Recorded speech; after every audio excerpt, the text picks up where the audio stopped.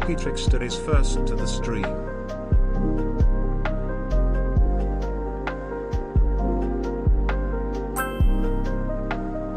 Skoil is third to the stream.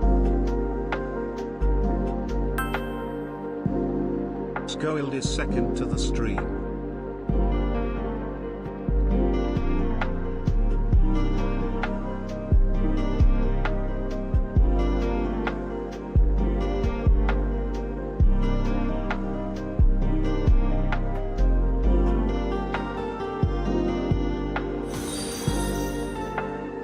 Galaxy 3004 is ready to spin the Steam prize wheel. Good day, everyone. Welcome back to the stream. How is everyone doing today? I hope everyone's doing absolutely fantastic. Yeah, welcome. Glad to see you here. Loki, congratulations on getting first. What the? Summoned Eclipse chat. Look at that. literally just getting here, and I'm already taking off screen. You know what? Fair. That is fair. That is valid, and I completely understand that. That's fine. That's fine. I don't want to be on screen anyway. So there you go. That all works out. Anyway, let's see it. Squall, congratulations on getting second and third. Not bad. Not bad at all. I am a bad person. Squall, you are not a bad person. Not at all. If you redeem it, then you get it. If that's what you're referring to. You did great. You did great. Let's see here. Just redeems trifecta. Oh, and then we got ourselves a trifecta. Oh my goodness. We're starting off strong, aren't we? Yes, we are. Yes, we are. Celix says, forgot. Don't even worry about it, Celix. And Galaxy, congratulations on redeeming the Steam key giveaway. Very nicely done. And yeah, we'll be spinning that wheel here in just 2 seconds. Maria Bulletfest, shirtless stream soon. Oh boy. Oh boy. Oh boy. This is gonna be awkward, everybody. I mean, I'm gonna be fine with it because I'm gonna get money, but that's gonna be good times. Maybe I'll have to change the title of the stream and just be like, don't click on the stream. It's gonna hurt. It's gonna hurt your eyes. Anyway, hello, welcome Galaxy. Glad to see you here. And Scoiled, good evening to you as well. How you doing? How's your week going so far? I guess it is only Tuesday, but still, hope things are going well for you. And Hootie Hen, hello, welcome. Glad to see you here. How you doing? How's life? Hopefully things are treating you well. Secret live stream. Hello. Squall says, Moonwood! I am finally starting to do JavaScript in RPG Maker MV, and it is working pretty well. I heard you were working on it in a Tanuki stream. That is absolutely fantastic, and congratulations. Yeah, getting into JavaScript is very exciting stuff. Very exciting stuff. Speaking of JavaScript, actually, got some kind of interesting stuff to share later. It's going to be relevant to the lack of progress you will see that I've made in Tomb of Vercilias. But it is things that I have done for RPG Maker. Anyway, we'll get into all that later, a little bit down the road. Anyway, so before we get too deep into it, let us get the prediction heads or tails going. Let's start the prediction. We're going to put 10 minutes on the clock for the heads or tails prediction. So make sure to get your guesses in there. Which one do you think is going to be heads or tails? And yeah, it should be a good time. Let's see here. It looks like Celix is here with a 20 stream streak. Celix, I appreciate you being here and streaking here in the stream for 20 streams in a row. That is absolutely fantastic. I do appreciate it. And remember everybody, if you're streaking, remember. That's the problem with me going back and trying to correct myself. As soon as I try and do that, then I just start to slip over my words. Remember, everybody, if you're streaking, everybody should streak the streams. But I appreciate that. Thank you for that. Gonna need a flashbang warning. I probably should do a flashbang warning, shouldn't I?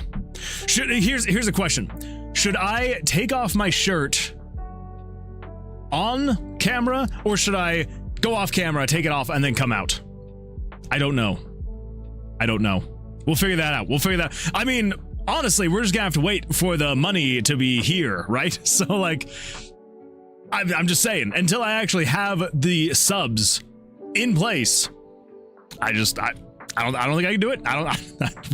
That's gonna be a bridge that we will cross when we get there. So I may have to give a flashbang warning right before that happens. And hello, some Red Dev. Welcome, glad to see you here. I'm doing good. I got a new phone yesterday, and I'm getting used to Android. Hootie Hen, you're gonna love it. Android is the absolute best. I love Android. Yo, same, except I've always been on Android. See, Android, it's the way to go. Now, honestly, if you want to have like the best experience, you would get yourself a nice LG flip phone, the Chocolate 3. This is the one for me and all other tech wizards out there. So if you really wanted a good phone, get one of these. 4K on Tails. Oh my goodness, Hootie Hand. That is going to be a good time. School, it says, but I hate RPG Maker MV and how things works. Why does a space key input script can trigger by left mouse click? Wait, what? Oh, why the space key input script can trigger by So yeah, that's a great point. It's because with RPG Maker, the way that they interpret button presses is instead of saying pressing the enter key or pressing spacebar or pressing the left click or pressing the Z key, they're all classified under what is called the OK button. So like if we come over here, let's just kind of show you really quickly. So if we come over here and we go to conditional branch, and if we go to button input, the button input it's not necessarily called enter or spacebar or Z or left click or something like that. It is just considered the OK button. And so if you are then checking for an input press of the OK key, it will accept any input that is the left mouse click, the enter key, the spacebar, the Z key. I think there's maybe one more. Actually, I think that's all of them. I think it's Z, spacebar, enter or return, and then the left mouse click. So yeah, you definitely have to get into some scripting stuff if you want to kind of break that out just a little bit more. So I mean, it's not the worst thing in the world, but it can be a little bit frustrating, I will say. Let's see, one on heads. Well, then we're gonna see what actually comes of that ceiling. We will see what comes of that. And let's see, over on YouTube, we got Shodan. Hello, welcome, glad to see you here. Says, hey yo, how y'all be? I'm doing fantastic. I can't speak for everybody else, but I'm speaking for myself. I'm doing absolutely fantastic. So I appreciate you asking that. So yeah, thank you. Okay, let's see. Let's cancel out of those. Let's see here. Tillo, hello, welcome. Glad to see you here. Hopefully having an absolutely fantastic week so far. Yeah, how's life treating you? How you doing? How was your weekend? I feel like, were you here? I don't think you were here on the Sunday stream. So welcome, glad to see you here. Hopefully you're having an absolutely fantastic week so far, and hopefully things are treating you well. Let's see here, let us jump over here. So we've got a couple things we need to get through now that we've got the redeems we're all caught up on. So let's come over here. So we've got here we go, all of the games. We've got all the games right here, and that is because we have had the redemption done by Galaxy for a free Steam key. So again, very much so congratulations to Galaxy, and yeah, let's spin the wheel and see what game you're gonna win today. So here we go, click to spin the wheel. Let's see what happens. Everybody cross your, I guess Galaxy, cross your fingers, it's gonna be a good one. Let's see what happens. Huh? Oh, we've got Torchlight. That's one I've actually heard of. I don't remember exactly what kind of game it is, but it is a game, and I do know the name, and I recognize the artwork. Look at that! You got yourself Torchlight. Not bad. Oh my goodness. Well, yeah, that looks pretty good. I'm not gonna lie. Not too bad. Not too shabby, I will say. That's a pretty good looking game right there. Let's see, when did it come out? 2009. Honestly, you know what? I kind of like, I dig the vibe and feel of 2009 games. There's just something so magical and whimsical about that era of games, you know? Like things just had like this cartoonish but then realistic look and feel to them. That's a boss. That is a boss right there. The art right there is so good. I'm not quite sure exactly how to describe it, because like you look at this and like you wouldn't necessarily, like, your first instinctual description of this artwork would not necessarily be cartoony, but it is kind of cartoony. It's like the well, it's kind of like the early days of World of Warcraft, right? Where it's like, it wasn't realistic looking, but like you wouldn't necessarily call it cartoony, but it's like something about that aesthetic and like the look and the feel of it is really good, really good. I do enjoy it. So anyway, congratulations on winning Torchlight. That is absolutely fantastic. And yeah, we'll have to let Loki know that you have won Torchlight. I'm going to write down the note really quickly that you did win Torchlight. Let Loki know that Galaxy, there we go, 3004 won Torchlight. There we go.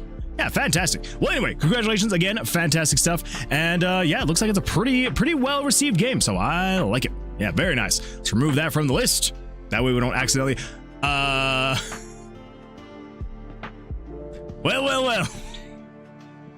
Look at that. Loki's here.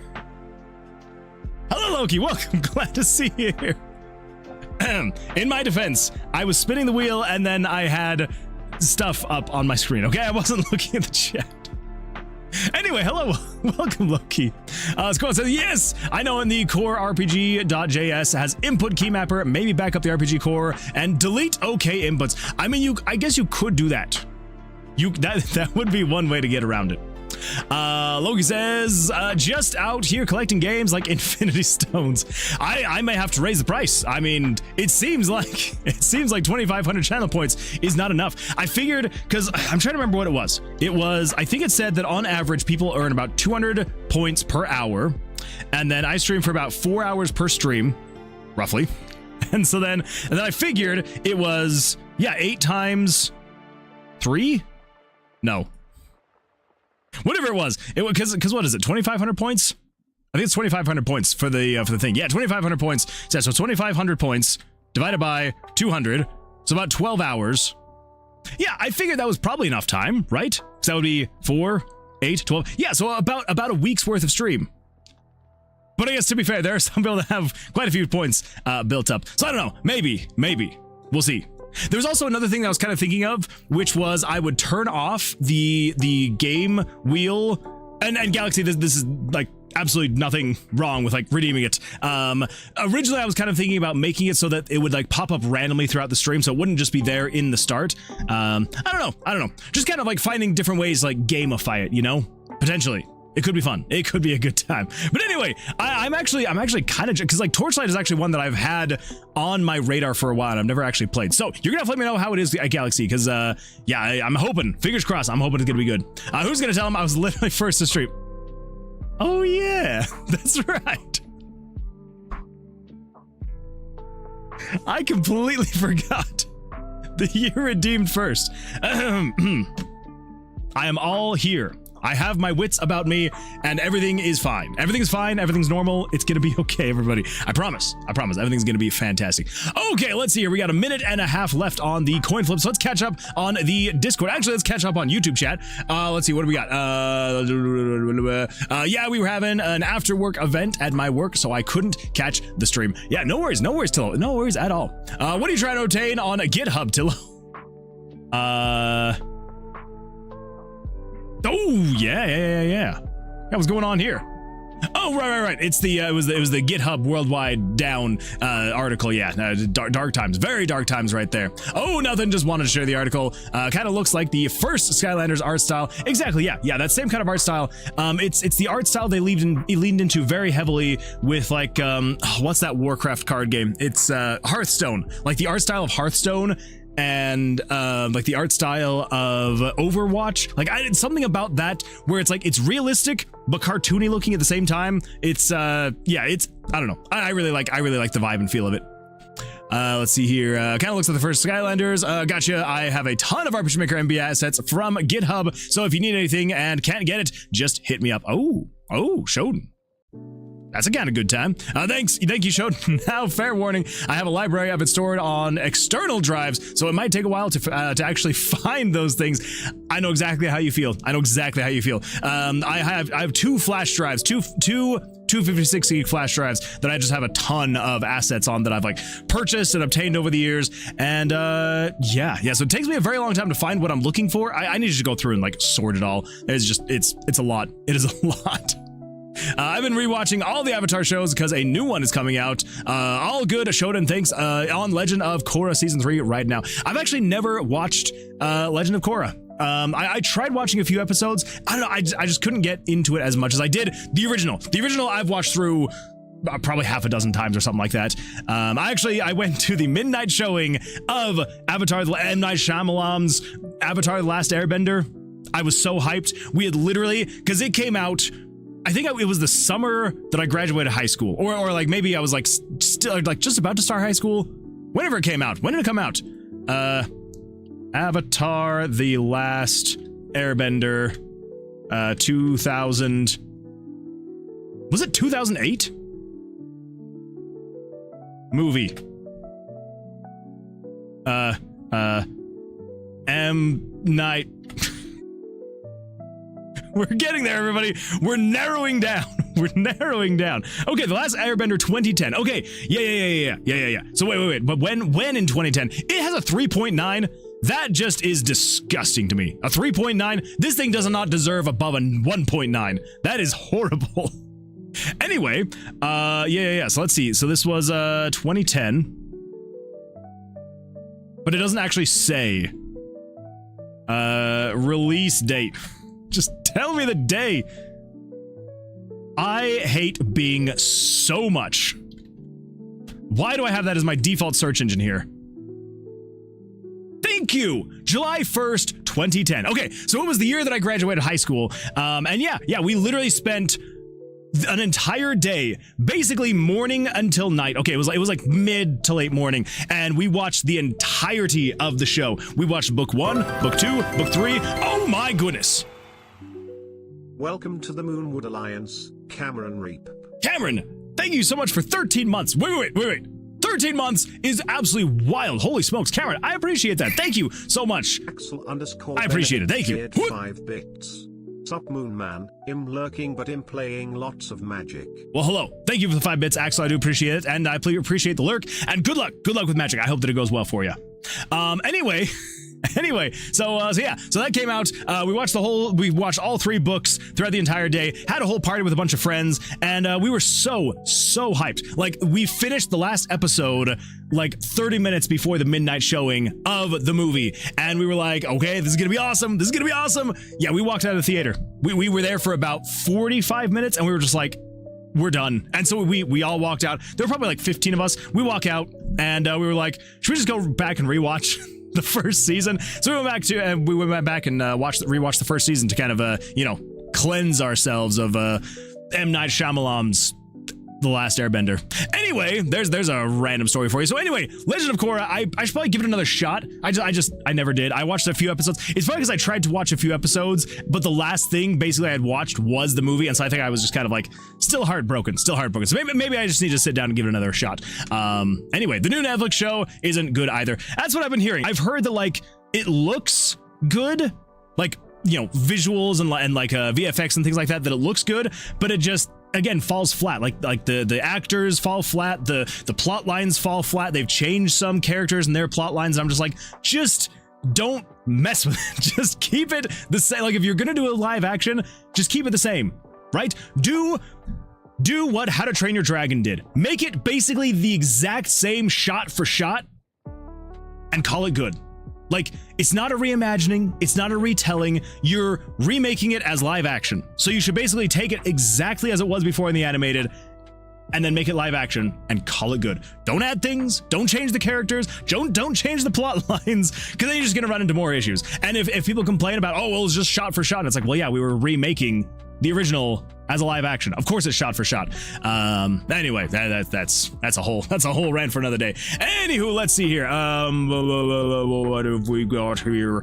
So the dare button is still locked in the basement. It is still locked in the basement. I'm so sorry, but don't worry, it's gonna come back one of these days. Also, Nabi saying needing to flash. Oh yeah, I did read that one too. You did tell me about a flashbang warning. Loki, I have a very short-term memory. I am very sorry. It's gonna get better one of these days, though. I made it fair bet. So Tails can gain more than 1,000 points. Speaking of heads or tails, then squad, we're gonna get over here. We're gonna do the heads or tails coin flip, and yeah, it's gonna be a grand old time. So let's come over here. Let's get that pulled up before I forget about that, and then we're gonna do the trifecta. That's the name of it. And then we're gonna get into actual game dev stuff, and it's gonna be absolutely fantastic. So let's get this pulled up over here, and let's come over here to what? Okay, oh, that scared the crap out of me. I thought for sure the coin flipper was dead. I was like, oh no, what happened? Anyway, yeah, let's jump in here to the heads or tails. Yeah. Here we go with the heads or tails, everybody. You all know what's going on. You know what's up. Heads or tails. Says art. And then art. Yes, absolutely. And then art. Okay, so here we go. Heads or tails. Let's see who's gonna win. Let's flip it. Come on, everybody. Let's see what happens. Heads. Okay, not bad. I feel like heads kind of stole the last couple of rounds just because tails stole the last couple rounds. So let's see what happens. I feel like we're on probably pretty fair playing field with the odds. So let's see how many times we. Let's see how many times we pass it back and forth. Heads now has 2. Oh, that was close. That was very close. All right, Tails is not just gonna let it slip through her fingers though, but who knows? Tails could take it this time. Let's find out. Oh my goodness! Tails wins. Absolutely fantastic stuff. Congratulations if you voted for Tails. Tails never fails, I believe is the saying. Congratulations. If you voted for heads, I am very sorry. But if you voted for Tails, congratulations and very nicely done. Beautiful stuff. You're gonna get some channel points coming your way. Yeah, fantastic stuff. Over here on the lovely, fantastic, everybody knows that, everybody loves it, heads or tails. Yeah. What the freak happened to me? Where am I? Hello? Hello? Hello? Where'd I go? Where am I? What happened? I don't know what happened. Okay, well, let's, we're just, oh my goodness, what? Hooty Hen! Hooty Hens just turned their way into the credits of Tomb of Vercilias. Congratulations on getting your name in the credits again. Very fantastic stuff. Very nicely done. Wait. Oh. Oh, I think one of my absolutely fantastic mods has taken care of the prediction. I appreciate that. Thank you. Thank you. Well, congratulations if you have for Tails. You've got your points now. And heads, don't even worry about it. Don't even worry about it, heads. Your time will come. Kind of like last time.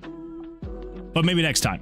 Anyway, yeah, let's come over here. Let's get your let's get this updated, shall we? I think we shall. Okay, let's see here. Hooty Hen, let's see where you're at.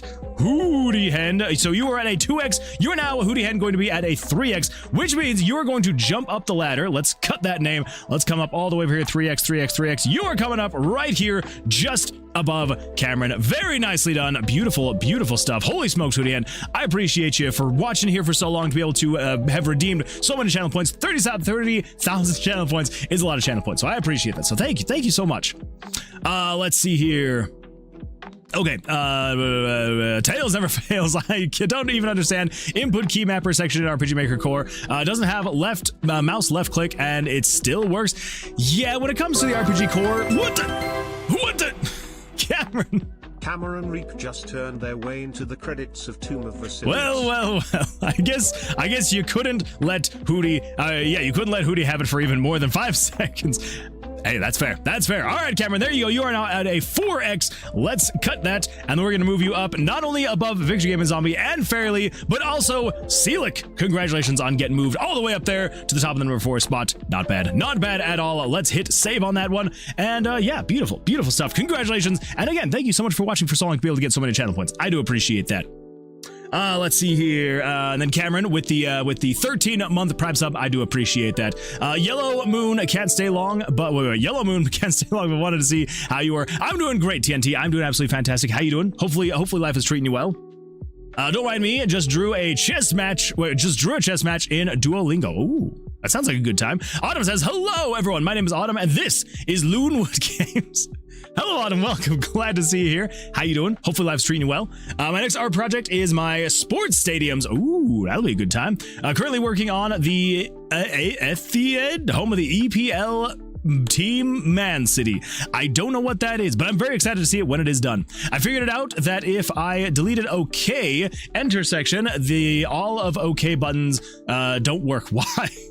Well, I mean, yeah, if you comment out, oh my gosh, come on, chair. Whew. Had to back up a little bit. Yeah, if you comment out the entire OK section, yeah, that definitely will make it so none of the buttons work. Yeah, I'm gonna have to look into that. I'm not actually 100% sure, because I don't think it's necessarily going to be in there as like left click, you know. I think it's gonna have an ID linked to it, and so you kind of have to know what the IDs are. I wonder. Left, shift left, control left. Oh my goodness. Welcome Pixel Tanuki Games and your 16 amazing audience members. Tanuki, thank you so much for that raid. I appreciate that. Welcome everyone. Glad to see you here. How was the rest of your stream? I apologize that I was able to catch the last little bit of it, but I hope the rest of it went well for you. And yeah, welcome raiders. Glad to see you here. For anybody new here, my name is Moonwood Games. We're working on a retro-style dungeon-crawling roguelike RPG called Tomb of Vercilias, and it is being made at RPG Maker, and we're trying to get a vertical slice out as soon as possible as a playable demo, so we can get some feedback and kind of see how people feel about the game. And yeah, so that sounds like something you'd be interested in watching the development of, or what have you. Then yeah, I would absolutely love if you stuck around. If not, that is totally fair. No worries at all. I just appreciate you being here. So welcome.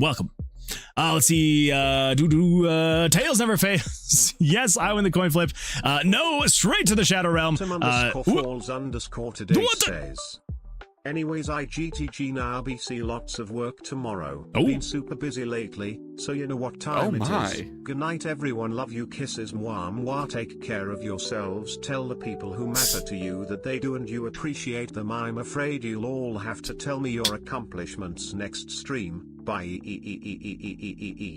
I'm down for that. I'm down for that, Autumn. I appreciate that. Sorry, I was laughing because I swear every single time one of the Surd sounds comes up, it is like 100% spot on. Like, it's crazy. It's like you start like this long text to speech, and then I just Surd's voice comes over and just like, oh my. And it's beautiful. It's absolutely beautiful every time. Anyway, I appreciate you being here, Autumn. I hope you have an absolutely fantastic rest of your evening. Go get some sleep, and good luck tomorrow. I hope that it goes well for you. That's another hour of work for me. Make sure you keep track somewhere, Moonman. I'm definitely keeping track. That is +3. +2 now tonight. +2. Let's see. Let's not. I think I be watching for about an hour. Tanuki says, knock, knock. Hello, Tanuki. Welcome. Glad to see you here. I apologize. I missed the knock, knock. I don't necessarily agree with that. Okay, maybe you don't agree with that, but I do. I agree with that.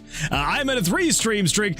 That is awesome, TNT. I appreciate that. Hi. I jump in Glee if there is a force plugin that let me put any keys I desire and disable default key input. Well, you know, Scoiled, you know what's funny?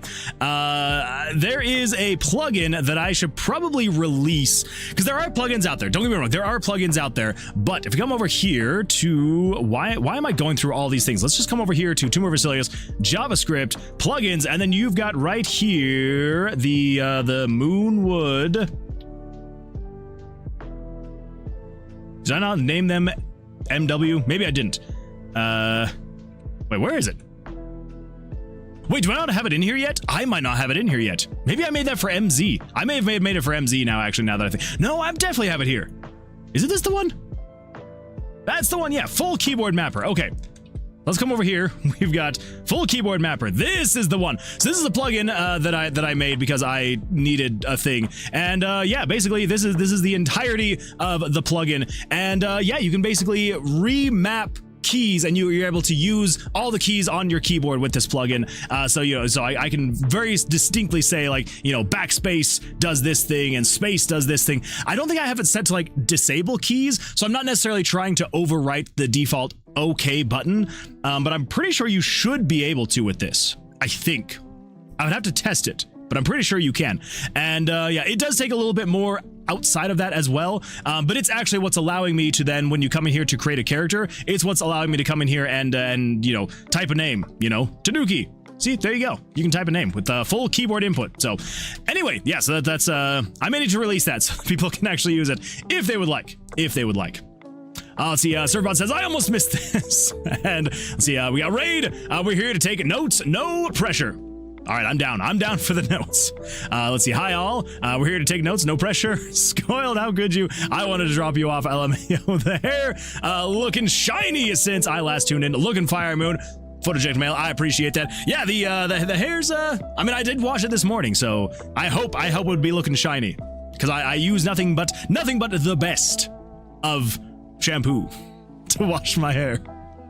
Let's see here. Demo on 7984, probably somewhere around there. Maybe like 7987, but give or take. The Etihad is the soccer stadium of Manchester City. Oh, gotcha. Perfect, as always. No, Tanuki, I was gonna come back. Let's see. Sure, LOL, just messing with you. Let's see. Moon, gatekeeping plugins moment. I'm sorry. What? Let's see. Nukinator, I would want to hear a wholesome quote. I would love to hear a wholesome quote. What do you got? What do you got for us? Quote says, I actually want that plugin so bad. I'm gonna have to release it then. Yeah, so I'm gonna see if I can. I don't necessarily agree with that. I promise I'm going to. I promise I'm going to release it. I don't care if you don't agree with it at all. I'm going to release it, and then yeah, anybody who wants to use it definitely can. Let's see here. Tanuki here with the 5-stream streak. Tanuki, I appreciate the 5-stream streak. Thank you so much for streaking here in the stream for 5 streams in a row. Remember, everybody, if you're streaking here, make sure to streak here in the stream. So thank you for that. And you definitely are streaking. Let's see here. 5 times. The point is not to pay back kindness, but to pass it on. Oh, I like that, actually. I really like that. Is that the only sound? Doesn't seem very random of the dev. Oh no, don't worry. We have plenty. There's actually one in there. It's my favorite one where some random dev says pee pee poo poo. It's the greatest. It makes me smile every single time. I agree with that. Sir, stop holding me back from getting the perfect plugin for my game. Speaking of plugins, it's actually not technically a plugin. So we're not going to get into game dev quite yet. We still have a couple more minutes. We gotta get to stuff. But for anybody who was here on the previous stream, on the Sunday stream, physics time. Yes, physics time. So for anybody who was here on the last stream, I said that I was going to be doing some work on Tomb of Vercilias off stream, so there wouldn't have to be done so much of the tedious stuff on stream. But I may have gotten distracted, just a little bit distracted.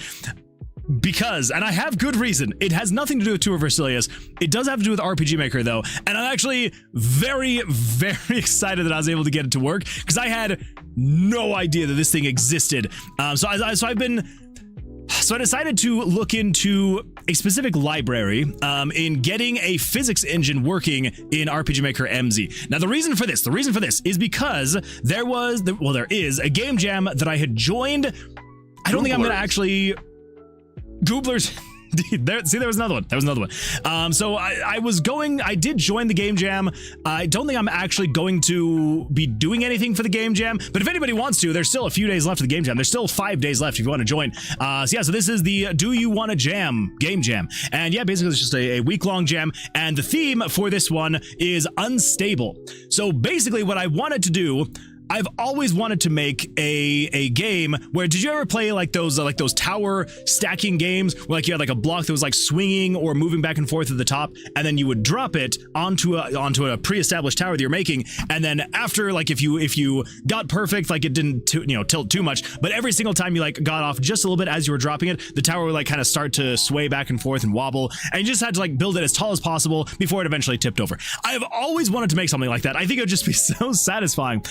But of course, with RPG Maker, not exactly easy to do, right? Kind of very difficult, if we're being completely honest. So anyway, on that note, I was like, what if I tried to make that for this game jam? I was like, I could make it super simple. I would just make a simple tower stacking game and it's going to be a good time. And so I tried making something like that. So if we come over here, actually, I think this was the map that I started trying to make this on. I don't remember if this is going to be still usable. Well, let's see what happens. Oh, yes. I forgot. 2 seconds. Give me 2 seconds. Okay. So anyway, I don't know if this map is still going to technically work. So there we go. So yeah, so there we go. So I had a block that was moving back and forth, and if you pressed a key, it would drop the block, and then it would spawn another one, and then you'd like drop that block. But anyway, all of this is extremely super simple. It is just pictures on the screen. It is nothing crazy, literally just pictures. And so then I was trying to like get a whole swaying thing working, and I was just like, this just looks so freaking janky. And I'm like, this is not working. This is not working. So I was like, how am I going to get like this whole tilting thing going? Because like I can come in here and I can just like keep dropping blocks on here and like it'll keep going up. I mean it kind of does weird things, but anyway, so it starts doing weird things. I'm like, how the freak? So I started looking into it, right? I was researching, I was trying to find scripts and plugins and all that fun stuff, and I came across a library called Matter.js. I had never heard of it. I had no idea what the freak it was. I've always wondered what this libs folder was in RPG Maker. So you got this libs folder, which apparently I now know is short for libraries. Anyway, and so libraries is a thing you can add to RPG Maker, and what you can do is you can add this matter.min.js library. And basically what it is it is a physics engine that you can literally, all I did was I took this JavaScript, I put it in here, and now obviously, I had to use some other JavaScript to be able to like spawn everything. But when you do this, well, let me just show you. Let me just show you what you can do by literally just adding this physics library into here. You ready for this? You ready for this, everybody? Here, let's make it a little bit bigger. Here we go. Ready? Ready? Look at that! Look at that! But wait, there's more. There's another one. And there's another one. But then wait for it. Woohoo! Look at them all. Look at them all bouncing around. Yeah! It's crazy. It's absolutely crazy. And it's not that bad on frame rate either. Like, I have spawned hundreds of these things, and the frame rate is still just chilling at a good solid 100.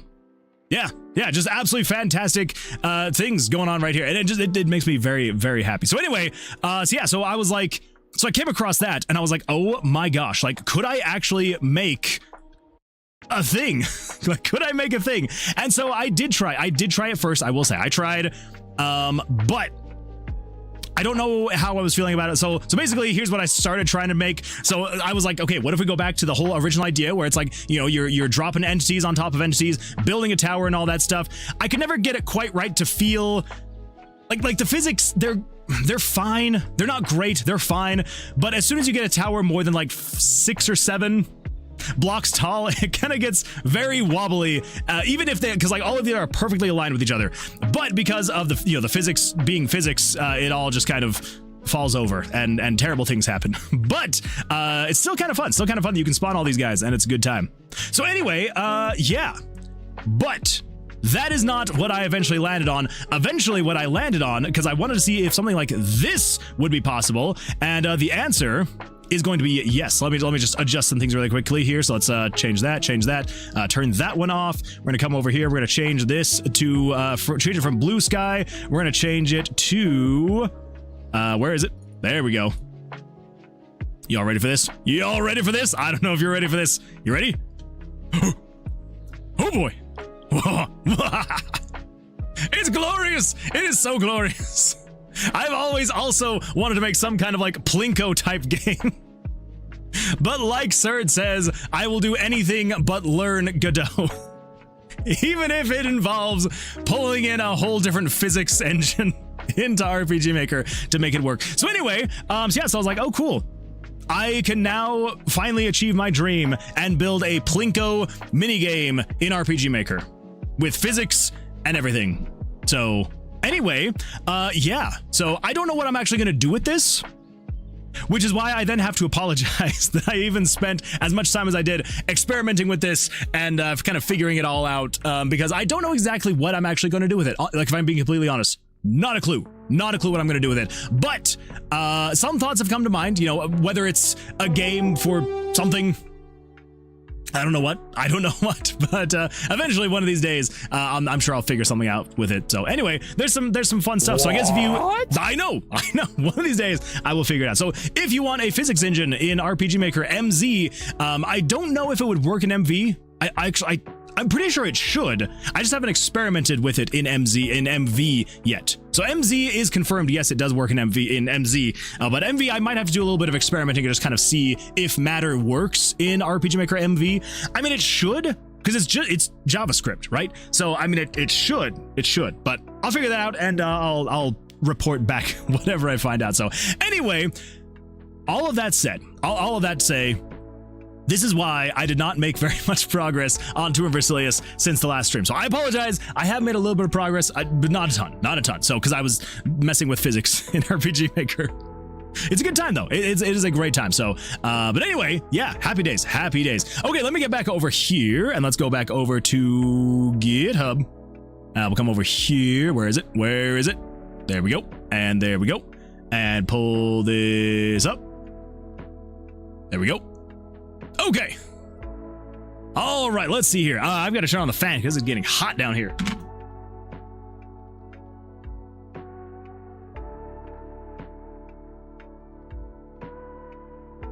Oh, even though we are in August, it is still very much summer, very hot, and yeah, whew.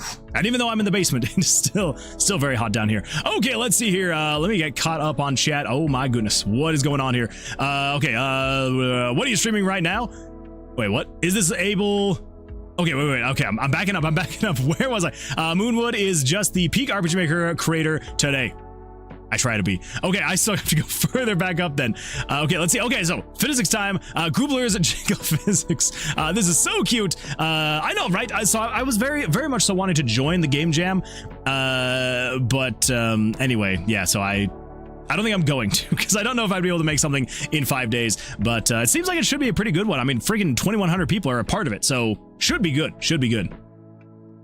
Okay, let's see. This is so cute. I'm enthralled by this sound system again. How dare you make me spend my points? Well, I gotta go to bed. Bye. Hootie Hand, I appreciate you being here. Hope you have an absolutely fantastic rest of your evening. Let's see. Photogenic says, Moonwood is just the peak RPG Maker creator today. OMG. Moon will do anything other than learn Godot. I know. But it's kind of, it was fun. For once, I'm glad no one was in stream because I accidentally played the most embarrassing song TNT, what is it? I feel like you have to share. Is this available in MV? I'm hoping, I'm gonna check and see if it is, or if it's something that I would be able to get working. Yeah, again, like I'm pretty sure it should, but we'll see. What are you streaming right now? What's the matter, JS? They won't say. I've asked many times, what's the matter? And they just keep staring at me. Library. Nothing, baby. What's the matter with you? Matter, baby. What's the matter, baby? That's a good callback there. It's just JavaScript now. It's true. It is just JavaScript. Let's see. Yeah. I love this. OMG, I need this. I did something similar to get 3D working in MZ. Just installed Pixie 3D library as a plugin. See, maybe that's all I need to do. Oh my goodness. Moon is so cool. Dude, I appreciate that. I mean, I literally just installed the library. But I'll take it. I want to eat them. They were pretty yummy. We're looking, weren't they? I didn't mean them to make them look like gumballs or candy, but they kind of did turn out looking like gumballs and candy. This is so cool. Is it able in MV? Me, when the game dev has 100 FPS on the game and they make, but then I boot it up and it crashes. No, photogenic mail. I hope that doesn't happen with my game. I actually agree. A 6-7. Yeah, it's not booty, but I agree. OMG, new chat game? Oh, yes, that's actually, sorry, I was going to mention that. So that was actually something I kind of thought about doing, was having some kind of redeem where, I don't know where I would put it on the screen, but some kind of redeem where it would drop a thing in and it would do a thing. I don't know what the things would be, but yeah, you'd basically be able to like play Plinko and yeah, so you could just drop the little Plinko guys and yeah, so maybe one of these days, maybe when Surd makes the Twitch integration plugin for RPG Maker MZ, I will make a Plinko game that can then be run on stream, and then everyone else can redeem Plinko coins, Plinko tokens, and they'll be able to drop them in, and things will happen. Yeah. Maybe I will lock everything else regarding channel points. I will lock it all behind the Plinko game, and so you have to play the Plinko game to be able to redeem things like summoning Moonchan or playing random sounds. So you don't actually get to really choose what you're doing. The game chooses for you. The physics will choose for you. How do I do this MV? Don't worry, Scold. If I can figure it out, I will show you. I'll definitely show you. Well. Speaking of Moonchan, here I am. Hello. Why am I not speaking? As Moonchan, why am I not speaking? We're gonna switch this over to Yeti. Hello. There we go. Now I'm speaking my language. Let's see here. What are these summoning spells? Well, photogenic. There you go. That's the one. Yeah, that's the one. I get replaced by the absolutely fantastic Moonchan. No, it wasn't Tutor Chan. Moonwood Chan, Redemption Chan, and Eclipse Chan. There we go. I remember them all. Yeah, it's still hot. Google won't let me Bluetooth. I want to send JavaScript PC, and it is forcing me to quick share when, what the fried is this? I don't know. That is very sad though, Squall. I'm sorry. And Photogenic Mail says, interesting. Let's see here. The computer hates me. Won't let me dev. I'm sorry, Scoiled. Freaking computers. I thought the Surd was on a journey to turn into an anime girl, not Moon. I'm just fast tracking the whole process. So there we go. Yeah. Surd has nothing on me when it comes to turning into an anime girl. I'm going to be there 3 years sooner than Surd.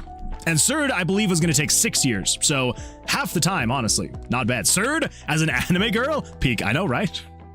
Oh my goodness. I mean, I know that I already have Moonchan, but now we need Surd-chan, and then we need art together. We gotta make it happen. Okay, let's see here. Yeah, I heard about how bad it is. The new Netflix show isn't good either. Let's see. Deadeye Cowkill says, hello, welcome. Glad to see you here. And then also says pinball would be the most obvious option. Actually, that's true. Pinball would actually be really cool to make an RPG Maker. Dang it, now I kind of want to make a pinball game. Okay, I like that. Well then, yeah, Vinge Ren Goma, thank you for the suggestion. I appreciate that. Shun says, that's so amazing. I was very blown away that it actually worked. I was also expecting it to be like way less efficient than it actually is. Like I expected it to be like, okay, I'm going to spawn maybe like 20 or 30 entities on the screen and then it's kind of start. But no, it was going. It handled it. I have literally spawned up to 500 entities, and it was still running at 100 FPS. So I was like, well, all right, it's good to go. I had a dream that I turned into an anime girl. See?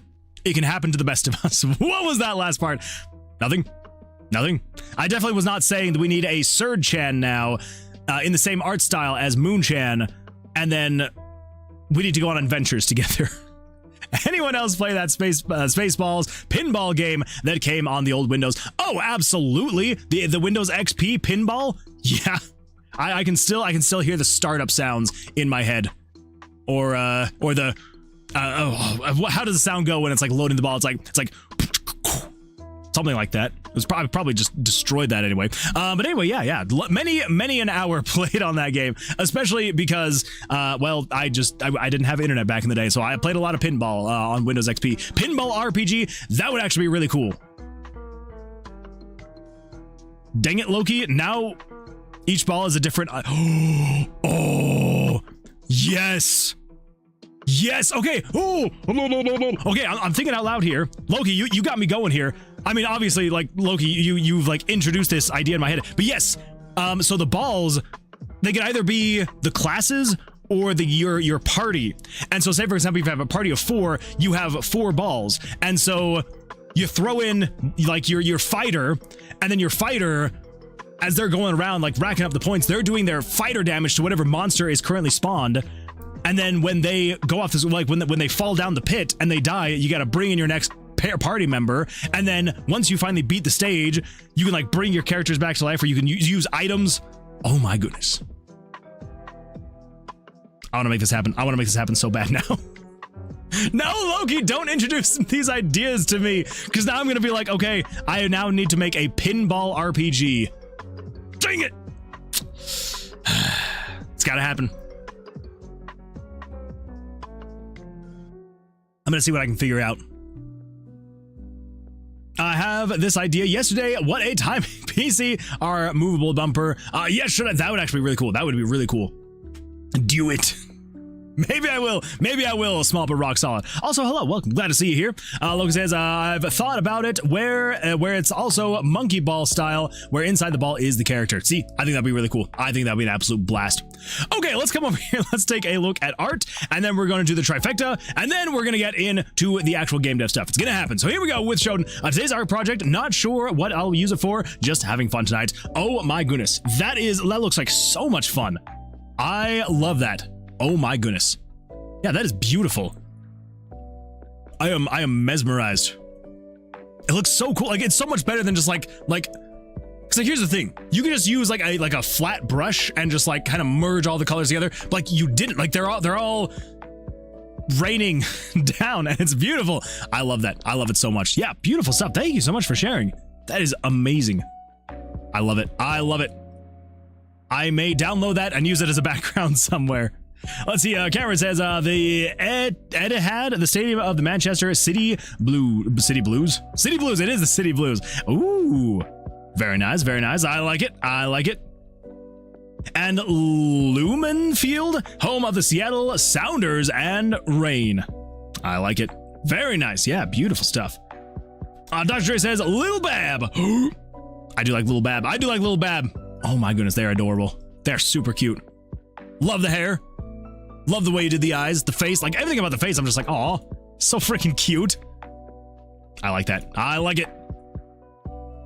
More stadium. Oh, it's coming together. It is coming together. I like it. This is like bird's eye view kind of stuff. Are you up in the air right now? Are you looking at Google Maps? Is what I'm assuming. And again, without tapping. Very nice. Oh, wait, without tapping. Without tapping what?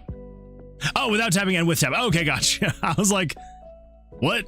That makes way more sense. I love it. I love it. Oh, I like the way that you've like done all the patterns in the, like it looks like the space. It looks like space, the universe, a galaxy. That's super cool looking. I love that. I love it. And then of course, without tapping. Yeah, beautiful stuff. Oh, what do we got here, Tanuki? Oh my goodness, she is coming along beautifully. Fantastic stuff. Wait. Okay. Oh. I thought you removed the toenails. I was like, or the claws. I was like, hold up now. You can't be getting rid of that. Okay, that looks really good. I'm loving it. I'm loving it. I also really like the side profile as well. Yeah, beautiful stuff. I'm loving seeing like all of the progress you're making, like basically in real time as you post them. Fantastic stuff. Oh, I recognize it. I recognize that. It brings you good luck. It definitely does. It definitely does bring you good luck. I love seeing like the 2D sprite basically in a 3D environment, in a 3D form. It is so cool looking. Fun fact, your outfit is a mesh of jellyfish and starlight. Ooh, okay, I like it. I like it. Lucky Leaf, you're lucky. It's true. It's true. We are lucky that the Lucky Leaf has been here to bless us. Amazing character sheet, Tanuki. Let's see here. If I can do event is touching, other event can trigger things. I can do anything I want. So I'm like 99% sure there is a plugin to have things trigger when an event touches another event. I can't remember what it's called, but I'm like 99% sure there is one because I looked into it before because I wanted to see if there was a way to detect an event touching another event and having those types of things happen. Because yeah, if you can do that, you can do so much. Lovely OMG. Thank you, America. Amazing character sheet. When an event touches another event. Exactly. Still to come is a TD Stadium, Ottawa Red Blacks, Canadian Rules Football, and Levi's, the San Francisco 49ers NFL. Touch? Exactly, the touch. The event touch. You know the event touch. Let's see here. Okay.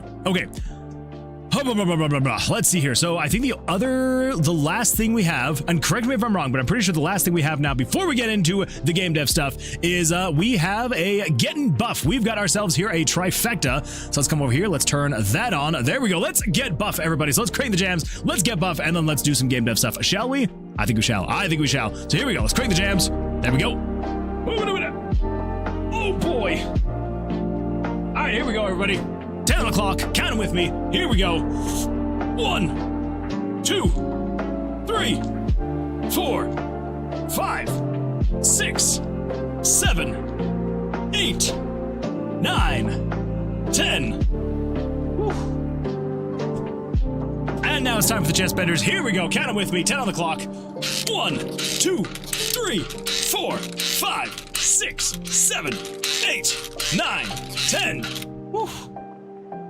And now time for a good stretch. Actually, I'm gonna do this one sitting down. Because you know what? I'm feeling lazy, so we're gonna sit it down. We're gonna do the stretch sitting down tonight, everybody. Oh, here we go. Oh, all right, everybody. Let's go to the right. And then to the left. And backwards. Oh, there we go. Oh, okay. Let's see here. Yes, I searched it up, but I don't know which is best. There was only one, potentially. No event should be like corn on my other food. Not touching. Should I let the voices in my head win and install a new operating system tonight? Yes. 100% absolutely. But Google won't let me send JavaScript PC because it's only way I can download plugins to PC. I don't have Wi-Fi. Oh! Well, that's not good. Huh. Trying to think of like some other way to do that. I don't know. Yeah, that's not ideal. Definitely not ideal. Gotta raise my chair up or something. Oh, I sat on my hand. Okay. Yeah, I'm not sure on that one. I don't know, Squilled. I don't know. I was gonna say like, well, do you have like any kind of like flash drive that you could like copy it to and then plug that into your computer? Maybe.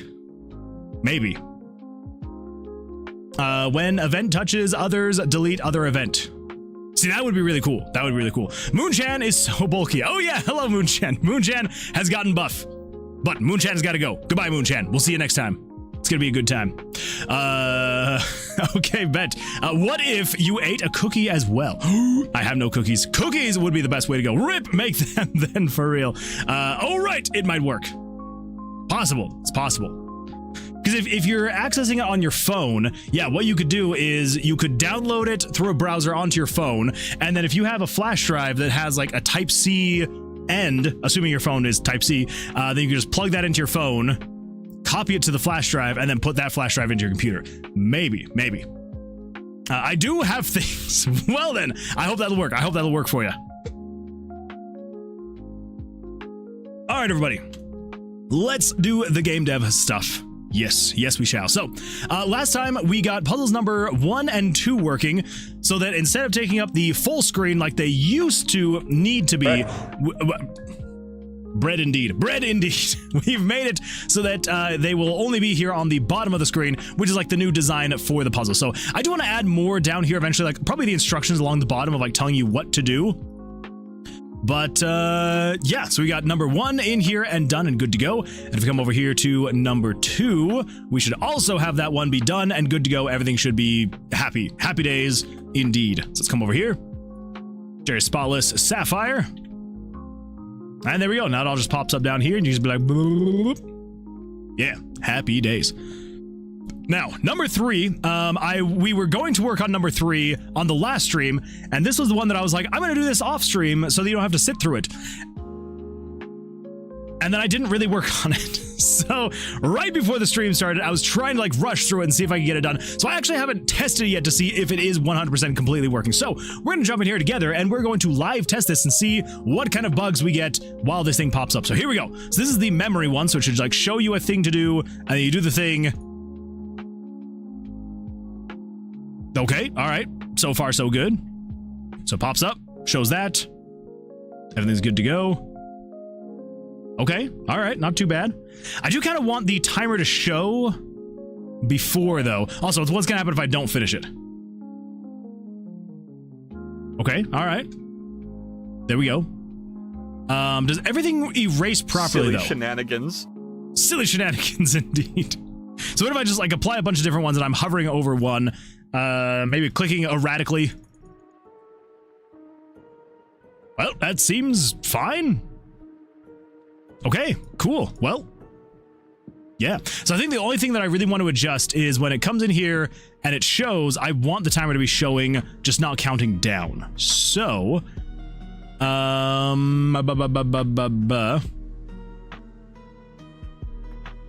wanted to say, oh, that's a boss. Wait, did you ever make a boss? Like a boss to fight? Yes, we have one. We have one boss currently to fight. I want to add at least like 3 or 4 more. There's obviously going to be... So I want there to be a specific boss per floor once the game is officially fully out. And I'm still not 100% sure exactly how many floors we're going to go with. I'm still trying to decide exactly how many floors because I don't want it to feel like it's... I don't want it to feel like it's infinite, right? Like I do want to do an infinite mode. Oh my. I know. But bear with me.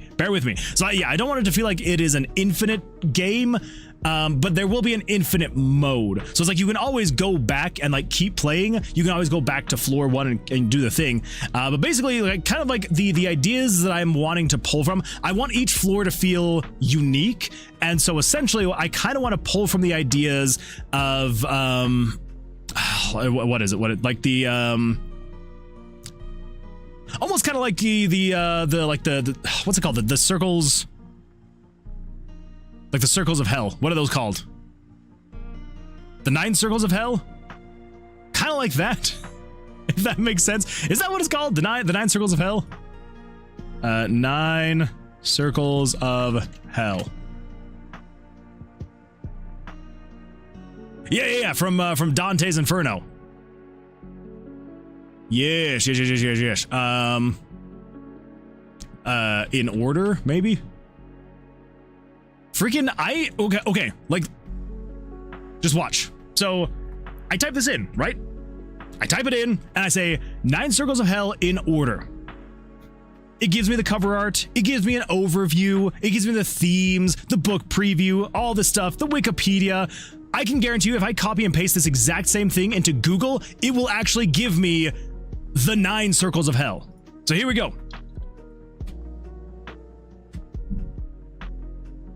Yeah, look at that. Limbo, lust, gluttony, greed, anger, heresy, violence, fraud, treachery. So maybe not maybe not those exactly, but kind of think in that realm, right? Where like each floor will have like a certain theme to it, whether it be like environmental or types of monsters to spawn or something like that. So anyway, yeah, so kind of that idea where it's like there will be a finite amount of floors and each floor will have their own theme, and the bosses, the floor guardians will all kind of have their own thing going on, right? So that's kind of like the idea that I have, is like it will be a finite amount of floors in like the actual storyline of the game, and then they'll all have like their own themes and feels and looks and all that fun stuff. So but that's the AI. You gotta check its work. That is true. But in terms like this, like if I was actually doing research, I would definitely not just be like, all right, AI overview, tell me what's going on here. I would definitely be like actually looking up, probably from the actual source, the book or something like that. But since it was just kind of like a it was me just trying to like show the idea that I have, which is like it's gonna be like very themed floors and stuff like that, then I'm not too worried about the AI overview. For anything else though, I don't trust it. I do not trust that thing at all. The amount of times the AI overview has been wrong and I've had to correct it, I literally had to correct it today. I was asking it, so we use this program called Field Routes. So I'm an IT guy at a pest control company, and then Field Routes is basically this huge application that a bunch of pest control companies use to like manage their customers and people like that. So I was trying to figure out how to move a customer from one business entity to another without having to like recreate the whole thing. And I Google it and I'm like, all right, how do you do this? And the AI overview is like, oh yeah, absolutely. Like lots of people have this problem, but don't worry, I'm going to tell you how to do it. I'm like, all right, cool. So it's like, all right, step 1, go to like log in as an admin. I'm like, all right, cool. Step 2, go to admin preferences. I'm like, all right, cool. Admin preferences. Step 3, go to this thing. And I'm like, that doesn't exist. And it's like, okay, step 4, go to this thing. Step 5, go to this thing. Step 6. And I'm like, none of these things exist. And I get to the very last of it, and then it shows where it's getting the references from, and it's for a completely different program. I'm like, what are you doing, AI? I asked specifically for this program, and I'm just like, oh my gosh. I'm like, that is not for this program. And it's like, you're right to call me out. Thank you for that. I'm like, freaking AI. And our world is dying because of it. Yay. Yay, AI. So great. So great. Anyway, oh my layers or something. Never read the book. Still haven't gotten around to it. I also have not. Maybe one of these days I will get around to it. I mean, it only came out in like the 1300s, so I've got plenty of time. Fear me, sir, you are going to be an anime girl. Yes, I want to see Surge as an anime girl. You're taking too long, but that's the AI. You gotta check the work. Are you saying I am taking too long to draw one? You better not be saying that. You better not be saying that. Art takes time. And Scoiled makes the best art. No, the GIF looks like a certain pumpkin from the Dark Zone. Maybe. Finished my Sprite. Ooh. I'm excited to see it. I'm excited to see it. Oh, my bad. I know it's Deltarune reference, but confused. Noise. Don't miss my question, Moonwood Games. Wait, what was your question?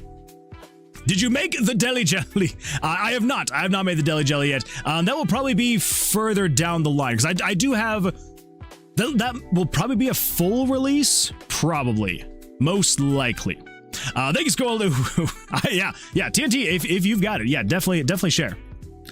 Okay, so wow, yeah. So it seems like it's just. I just want to make sure that it's actually showing the thing. So photogenic Marley polymorphed Moonman into a chicken. Well. I'm a chicken. Bug. I'm losing it in my stream. He looks so cute. Which one? The chicken? I know, right? The chicken. The chicken is looking pretty cute. Or are you talking about? Are you talking about your Sprite that you finished? It's probably that one. It's probably that one. Let's see here. Yeah. So basically, for number 3, we just want to say the timer. Let's then just add 99999. Because I want to see what switch is it that's making that thing show? Because if I can turn on the switch to show it without making it actually count down, that would be ideal. So, let's see. Let's come over to here, and then let's bring this up. I do not want the dev console. I want... Oh boy. Okay, there we go.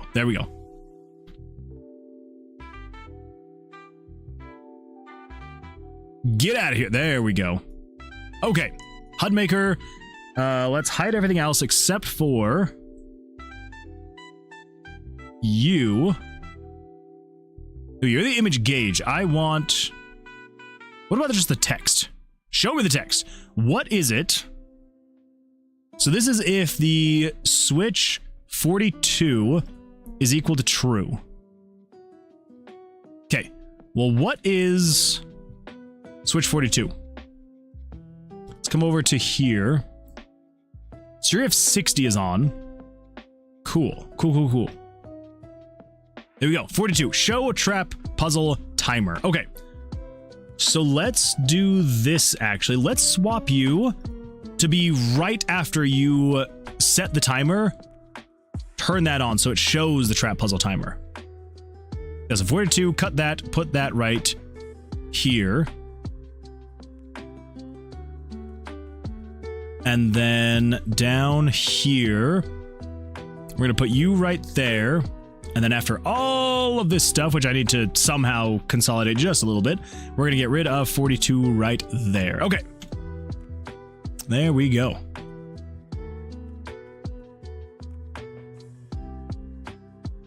Okay, let's see what happens. So it should show the timer for that half a second before it actually starts counting down. Okay. Yeah, because I wanted to show the timer as it is showing the actual pattern.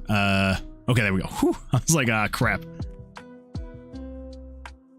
That feels better. So then that disappears. That starts counting down. Awesome. Awesome. Pawsome. Okay, let's get rid of that. Yeah, I think that should basically be it then. So it should just be the regular amount of time. Oh. Okay, so that's, so maybe we do actually say, because if we're going to be showing it early enough on, what if we just do the regular amount of time? Excuse me. And then same thing here, you'd be 300. Because yeah, I just wanted to show the regular amount of time and then start counting down, which is what it should happen here. Okay, I think this should be good. We're definitely getting into like the weeds with this one, but I do want it to feel, yeah, there we go. Okay, yeah, that's perfect. So I'll show you what the pattern is. I don't remember what the pattern was. Crap. I don't remember what it was. Ah, that one's easy. That one's easy. Bam! There we go. Okay, cool. Number 3 is done and good. Taking bets on how much badgering it would take to get Moon Man to try the pinball RPG. You know, I'm actually really wanting to do it, so probably not that much. Probably not that much. But I'll probably do it off stream until I actually get like the bare bones working to make sure it actually would work. And yeah. But I actually do really want to do it, so probably not much badgering. Should I actually do the lessons on chess? The lessons on like learning how to play chess? Is that what you're talking about, Cameron? Wiggles eyebrows. Hey, Moon. Hey, TNT. What should Sir Chan wear? Magic girl outfit? Yes, absolutely. We want to have a low cut red robe. A low cut magical red robe. There we go. Do you at least have the Deli Jelly written down somewhere? I'm pretty sure. I think yeah. I've got a note. I'm like 99% sure. It's somewhere here. It's not over here. Somewhere I have it written down. Did I write it down in here?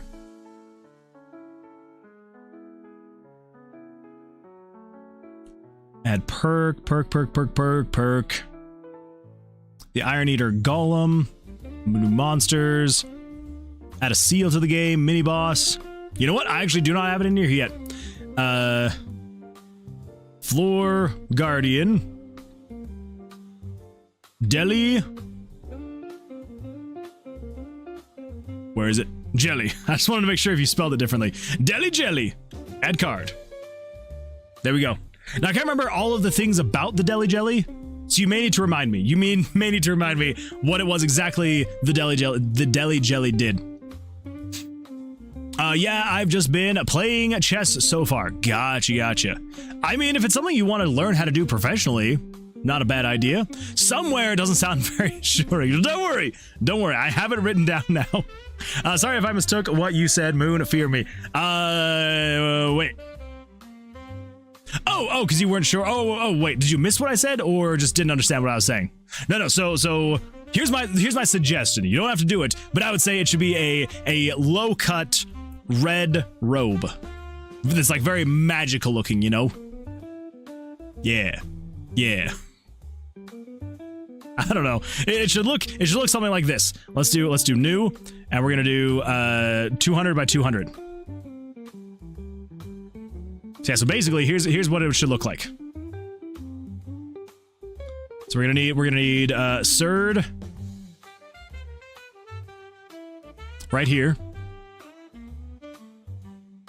Here's the hair.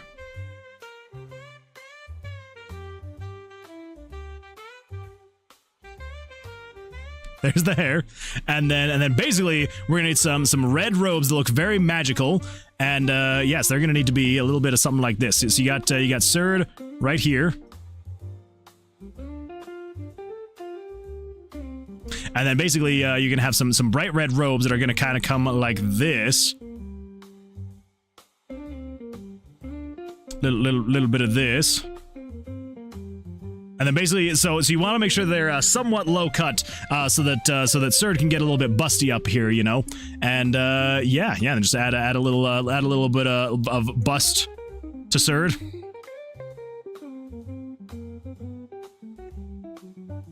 And there you go.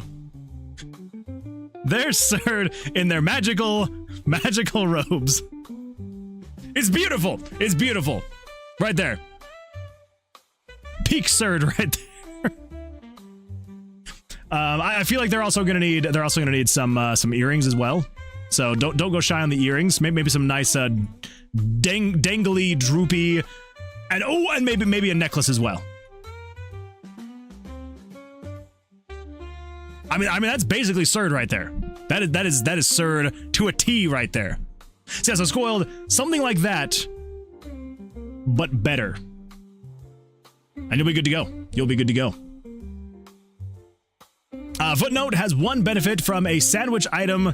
Wait, yeah. So it has one benefit from a sandwich item applied to it at start of battle. Possible harder modes add more benefits to it, or applies bad sandwich effects to the players at start. Okay, I'm gonna add that to the notes there then. Let's come over to here. Let's get that guy in there. There we go. Save that. Yeah, I swear I would have added a note earlier, so I don't know why that wasn't in there. Pinball RPG prototype in 2 weeks, or we riot. I'll have to see what I can do. Shuki says, LMAO. Oh, I understand, Surd. Missing peak. Be like, what? What the hell have I walked into?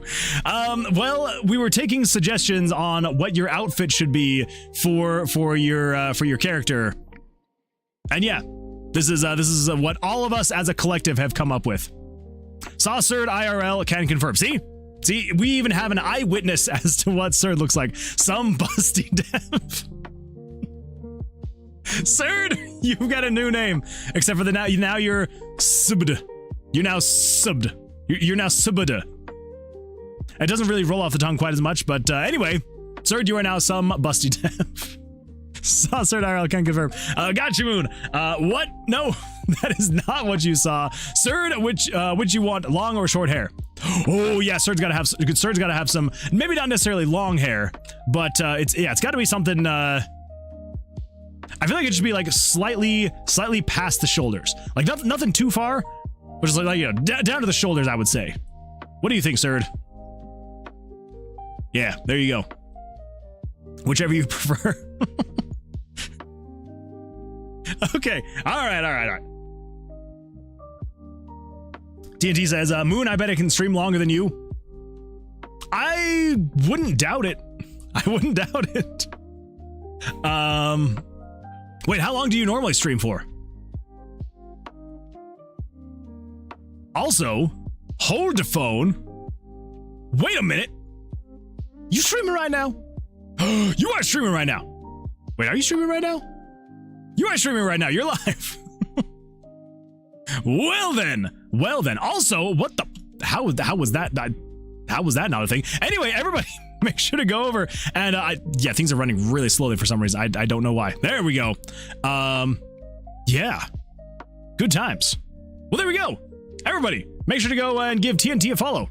Yeah, fantastic stuff. TNT, I don't know how I wasn't following before, but anyway. So you've been going for about an hour and a half. I've been going for just under an hour and a half. So we're gonna see. We're gonna see what happens. Yeah, it should be a good time. Oh my goodness, though.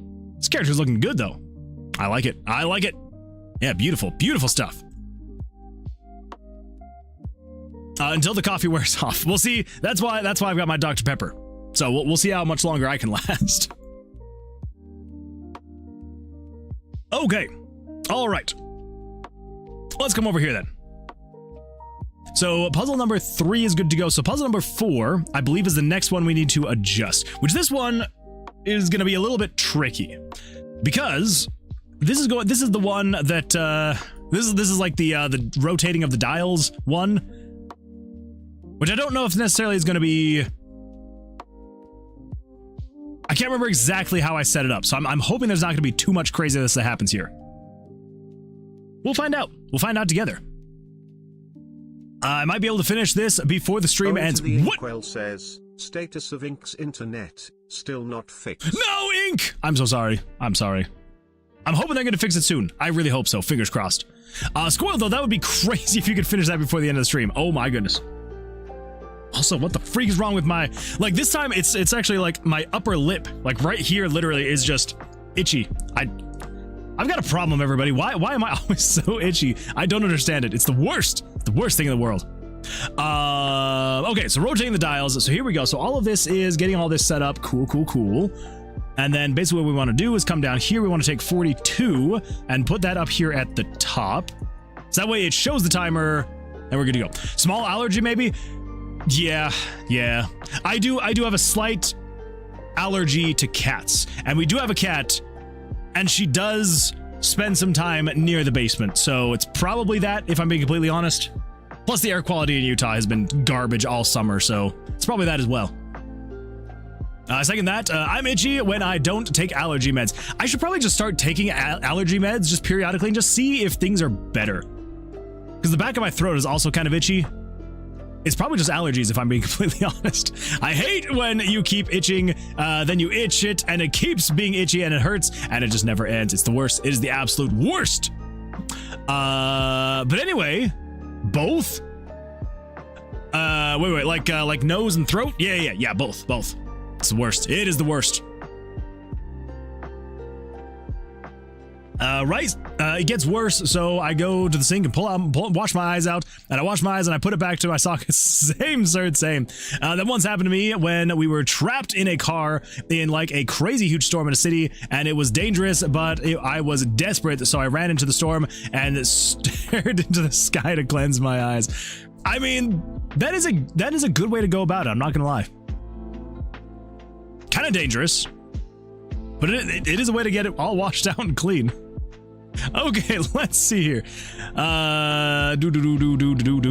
Trap puzzle 4 dash. So what is that one? So plugins, we're gonna go to Tomb of Vercilias, images, pictures. And this was trap puzzle 4.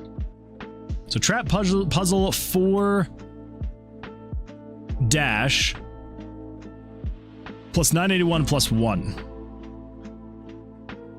What?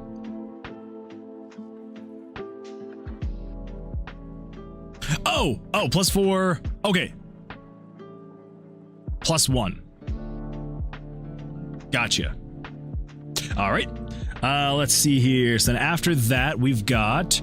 So 28. So this one can be set to 0 opacity. If not dangerous, yes. My friends wouldn't let me use the not sink safe alcohol wipes on my eye that were in the car for some reason.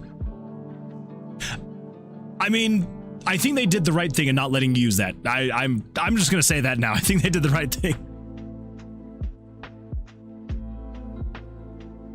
Let's see here. Thanks for your appreciation of my art. Of course, Shoten. Of course, like your art looks absolutely fantastic. Tilla says, I just saw a trailer of a game called Alabaster Dawn, and it has some sick pixel art. Ooh, I feel I'm gonna have to go look that up. Alabaster Dawn, huh? Oh. Well, hold up now.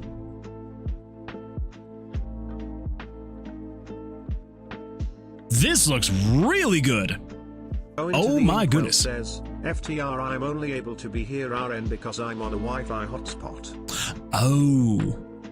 Wait. You have unlimited data though, right? Like you're not blowing through your data just by watching the stream. I hope not. But I do appreciate you being here, so thank you, Wing. Thank you. I'm sorry that your internet is having issues though. I really, fingers crossed, I hope that they'll fix it soon. Yeah, no, seriously, this looks so good. Holy smokes. See, I see things like this. I'm just like, man. My art looks nothing like this. And I wish that it did.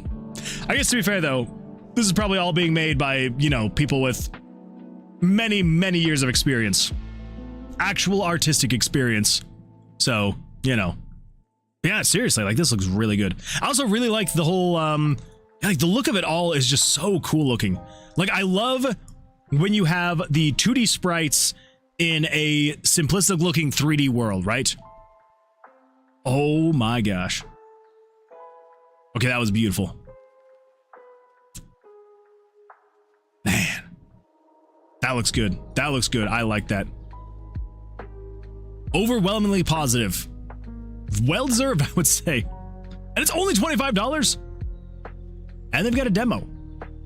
Well, I'm gonna have to give that a shot. 'Cause yeah, that looks so good. From the creators of Crosscode. Never heard of it, but yeah, definitely gonna have to give at least the demo a shot. Sir, tell me your favorite color. Watermelon. This looks fantastic. Imposter syndrome, go brr. It really does. It really does. Green and red together is my favorite color. Actually, green and red do look really good together. Like Christmas. Red, green, and black? I mean, that's true. There are the seeds in watermelon, so... Okay, bet. Yeah, basically. This is one of my studies for the game and art. That's why it's on my wish list. Yeah, no, absolutely. Yeah, it looks so good. Red or pink? Yeah, pink is a good color too. I like pink. Cross Zone, the pink of 3D platforming in 2D sprite art. Man, so many good games that I need to actually go in and look up and play, and just one of these days I will do it. I forgot we still had this up. You know what? I'm just keeping that up all stream. I'm leaving it up. I'm leaving it up, everybody. Okay, let's come over here. We're gonna go to GitHub, Tomb of Vercilias, images, parallaxes, and we're gonna figure out this one right here. I'm gonna come over here to images, pictures. This is going to be the trap puzzle 4. That's the one. We'll just go off of this one. That should be good. IT needs to be saved and posted in art. I don't know if this thing deserves to be saved. Maybe it will live on in our hearts in the stream. Maybe. We'll see what happens. Let's see. Oh, GitHub is back up. I heard it was down earlier today. It was down, but it is back up. It is back up now. Okay, so we need to copy that, and we need to figure out where it's going to fit on here. So we did check and see last time, so it is going to fit on here. But we're going to need to look into redoing this, because as cool as this is, the whole matching the color thing, just having them all up in a straight line, So, yeah, I want to figure out something that's not exactly just this. But with that said, let's find out exactly where it's going to need to go. So it's going to go to 640 by 542. So this is going to be 640 by 542, 640 by 542, and 640 by 542. That sets the angles. Okay. Okay, so that should be that in terms of the actual setting it up. Oh no, Moon's redoing something again. Well, this was kind of a part of the broader project of redoing the puzzle. So don't worry. I'm technically still just sticking to the one thing. Kind of. In a matter of speaking. Okay, so did I set this though to specific coordinates? I did, but the way this is all working is way easier because when I actually started doing this code, I actually was basing it off of like I wasn't having to set very specific. You'll see. So anyway, so basically, the way that we're calculating the circular radius. The circular radius, call me Captain Redundant, we're figuring all of that through the variables, and a variable, so that, and then, so we got the circular X is 640, and the circular Y needs to be this number that was right here, which I cannot remember what it was. It was like 5 something. 542, that's right. That is 542. So basically all we have to do is we should just update that one spot there, because then it calculates everything else in there. What the? More like Captain Redo. Hey now. But you're not wrong. You're not wrong. I do like to redo things. Okay, so I think all of this as well. This is basically grabbing, yeah, so touch input X and Y. Based off of that, the angle, the mouse angle and the angle. Okay, all that should be correct. So kind of same thing here. It should just be setting this 640 by, wait, if it was a 542? 542, yes. And then all of that I should be able to leave the same, because all of that just kind of handles all the logic there. And then same thing here, 542. So 542, I'm basically just setting a center point, and then everything else about it is what's actually expanding the radius out to then be able to click and drag and move and all that fun stuff. So, as long as that's the case, it should take from the center point here, and then it should go through, touch input X and Y. Okay, so all of that should not be any adjustments there. And then we basically take the angle 360. Yes. Because that's just the angle, the rotation angle. But then greater than 340, less than 20, then rotate, game picture, screen. Okay, so then angle is 360, 70, 720, etc. So 360 divided by, or times 360 per frame. Okay, so I think all of that should be correct. 360, 360. So yes, this is just calculating all of the internal rotations of the rings. So none of that should need to be adjusted at all. And then game screen, picture 29 angle. Okay, all of that should be correct. So then winning. Cool. All of that should be right. Now, set room trap to disable. If all of that, do that. Okay. I think that should be all that we need to get all that working. Cool. So, let's come over here.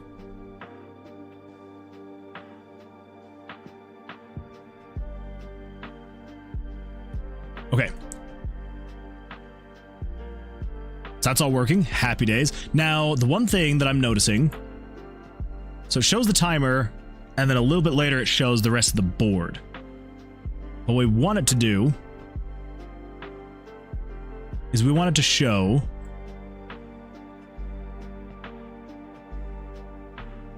let's cut that, show the board, and then before it does all that, then wait for the 30 frames, so half a second, and then go. Okay, easy enough. Easy enough. Let's grab the sapphire. I think this is too good, Sir Chen. Still work in progress, but the hair looks nice right now. Squall, I'm very excited to see what you got going. Oh no, moons are doing something again, and then what? Wait, what? What do we got here, Cameron? I'm going to take a look at that clip as soon as we look at this. So yeah, so we should be able to come in here, should pop up things pretty quickly, and then it starts counting down. Simple enough. Although I did notice that it did kind of do... That would do it. So yeah, there's 300. How long is the wait on these other ones? 90 frames? Like this one in particular. Or this one particular. I wish I can code like this. Scoiled, you can absolutely do it. It just takes time. Because, like, trust me. I've been using RPG Maker for like 25 years now. You'll get there. I promise. I promise. You'll definitely get there. No time like the present to learn. I mean, that's a great point. But yeah, no, it honestly does just take time. And so yeah, so just kind of like focusing on the basics of the engine is like what I would recommend at first.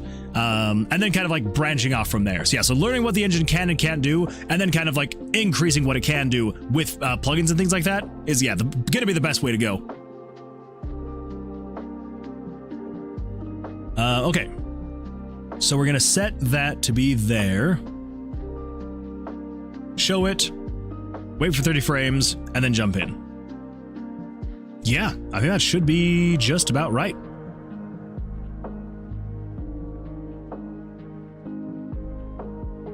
Yeah, and today I finally was able to write code and input. Simple but big step. That is a very big step. Be right back. Gotta eat. All right. Good luck. Enjoy your food. Hopefully it's good for you. TNT says eat. Oh, now you're gonna make me hungry. Yeah, there we go. So I'm kind of thinking I want to.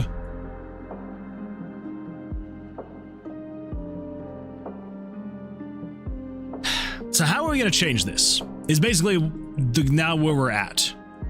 Because I don't know if I like the idea of it just literally being, well, like it was before, which was essentially, it was just, hey, put all the red pieces on top. Like that was literally the puzzle. It was just put everything on top, call it good. So here are some options we have. Like here's some things that come to mind. We could,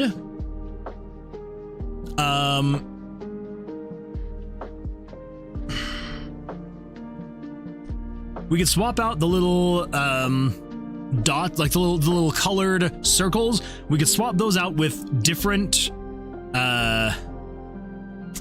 icons or something like that, like little glyphs, but that seem distinct enough so they stand out from these other glyphs that are on it.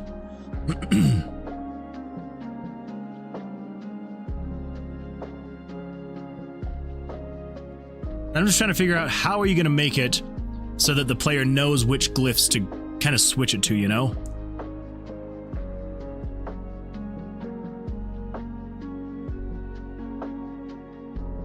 Would someone date a girl who uses her super sharp chopsticks to fight, and who named chopsticks Charles? I don't know if that would necessarily be a deal breaker for me. So sure, why not? So, yeah. So I guess the question then would become, what exactly would be the plan here? The pee-pee poo-poo glyphs. Just kidding.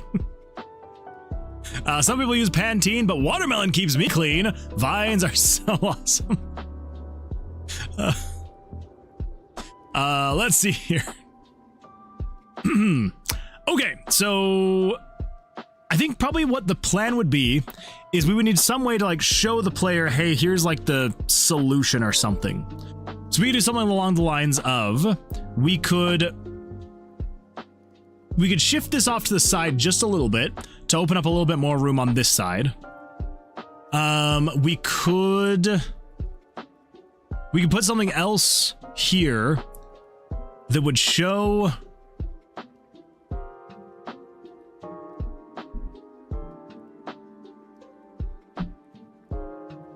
We could put something here that shows which glyphs it would need to be. Let's do this.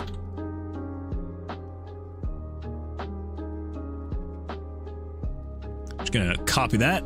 We're gonna come over to here. New 1280 by 720.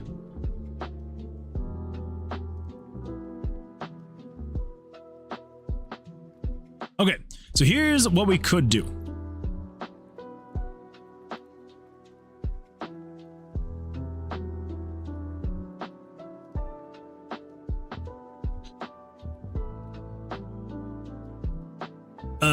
So yeah, so we could add a thing here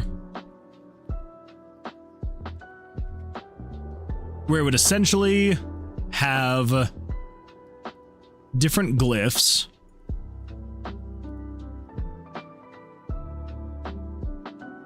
And you would then, I mean, it probably wouldn't be 4, but you would basically need to align here the glyphs that show up here. So say, for example, if it was, let's do this, just for simplicity's sake. Let's say you are that. You are that. Then you are that. And so then say we've got glyphs.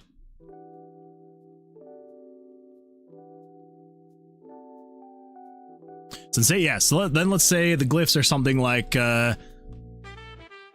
just to keep from being too crazy, here's the glyphs, right?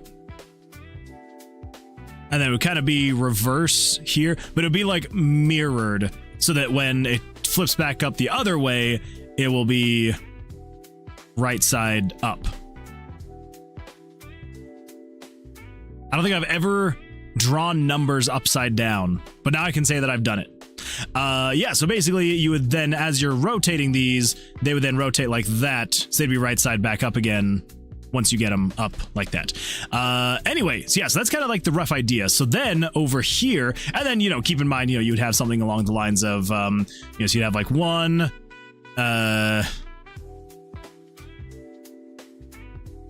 two, then I guess you would need to be 3, and then you would be 4. So yeah, so then basically you would have kind of the same thing along here. So you'd have, you know, glyph here, glyph here, glyph here, glyph, glyph, glyph, glyph. And then what you would do essentially at that point is we would then have like this little chart here of like, here are the glyphs you need to get. So then it would say, okay, yeah, here, so the order is, you know, that,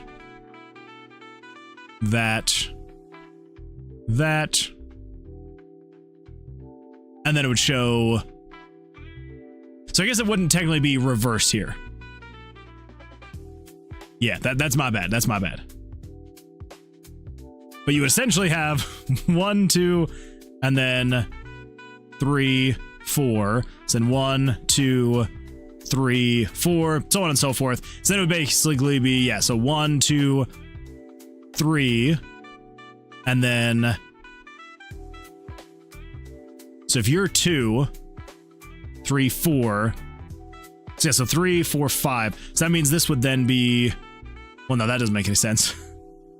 I guess that technically would be, it'd be 1, 2, 3. So that'd be 3, 4, 1. So then we'd have 1, and if that's 2, 3, 4, so it'd be 1, 4, and then 1, 2, 3. So that would essentially be what you need to make. We wouldn't technically just worry about the bottom ones, which is why I'm kind of like,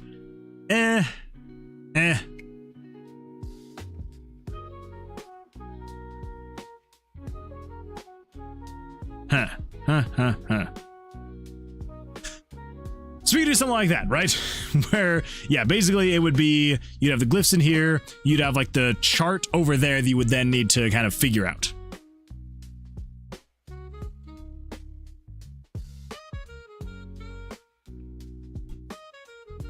The other thing we could do is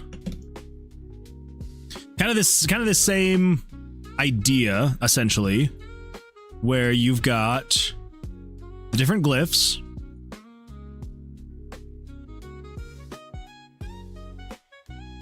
and then you would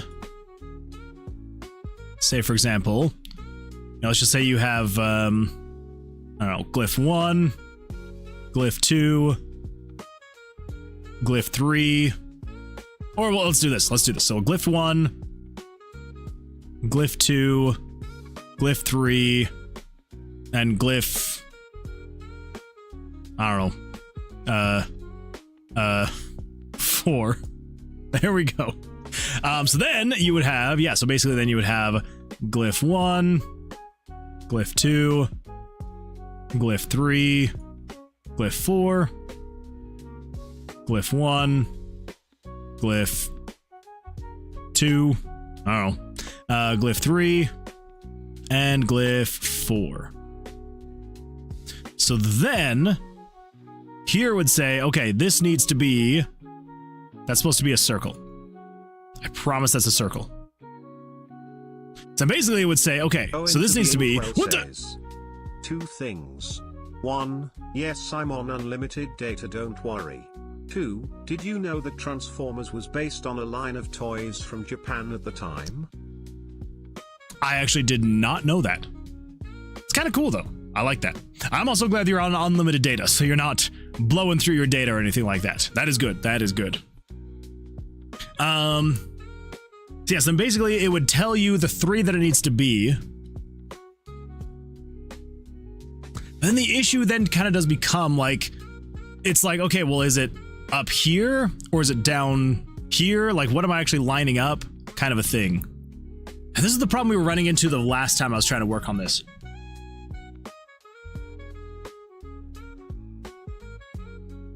I thought you said Trump. I was like, what? Wait, what did I say that sounded like that, though?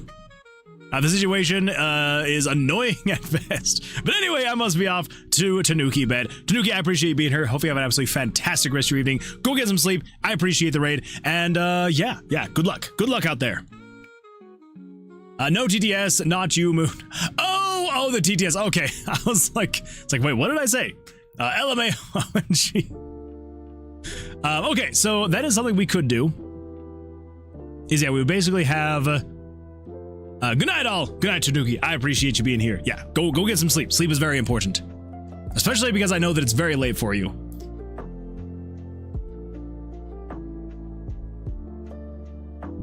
I think the solution that I came up with last time to be like, well, if we're gonna try and show the player, hey, this is where you go, then I think I was basically like, well, yeah, then you just basically have a thing here that then kind of shows like, all right, that's the section you need. And it just never ended up looking good. So,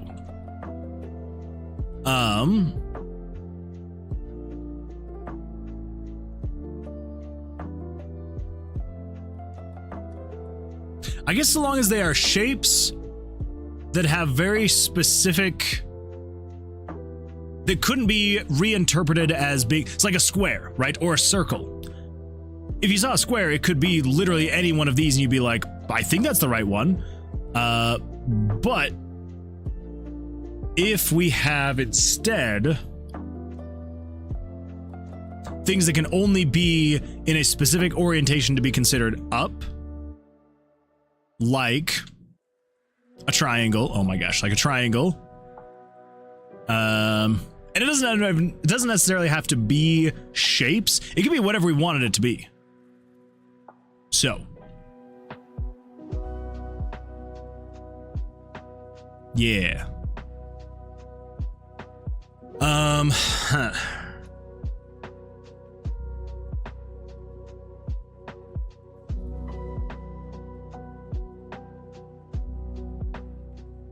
Another thing we could potentially do, and this would be kind of going back into the vein of the old,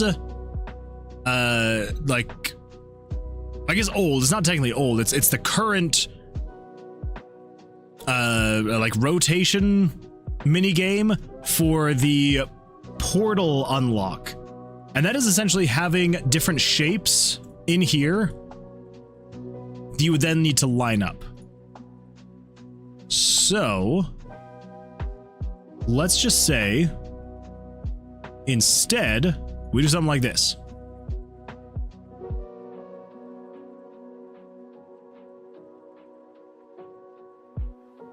Bear with me. So what if we did something like this, where we would have cutouts, essentially, where we would have very distinct shapes.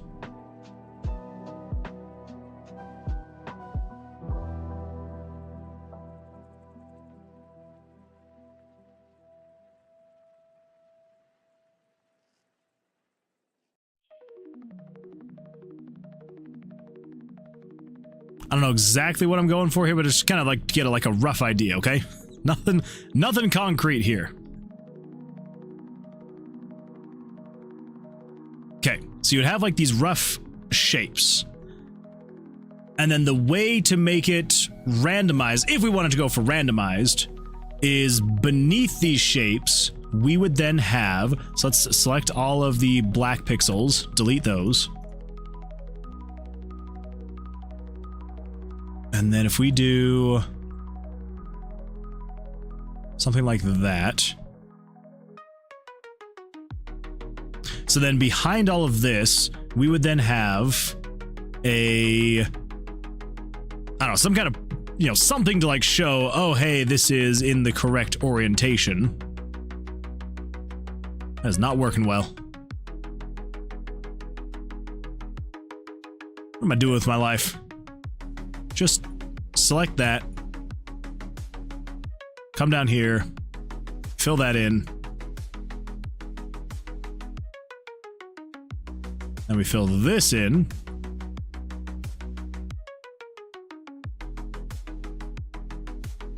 So then the idea would be, once everything is all filled in, you're like, oh yeah, there it is. There's the full picture kind of a thing.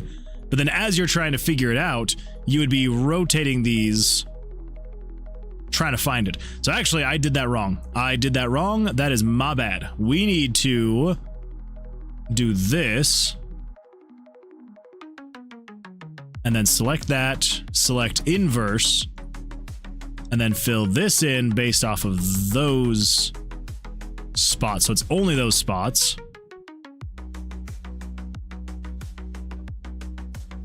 So that way, when we come over here, so as you're rotating, you would then be just like trying to find where it fills in the gaps perfectly. So you'd be like, oh, there it is, kind of a thing, you know?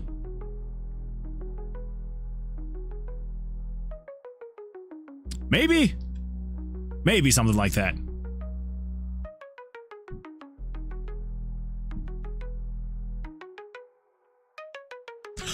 Oh, wait. What am I doing? I can make this so much easier. So much easier. All right, hold up. What if instead we do this? I should have been thinking about this originally the first time. Let's bring this down, 25%. And then we want to bring these guys in. Let's actually do this. Let's do this.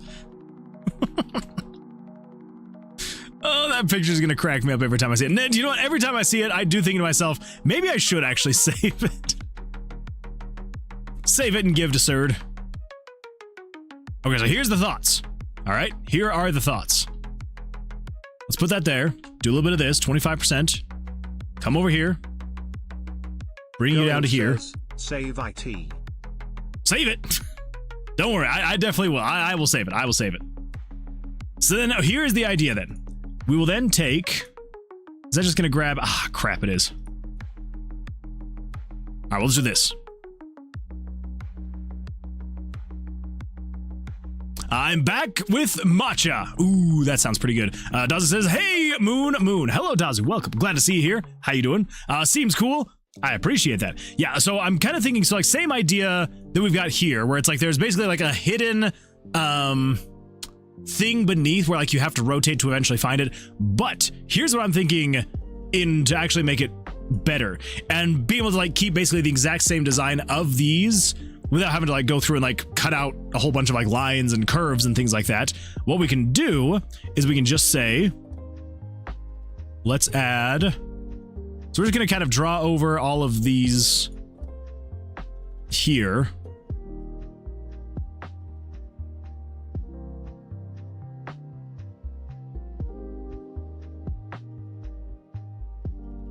just kind of get an idea.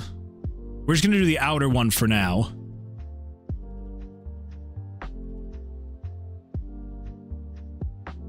Whoops. Oh my gosh.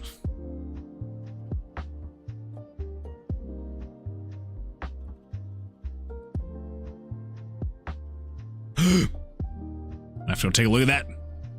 Just got posted to Discord.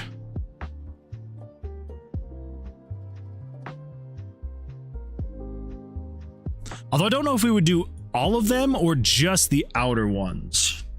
I'll have to think about that. So if we delete that, and then we pull this below, so then that way, as we're rotating, you're basically trying to find the thing that lines up. You're like waiting until you eventually find when they're all showing. Then you'd be like, oh yeah, there we go. Perfect. But that's where I'm kind of thinking we're not going to do all of them. We're going to only do one of the 4 corners. Yeah. Okay, let's do that instead.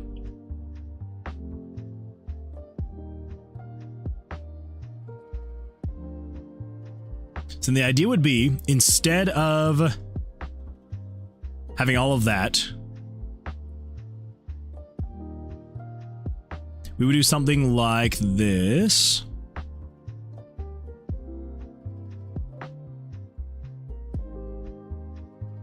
Let's cut out a shape.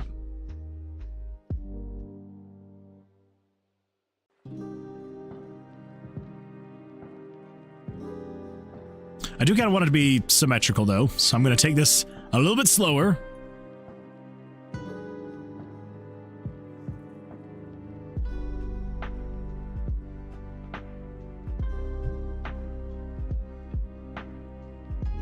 And these are going to be slightly larger, more elaborate glyphs. So then that way, you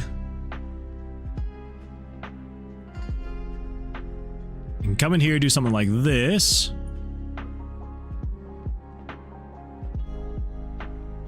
So then that way it would be...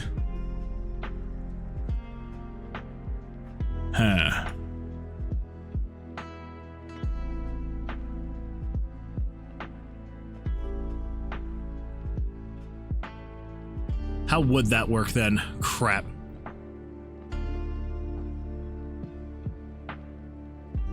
So I guess the idea would be we would get rid of all of these. Oh, yeah. Because I want it to feel random. I want it to feel different each time. I don't want it to be that you just like line up everything to the top, which is kind of how it is right now. Like you literally are just align all the red to the top and then you're gonna be good.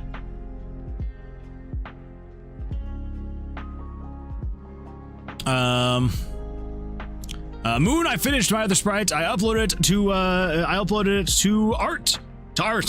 I figured that's what it was. Yeah, definitely gonna have to go take a look at that. Literally me hours ago. L for OK inputs. That's Moon's concentrating face. Yeah, I do tend to. Do I actually have a concentrating face? I don't know if I should be embarrassed, or maybe I should be honored that you recognize my concentration face. Okay.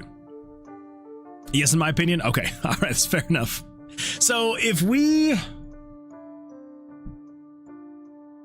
Let's make the cutouts in all of these. These are going to be very, these ones aren't going to be as well thought out because they're going to be more along the lines of just like getting them on here, you know?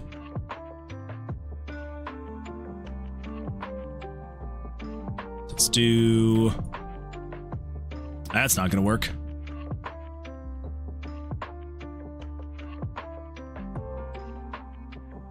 It's also not gonna work. So what if we do that?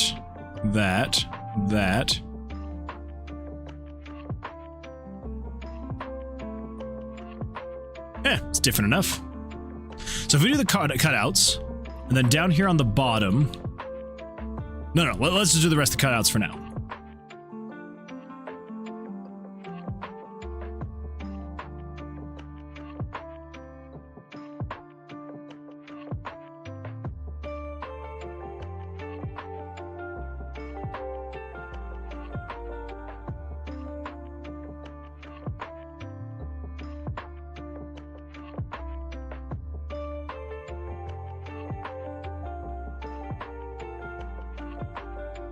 Yeah, sure, whatever.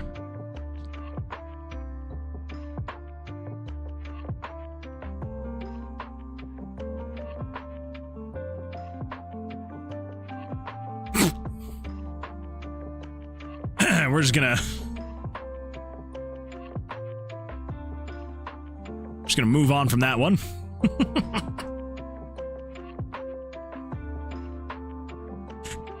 I finished it and I'm like, oh, that's not good.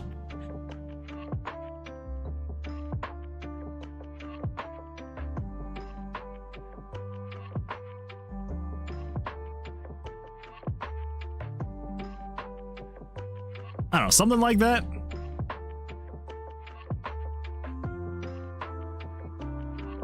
Nope, that's looking way too close to something else. We're just gonna pretend that didn't happen. Okay.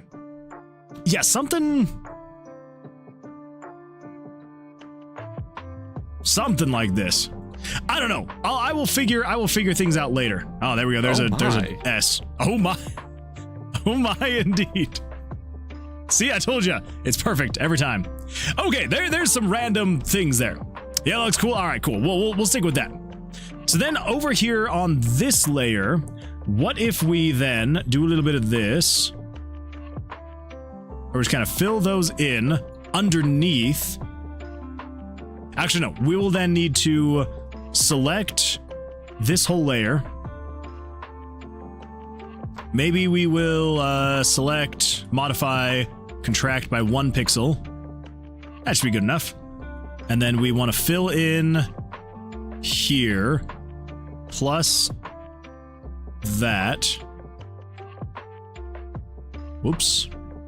There we go. And that. And that. Okay. Okay, so then what would happen if we were to then essentially take this layer and start rotating? It should look like nothing is popping up correctly. That's just gonna look... because that's the problem we have there. Is it's like... I don't want it to show anything below as you're rotating. But it would. So maybe that's not gonna work. In terms of like layering with RPG Maker, at least with the limited amount of layers that I want to try and use, I don't know if that's actually gonna work. Okay, all right. Let's see here. Over on YouTube, Storm Run Game says, hello, welcome, glad to see you here. Says, I'm making a game in Unreal Engine. Pixel art looks harder. LOL. Yeah, pixel art can be a little bit of a stressful time, but I will say, Unreal Engine, that is a whole other beast. I tried it once. Couldn't do it. Could not do it. I will say, here's the difference. Here's the difference, right? So with Unreal Engine, it's so expansive that you have so much more to worry about on a large scale. With pixel art, typically, with lower resolution pixel art, there is so little detail that at that point then you have the opposite issue where every single pixel matters. Because like with Unreal Engine, in general, you're probably gonna be making a game that looks pretty good. Like unless you're making like something like hyper stylized, or you know, obviously you can do like pixel games and stuff like that in Unreal. But it's like in general with Unreal, it's kind of like a paint with a broad brush, and you're probably going to be fine, but then you have a lot more to worry about. And then with the pixel art, it's very much so the opposite, where like if you try and paint with a broad brush, it's just going to look like a glob. And you're like, well, I don't know what's really going on in here. So like every single pixel is going to matter in terms of like what you're actually going to be doing with it. So that is impressive though. That is impressive if you're working with Unreal Engine. You can do it. Just remember, everything is if this, do that. That is a very great point. That is a very good point. And Tilla says, yo! Tilla, you're the best. You are the best for making sure that people feel welcome. And yeah, so I appreciate that, Tillo. Yeah, that looks cool. Help Surd's hair looks like a parrot. Oh, now I feel like I need to see this. Now I feel like I need to see. There's some stuff in the outer border when you rotate the image. That is true. That is true. And all of that would be taken care of. It's mostly just, I'm trying to think of a way that I would make it so that... Wait a minute. Wait. What if we do this instead? Why didn't I... This should actually work then. So if we take this and we do a little bit of dish, let's just say you're going to be there to there to there to there. Just a big old thing right there. So then here... Wait, never mind, that still doesn't fix it. The problem is still that when you rotate this thing, the problem is like as soon as you get into this spot here, it would then fill the whole thing in. And that's what I'm trying to avoid in having it. So I don't want it to actually highlight the icon unless it's the correct one, you know? So I want it to be, oh, this one needs to be on top, put that on top. But if you put another one on top, it shouldn't highlight.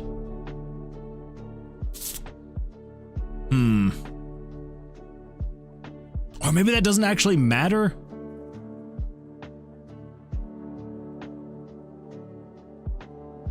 What if we just said, hey, as you rotate this, just have them be like that?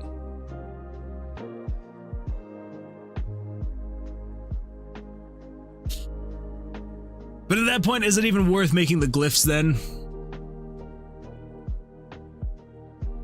3D modeling and pixel art both have their own unique struggles and strengths. True. Very true.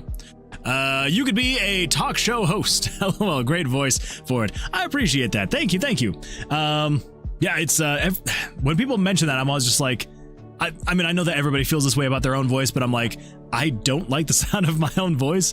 And so when people are like, oh, you've got a great voice, I'm like, I appreciate that. And I hope... I don't know. I appreciate it. Thank you. Thank you. Well, looks like you win. I gotta stop stream. What? TNT? That's okay. That's okay. In my heart and mind, you won. Even regardless. Yeah, true. Your voice is amazing. Squall, I appreciate that. Thank you. Thank you. Y'all are just trying to make me feel good because I'm failing so much with making this puzzle. Oh, man. Yeah, going back to the drawing board, I'm now remembering why I decided to eventually just be like, you know what? This is good enough. It's good enough. Because I didn't want it to be good enough. I wanted it to be perfect. And I could never actually figure out how I want to make this be perfect. Puzzles are easier to solve than create. It's true. It is very true. So, like, basically the idea with this puzzle is if you've played Skyrim... what is the puzzle? It's the golden claw, the silver claw puzzle.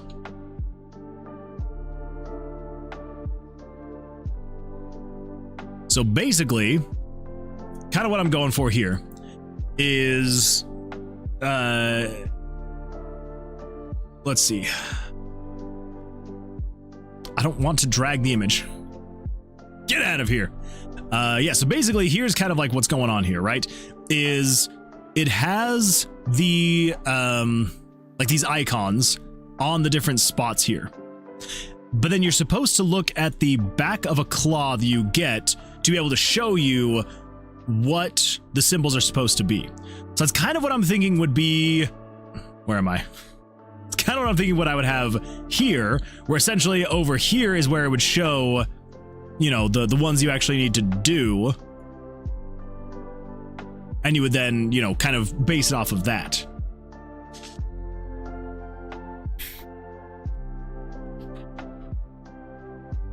Yeah. So the only failure is when you stop trying. That is a really great point, Shodan. The Dragon Claw puzzle. That's the one. That's the one. Yeah, Dragon Claw, Golden Claw. It's one of those. It's one of those. Call me a genius. Sir's face is spoiled. You keep saying these things, and now I'm like, I just want to see. I want to see all of like the progress as you're going through here. Literally going back to the drawing board. Quite literally, we are literally back to the drawing board. Decided what to draw next. Ooh, what do you draw next? What do you draw next, Ink? Yeah, so basically that's kind of like the general idea. So it would show the icon for what you're going to need to draw over here.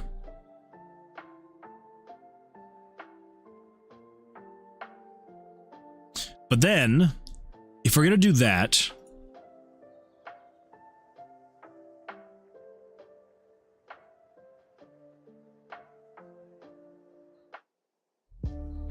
because if it rotates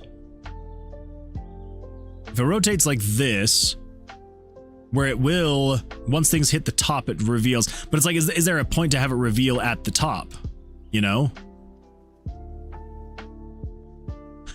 But then, on top of that, if we literally just have a spot over here where it's just showing, hey, here's the combo, then like, is there even a puzzle at that point? Like if it's literally just saying, hey, you do that one, you do the next one, and then you do the last one. It's like, again, is that a puzzle? Like, are people going to be like, yeah, that was fun. That was a good time. I don't know.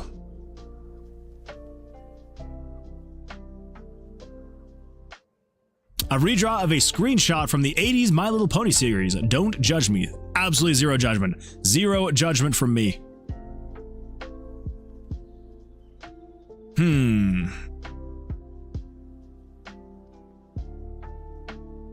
I guess another thing we could do...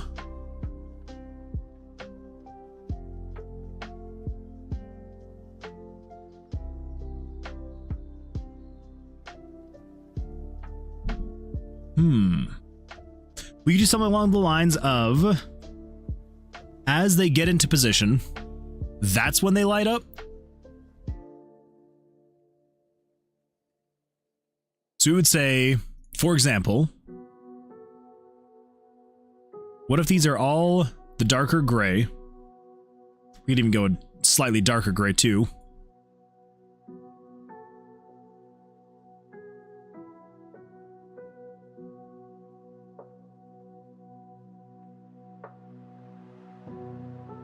And so then you're rotating this thing around, and then when it, well, no, because it checks the position after you've released. Huh.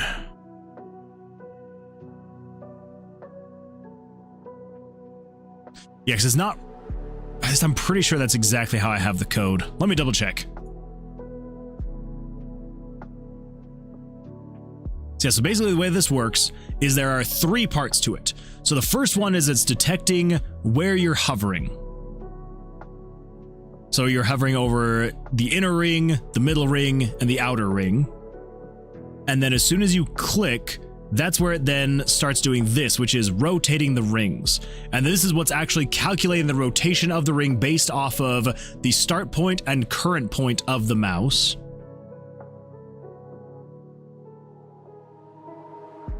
But it's not actually checking to see where the rotation is until you release, which like we might be able to though.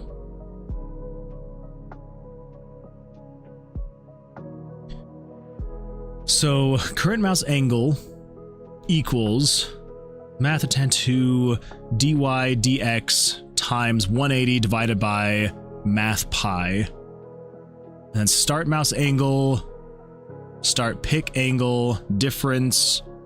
So that's just calculating just again and again and again and again and again and again and again and again.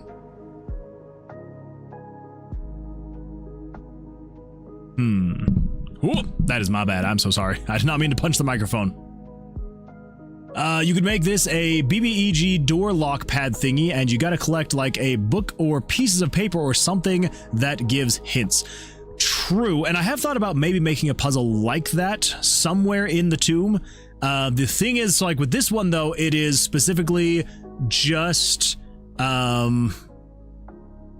it's basically, it's for like the room traps, and so you basically will have like 10 seconds and they'll like randomly pop up. So like it's not necessarily something that like you are activating yourself. So I do eventually want to make a puzzle. Well says, curse you Twitch ads for depriving me of watching Moon Man. Those blasted ads. Those blasted ads. I'm so sorry, Ink. I'm sorry. But I'm glad you're back. I hope you're back. I hope you're back now. But yeah, so I do want to make a puzzle eventually in here where you will go around and you will find clues or hints or whatever it may be, like actual, like this is what you do kind of a thing. So I have thought about doing something like that, and I do want to have one. But for this one, it does kind of have to be very just out in the open, which is why I don't want it to be too trial and error, because I do want it to be a pretty quick thing. So,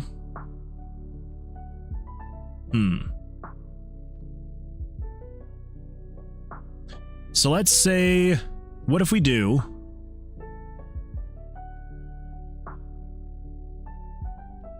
could we save? Because where does this actually detect how you are? Developing it sure isn't turning out to be quick. It never is it? It never is.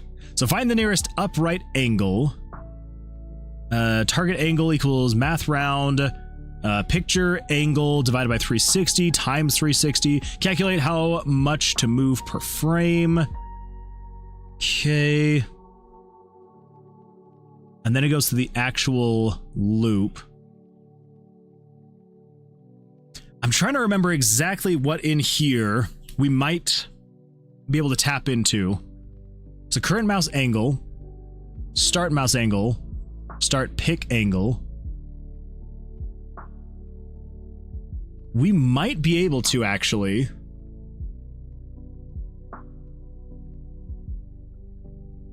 game screen picture 1000. What if, now this is gonna be a big what if, but what if we come in here and we're gonna say hide everything else, let's create a new text box. Text is just gonna be like right here. Let's get it center aligned, and you're just going to be game variables dot value 1000.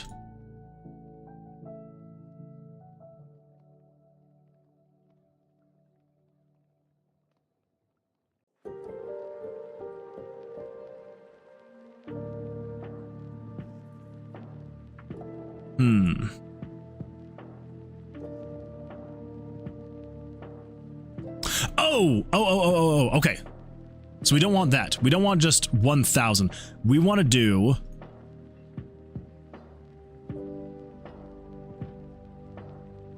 we want to say this is game screen dot picture variable 1000 and then dot underscore angle.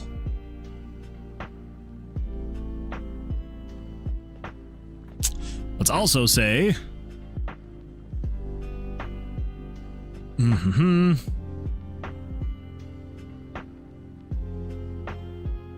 math dot round. There we go, that's better.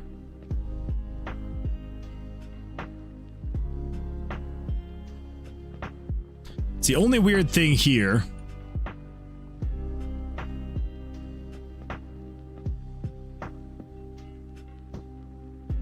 And I remember that was the weird thing going on here. So as you rotate, there's a cut point right here. When you hit the like 180 degree spot, right? I can't actually point to it, but right here, when you actually hit this spot right here, it basically takes the angle, and then you'll notice it drops down. So it goes from 2300 down to 1900. 1985 specifically. And that's because that is like the cross point where it says, okay, this is going from 0 or from 360 to 0. And then all the way back around up to 360, back down to 0. But the problem is the way that I'm calculating the math is that when you come all the way around full circle, and if you stop right before it hits the cutoff point, and then you let go, and then you start here, it is then just kind of adding to it, you know? So I could like go around, stop, go around, stop. So yeah, I wonder. So the reason why I'm trying to figure this whole thing out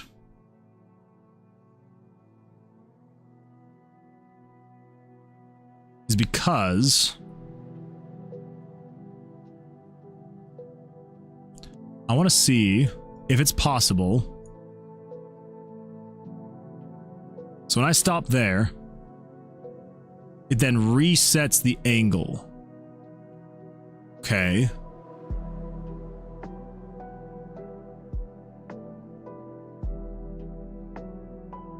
Interesting.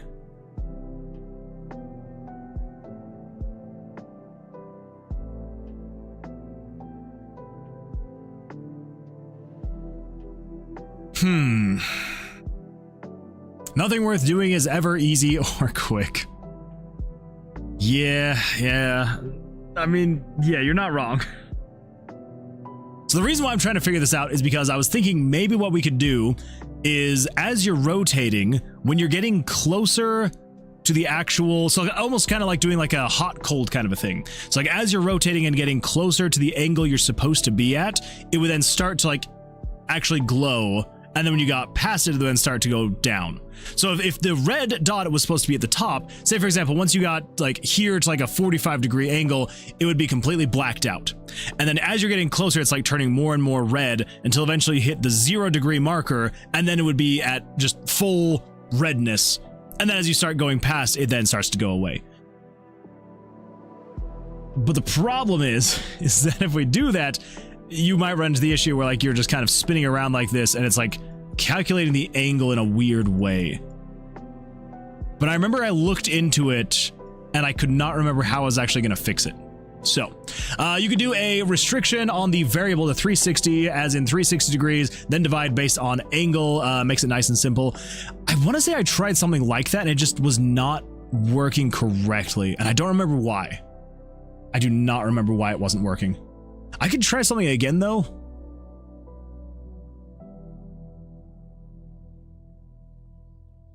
I don't know. I might look into the code a little bit more. Ink says, on that note, I'm going to bed. Ink, I appreciate you being here. Hopefully you have an absolutely fantastic rest of your evening. Go get some good rest, and hopefully we'll see you on the Thursday stream. So, good luck.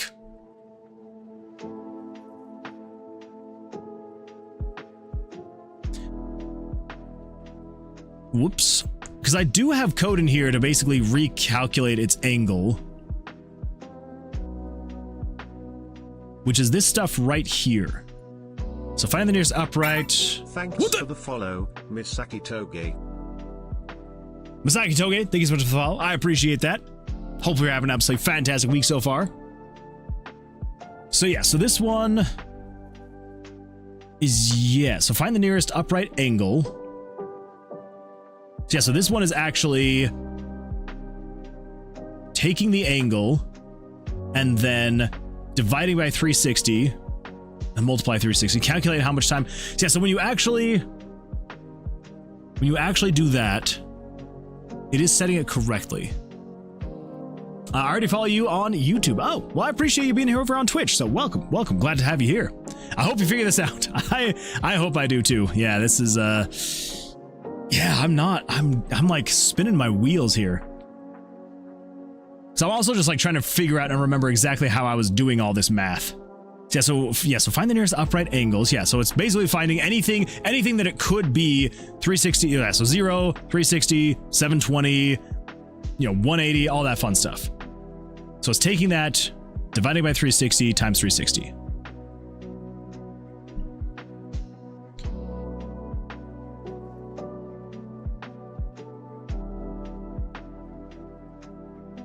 But that's only if you're in the correct spot.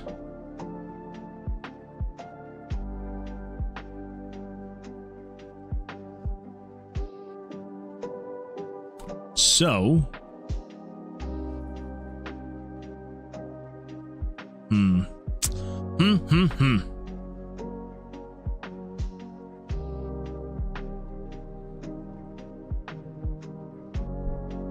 Yeah, trying to figure out how to make this fun, but a fast puzzle.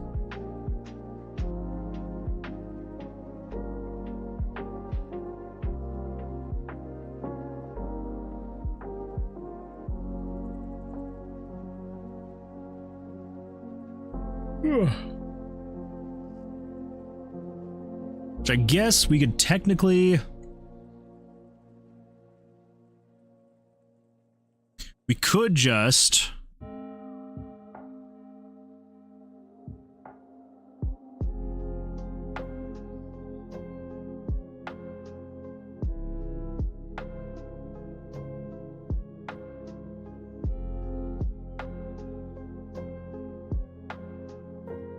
Because I want it to be the glyphs are going to be top here.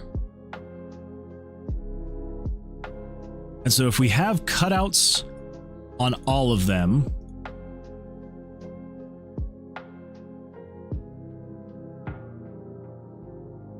when you come around, they are going to be highlighting on the other ones.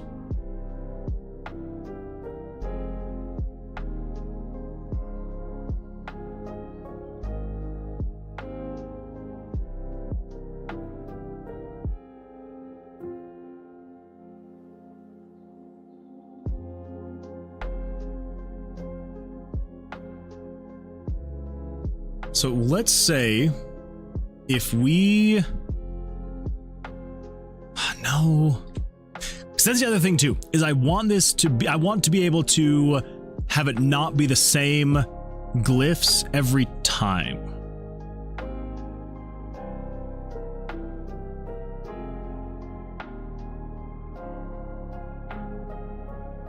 So I need the upward angle to be the highlight, but I needed to not show the highlight. And I could definitely do this with just utilizing a bunch of other image layers, but I'm trying to avoid that so we don't have to make a whole bunch of different image layers, you know? Because essentially all we would have to do if we wanted to avoid something like this is we would literally just fill this in. Yeah, we would just fill them in and then only cut out the correct one for that time. But that means that every single one of these dials would need 4 iterations.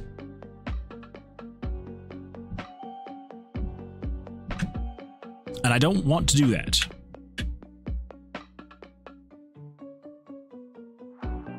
So if we can do the cutouts, that'd be great.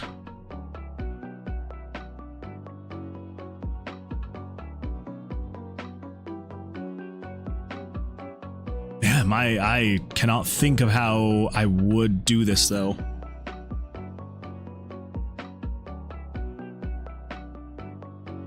Like, unless we just say, what if, can I utilize the code here when it checks the ring's rotations?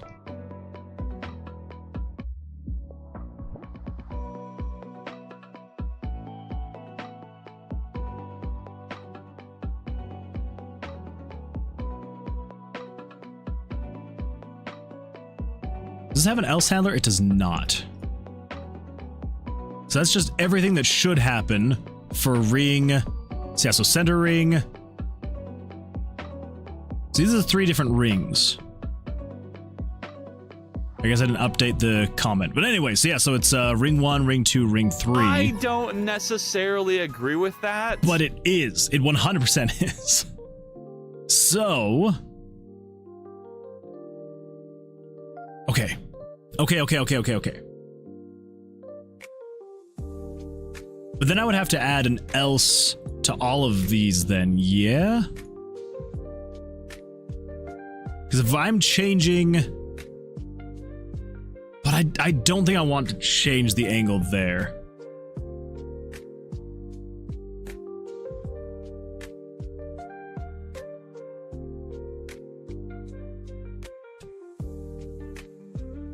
So what if we just say...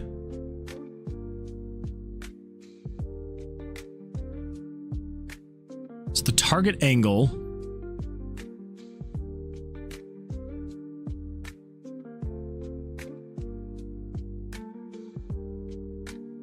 P is 31. So what if when you release, I think this might be all that we need. So it'd say P equals 31, and then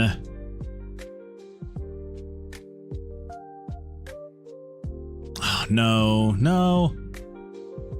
Calculate how much to move per frame.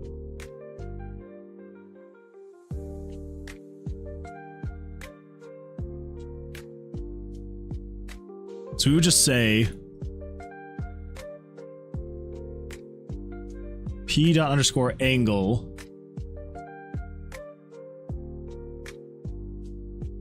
But I guess at that point, we could potentially say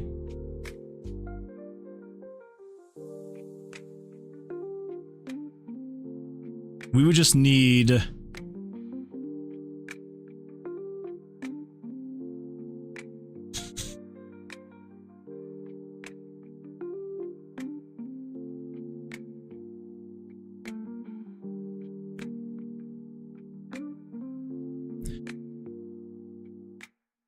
man, okay.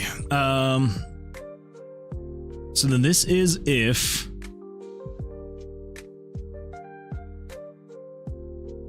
angle modulo 60, the remainder is greater than 1, or remainder is if you're less than 1 or greater than 359, then angle set to 0. Okay.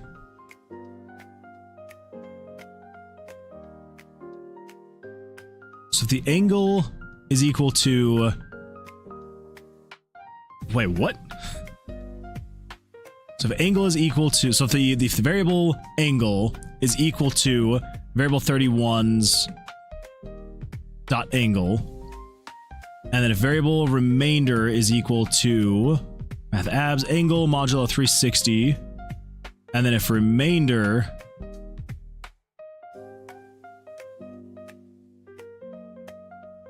Huh. Okay, well... Let's then say this. What if instead of doing this, we just say...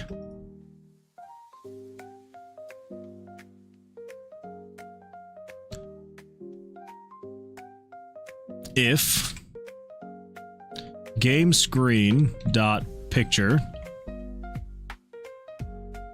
game variables dot value 1000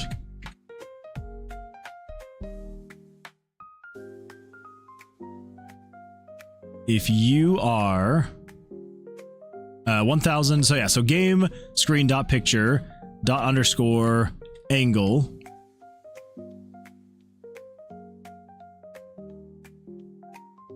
if you are greater than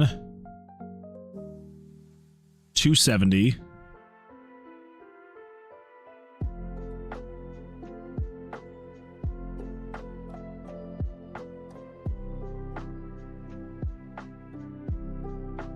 then we would say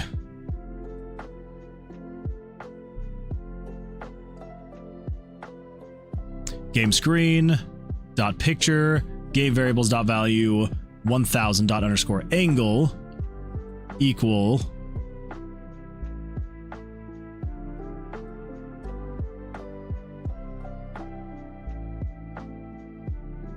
then equal your own, or we could just say minus. Can I say something like that? Minus 360? Does that work? I don't know. I don't know things well enough.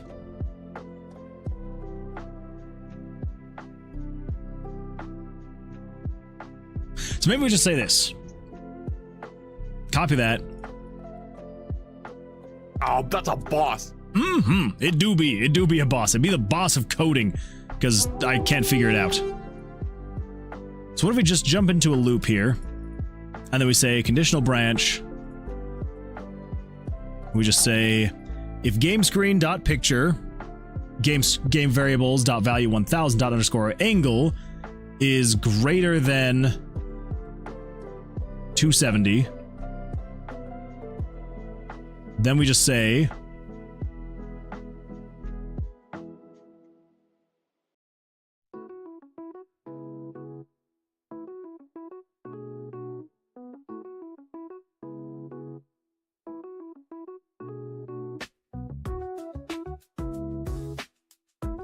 game screen dot picture game variables dot value 1000 dot underscore angle.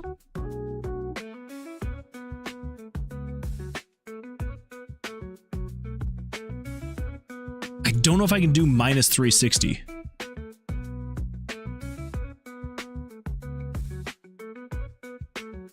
If we do else, then we just say break the loop.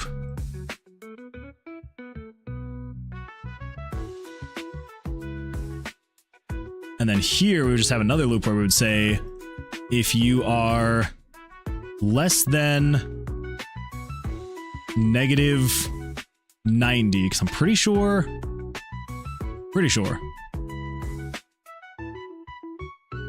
And then angle plus 360. Else break loop. I don't know. Let's find out what happens. Let's see how many issues we run into. Also, just ignore that error message right there. That one's supposed to be there right now. So yes, you should be able to go as low as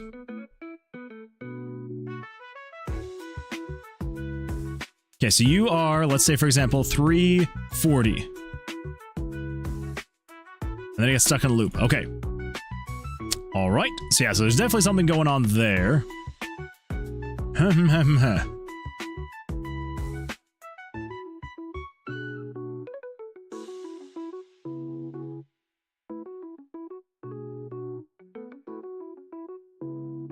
So do I need to say that you are going to equal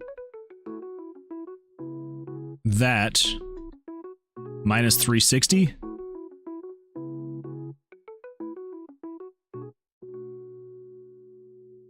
And then you're going to equal the angle plus 360.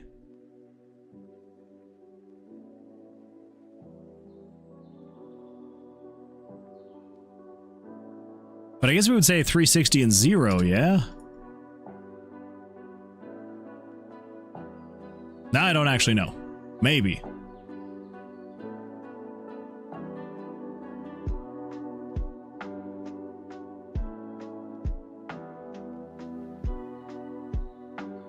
So we are at 280, so we should let go. 280. Okay. Now what if we do this, and then we come down here? We're now at 620. 260.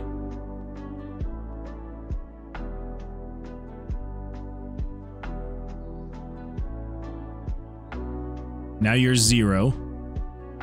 So what if we come around this way? And now we're at negative 261. We let go. 99. We come around this way. Oh!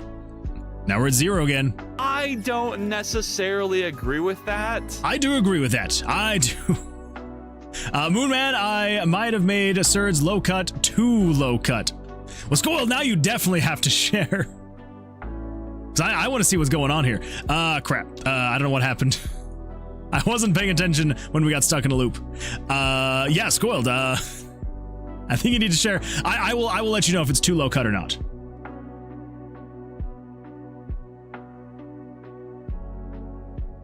So that's fine.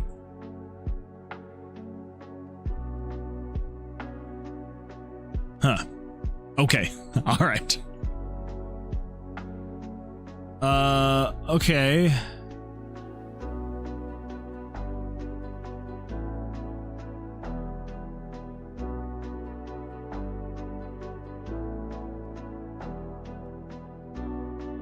Okay, all of that seems to be fine.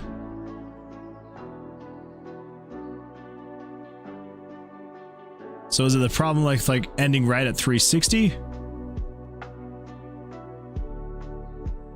No, all of that seems fine.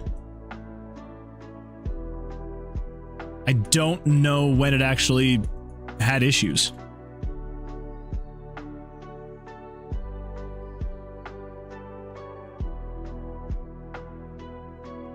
Yeah, I have no idea. So it's a case of line up the colors. Basically, yeah. We are going to be reworking it a bit. Because right now, just the whole line up the colors thing is kind of boring. So yeah, right now, basically, the whole idea is, yeah, you would line up the reds to be facing upward. And then there you go. And then you're good. But eventually, I want to make it different than that.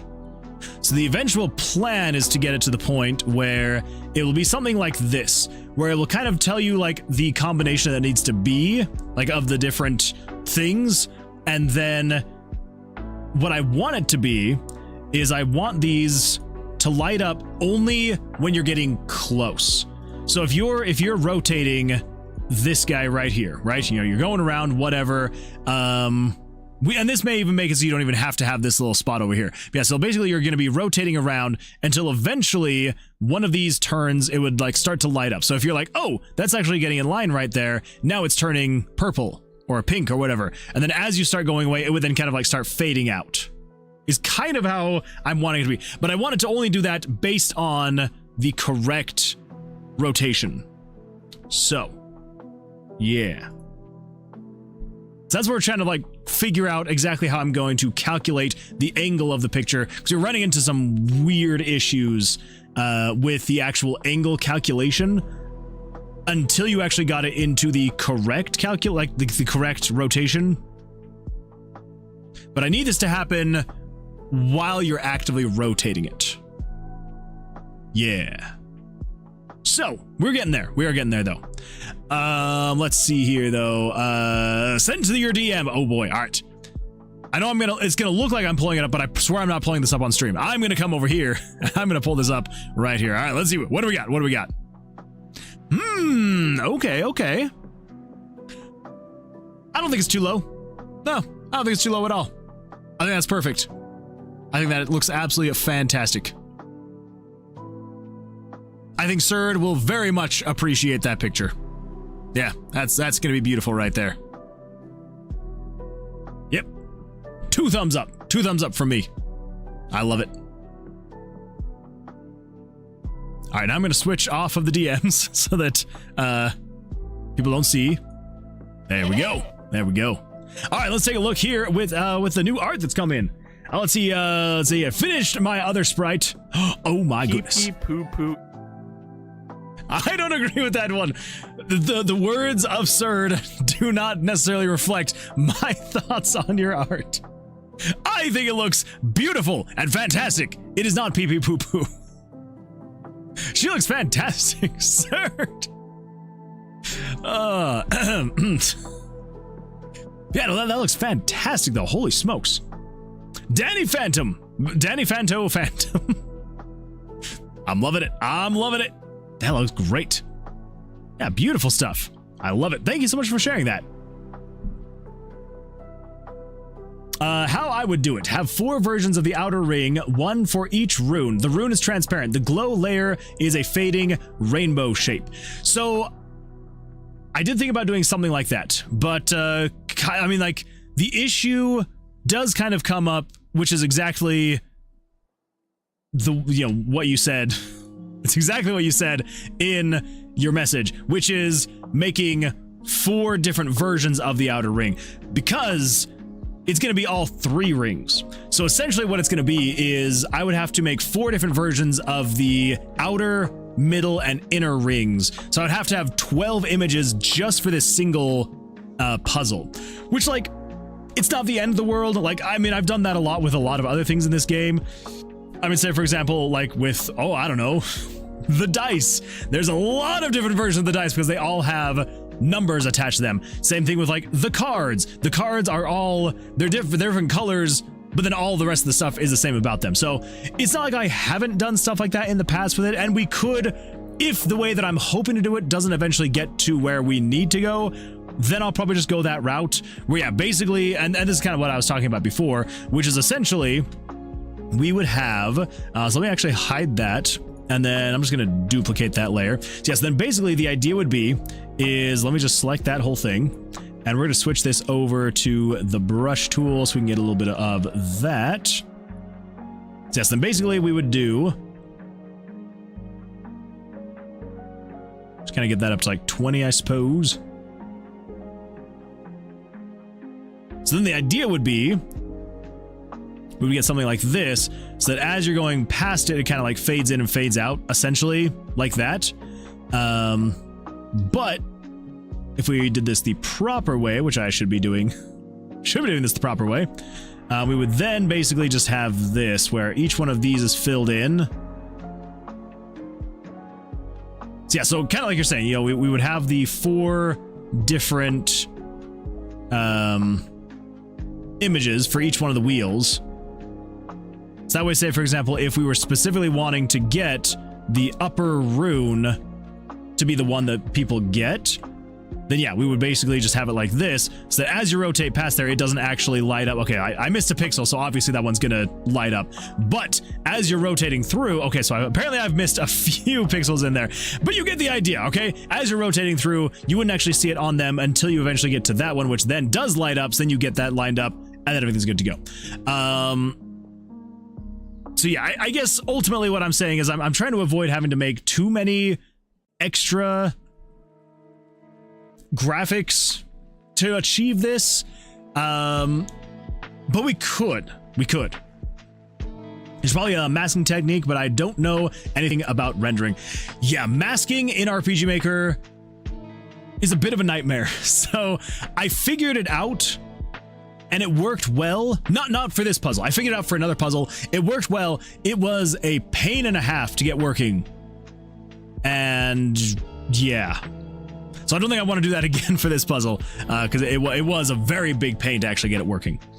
But I think the way that I'm doing it now, I should be able to show and hide an image based on the rotation of this layer. Because I'm now able to track the exact... I'm able to track the exact rotation of the image. So even if we run into like the weird loop around thing and I let go and then start tracking again, that should all be fine there.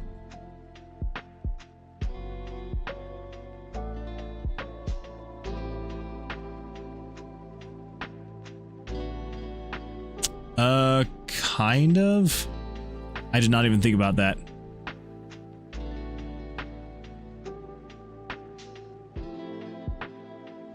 Huh.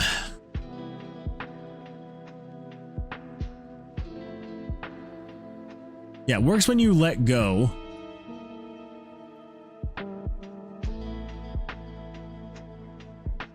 But if we set you to be, like, say, -1, and then I click again, you are now 359. Which means you can then go way above.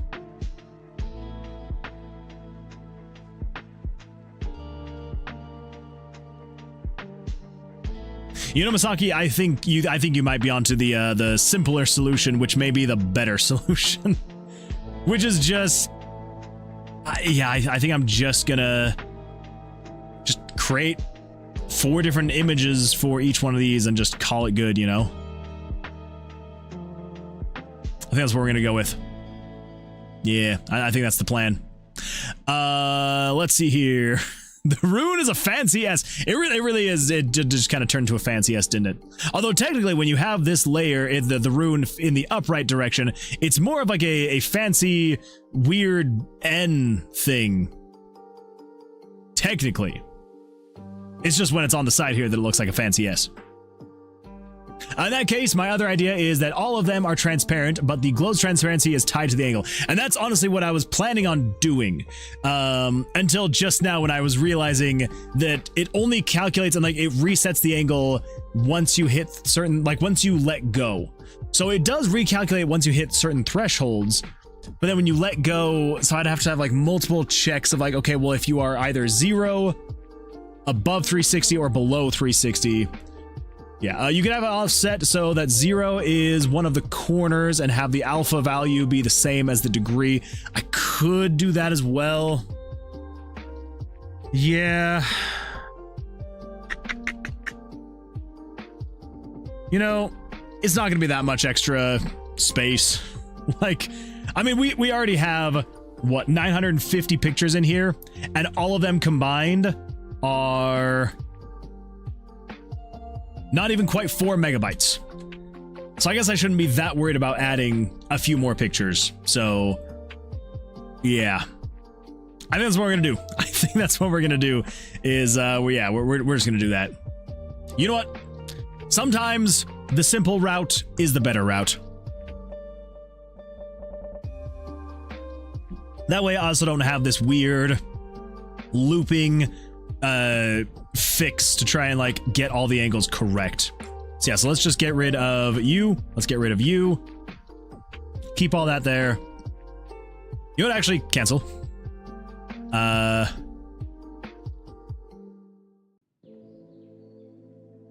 I'm going to cut these. I'm just gonna save this. Delete later. I'm just gonna save those just in case I end up needing them. I don't want to have to redo all that. So, yeah. So let's come over here.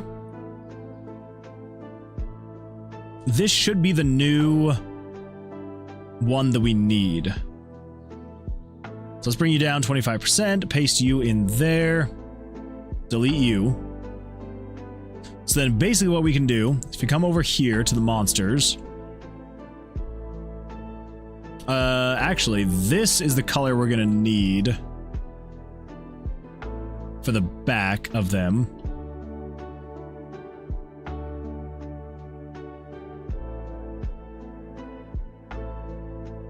So let's just get all these filled in. And then once all these are filled in, we should then be able to just empty out one of them at a time. Because each one of these will need to be transparent eventually.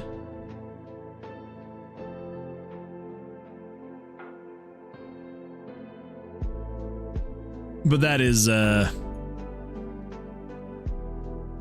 yeah. We'll get there. We'll get there. Okay, so with that, let's go up 400%. And then we should be able to say, delete you. We're going to save this as trap puzzle.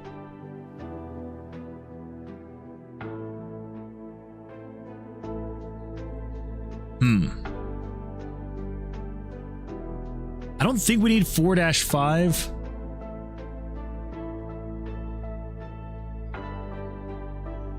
So let's say you are trap puzzle. So let's see. So you would be.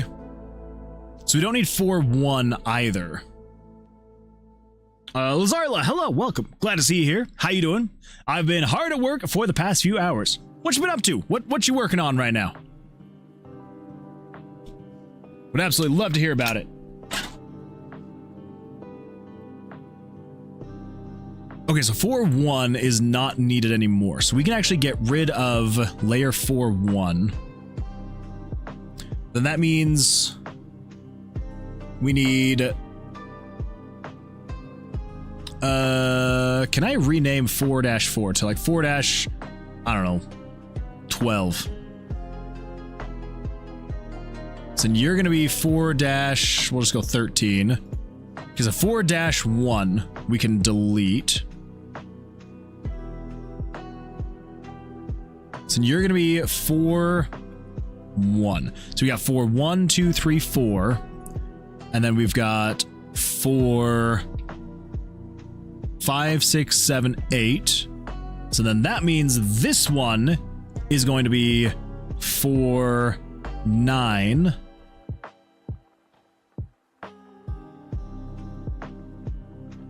So that's 4, 9.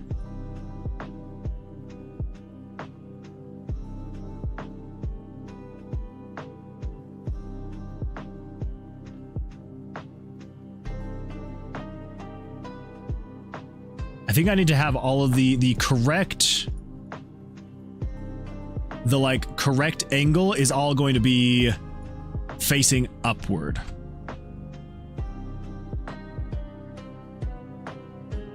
Yeah, so 4, 9, 4, 10.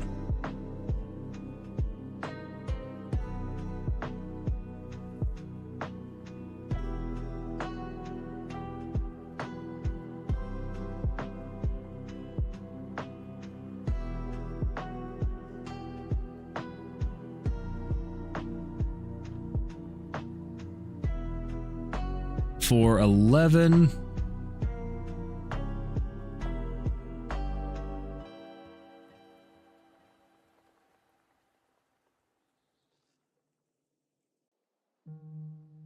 And for 12.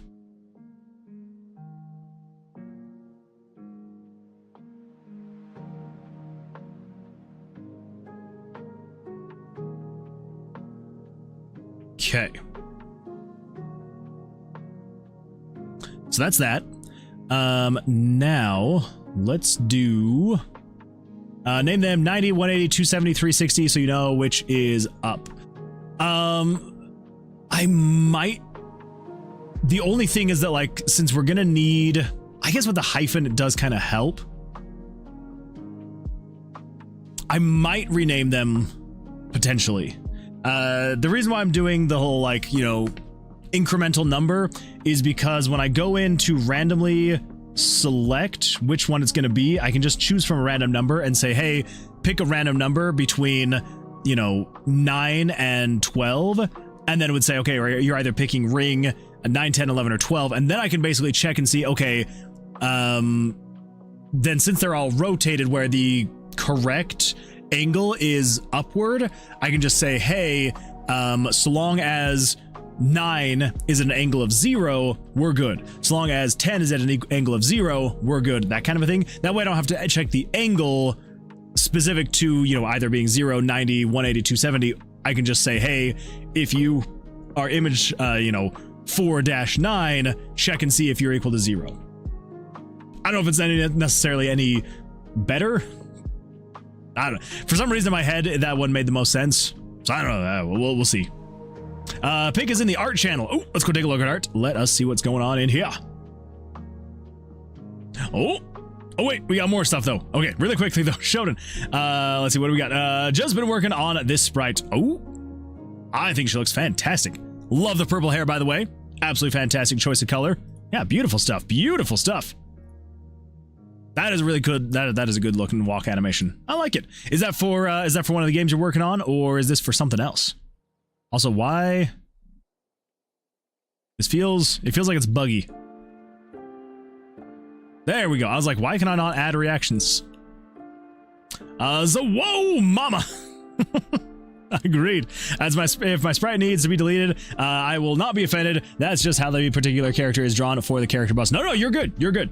Yeah, honestly, like, as long as it's not anything like 18 plus, like, you're good. You're good. Let's see here though. Okay. Oh my goodness. What? I love that. That is super cool. Oh my goodness. I want one. That is super awesome. I love that so much. Yeah, very nicely done. Beautiful, beautiful stuff. Oh my goodness. Like, I would have never thought to, like, do something like this. And yet here it is, and it looks fantastic. I really like that it's just like a snap to, like, hold it all in place too. That it's not like something like, you know, it's not like a button or anything like that that you gotta, like, shimmy and shake with, but, like, you can just, like, snap. I love it. I love it. Yeah, beautiful stuff, Lazarla. Very nicely done. All right, I've been too serious. I'm going to add silly into this model. I mean, you might as well have fun with it. You might as well have fun with it, Scoiled. I found these cards at Walmart, but the only thing holding the two parts together was the paper packaging, so I took the problem into my own hands. I love that. I love it. You find an issue and you fix the issue. That's beautiful stuff right there. Okay, so the other things we're going to need here is we're going to need some kind of... We need the back, right? And I think what we're going to have to do Yeah, we're basically just gonna have to take all of the completed ones and then add the whole purple thing on the underside.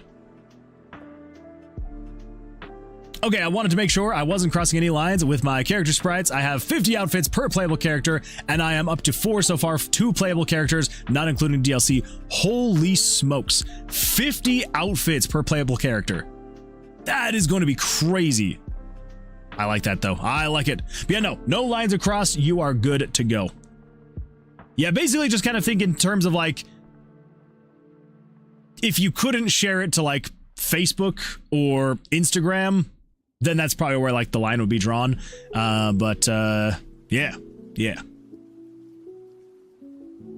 Because I would like to avoid having to like add some kind of like, you know, content labels for people underage joining the server. That's honestly like what I'm trying to avoid. So as long as it doesn't cross that line, we should be good.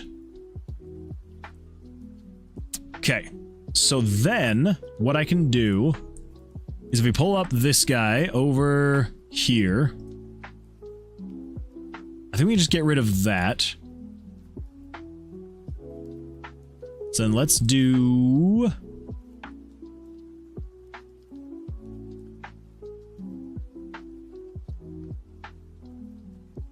I guess, yeah, let's fill this guy in. All right, turn on contiguous or contiguous, whatever it is. We're going to take that, copy. Why did I grab 4-4? I should grab 4-1. So that way we have like the same starting position. Let's close that. Let's come over here. 4...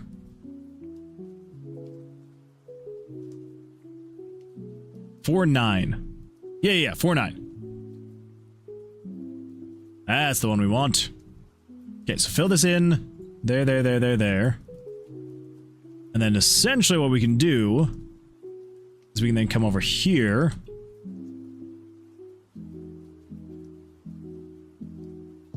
And then just start covering things up here. Let's put that there. Over here.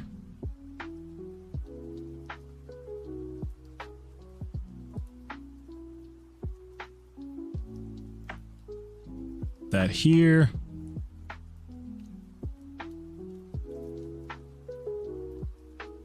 Come over here. Ooh, this one might be a little bit too big, potentially. I think it should be okay, yeah. Like, yeah, it goes all the way up to the edge, but... I did not think about that. Because that is definitely going to be way too big then for the smallest one, yeah? Potentially. Actually... I think that works just fine. So... maybe we'll just say, yeah, screw it. And we'll just leave it like that on this one. Yeah, it'll be fine. It'll be alright. I'm probably going to go in and change these later anyway. Just like the glyphs themselves. So, yeah. I'm not too worried about it. Wait, that's the one we want. I was like, that doesn't seem quite right. Add you there. Merge that down. Okay. So this is this one now. So then if we just do a little bit of dish. Do a little dance. Dance.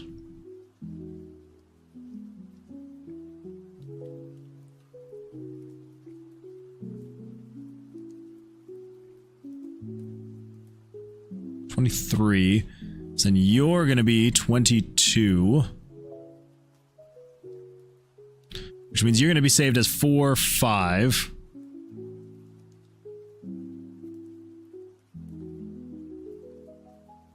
Let's rotate you. Select all of you. Delete. Save you as 4-6. Rotate you. Save you as 4-7. Whoops.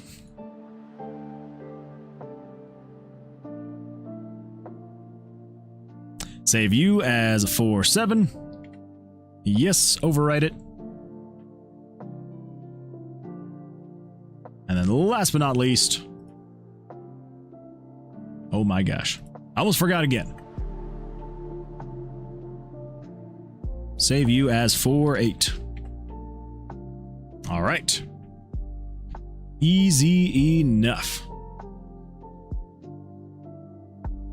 Then over here, we just need to get this last one.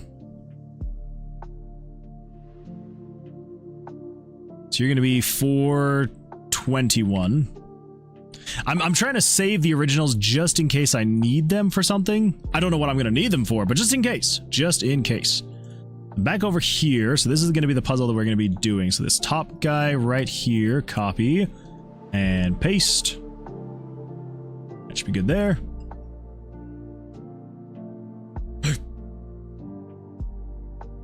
And then you copy and paste. Like it there. And then last but not least, take this, copy paste.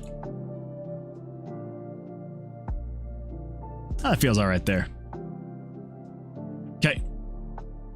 I'll just throw that right there. Merge all those down.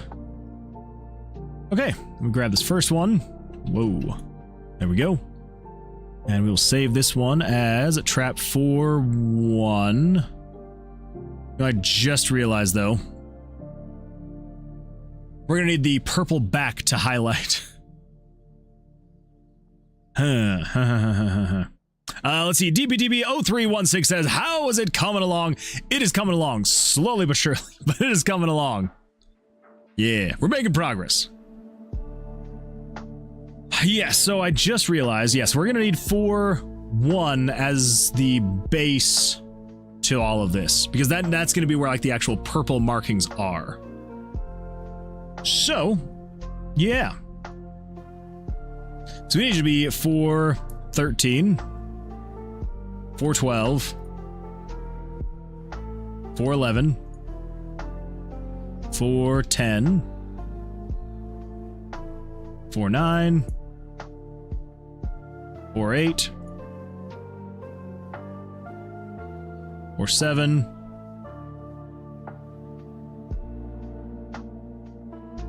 4-6. Yeah. So then you are going to be saved as, you're going to be 4-2.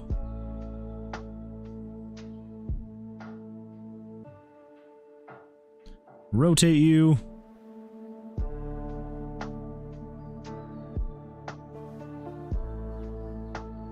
4-3.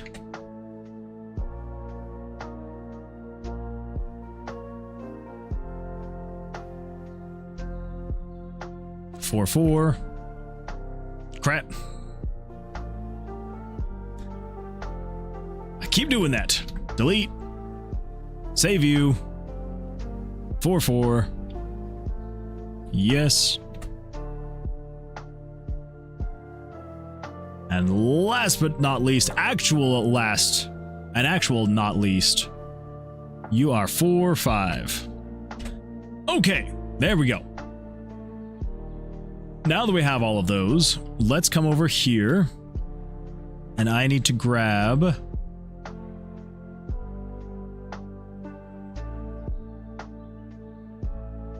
Yeah. So let's grab you, and you.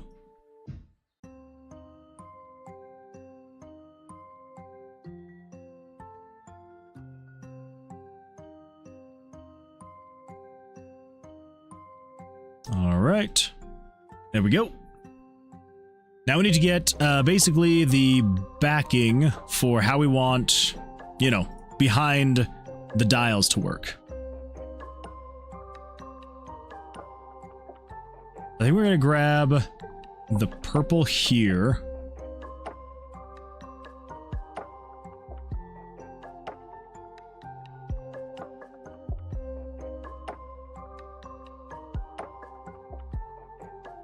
kind of get like a rough idea of what it's going to look like.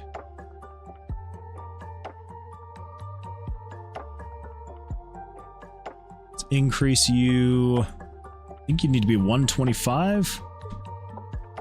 No.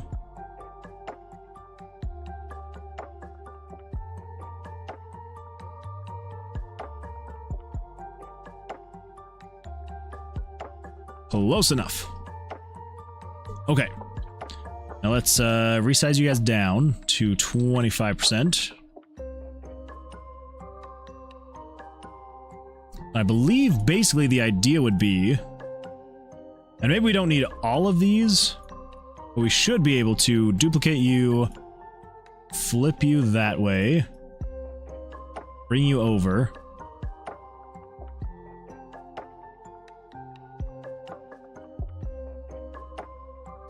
And if we center you,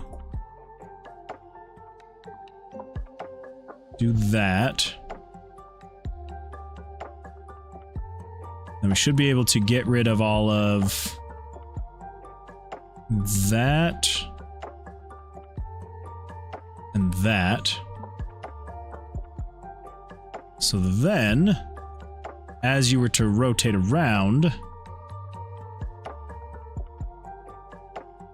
I guess we can also kind of fill them all in too.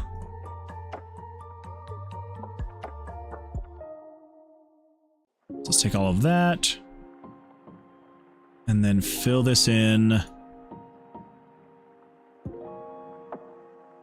with that.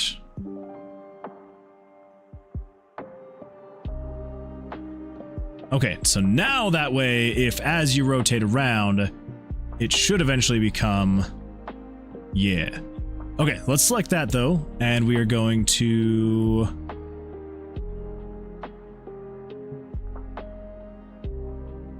Let's actually fill these in, just so we have them. And then let us select all of you. Select, modify, contract 1 pixel, select inverse, nope. Select inverse, delete. Delete, delete, delete, and deleted. It shouldn't really matter once we get out there, but like, meh. So, with all of that together, if you were to be rotating these, as you go across, it shouldn't actually pop up until you start getting to this guy. Then you're good to go.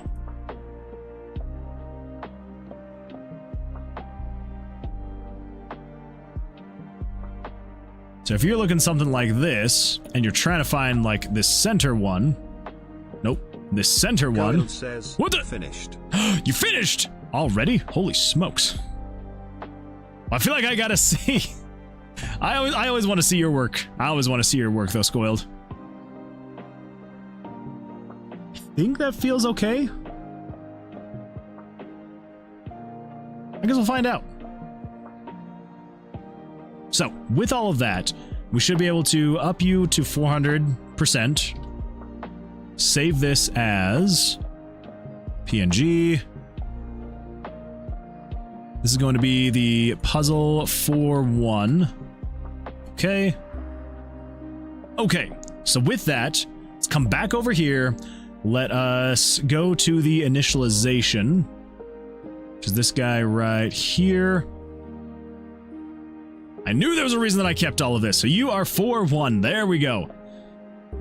The actual X and Y. So you're 640, 542. 640, 542. Okay. Now, this is where we're actually going to have to decide which angles we're going to need. So let's just say, for example, you're going to be not for... Actually, yeah. Let's set you. So 4-2, 4-6, and 4-10. Okay.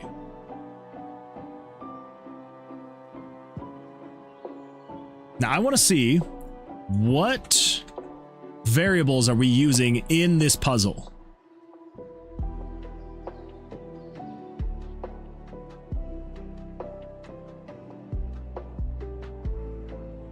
Okay, not off to a great start. Why did it not show that image correctly? Still showing it at 0 opacity. That's cool. Okay, let's save that. Let's refresh. Gooblers indeed. Sent. Oh, I'm gonna have to go take a look. But first, we gotta double check on this one. Okay, so let's do this. Let's go find. Here we go. Whoops. We're getting there, everybody. We're getting there. We're gonna set you to be centered and then show there. Save it now. Now we go. Okay, this is gonna be the one, everybody. Everything else has been warm up, but this is actually gonna be the one. So here we go. Let's go into the trap room. Everything shows there, and then as we rotate around until we eventually get to the one that is the correct one. Oh, there it is.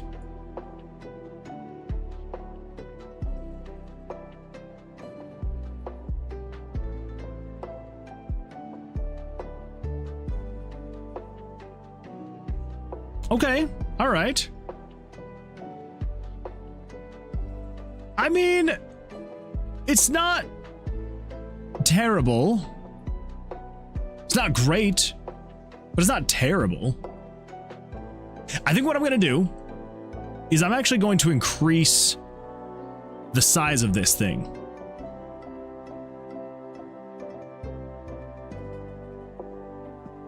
We're going to do this. We're going to say, let's do like 1, 2, 3, 4.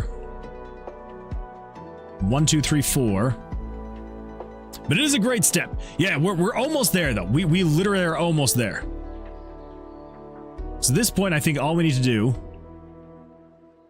is we're just gonna be a sheep. And we're gonna call that good. And we're gonna be gooblers. And then we should be able to say, kind of shift these down one at a time. Polymorphed Moonwood into a chicken. Well, well, well. Look at me. Look at me be a chicken. Buck, buck, buck. Buck, buck, buckety, buck, buck, buck. Hello. I'm a chicken. 400%. And then we're going to save this. And then, Squirrel, I want to go take a look at what we got. So here we go. Let's save this as 4-1. There we go. So that should give at least a little bit more of like a warning when the player is coming up on the thing. And then also it should, you know, just have it be a little bit brighter. All right, what do we got? Oh my goodness. She's absolutely fantastic. This is amazing. This is absolutely amazing. You nailed it. You nailed it, and it looks beautiful. Yeah, fantastic work. Now I'm not gonna pull it up on stream just because, like, I don't want to steal that from you. I also don't know if you want. I'm assuming you probably want to like send it to Surd, and then Surd will pull it up on the stream on their stream or something like that. But yeah, that looks absolutely fantastic.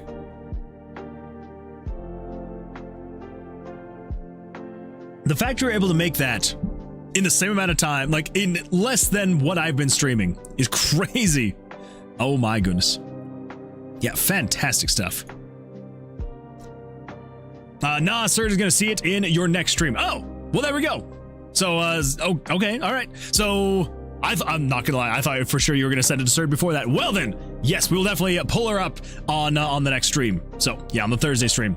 I am not gonna show it to Surge. All right, there we go. Cool. Well, then on the next stream, on the Thursday stream, we'll pull it up, and then you can send it to Surd, and it's gonna be great. It's gonna be fantastic. Oh, it's beautiful. It's beautiful. Yeah, very nicely done. Beautiful, beautiful stuff. Yes, yes, indeed. Okay. We're getting very close, though. We're getting very close on this. Let's pull this up. So I just want to make sure, though, with that change, I think that's going to help make it feel a little bit better. Because then there's, like, a little bit more leeway in terms of, like, the actual... Yeah, that just feels... That looks better, you know? Yeah, I feel like it looks way better.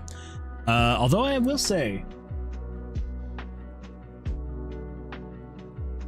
That is definitely a different gray.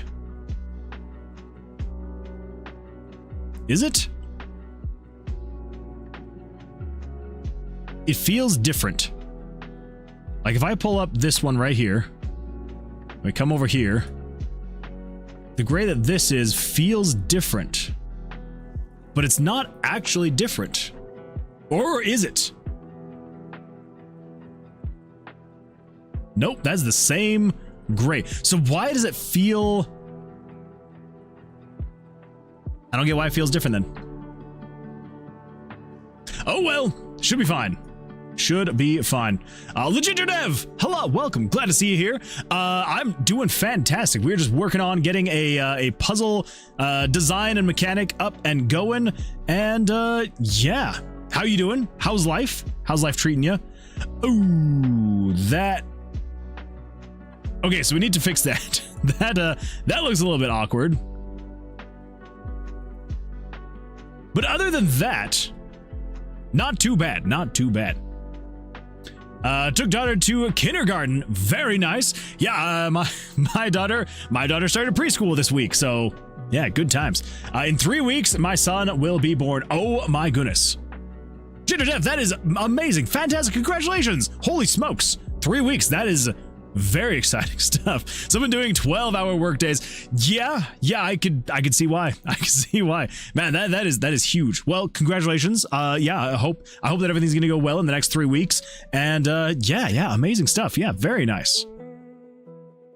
OMG, so fantastic. Yeah, that is very fantastic right there. So I think I just need to increase the amount of like leeway space there. Thanks, stopping at 2 kids, too much stress. That is fair, that is fair. Yeah, it's, kids are very stressful. And like, the thing is, like, each additional child, one would think like, oh, well, you know, say for example, if a child has a stress rate of 12, then you would think that having a second kid would be a stress rate of 24. Nope, it does not double with the next kid. It goes up exponentially. So it's like, well, if one kid is a stress level of 12, then a second kid is a stress level of 36, and a third kid would be a stress level of 150. So, you know, don't want to go too high too fast. Okay, so that means we just need to fix the visual here just really quickly. Yeah, I probably should have checked that here before actually implementing, because yeah, that definitely yeah, that's not good. Okay, so how are we gonna do that then? Let's just say this. We're gonna do 25.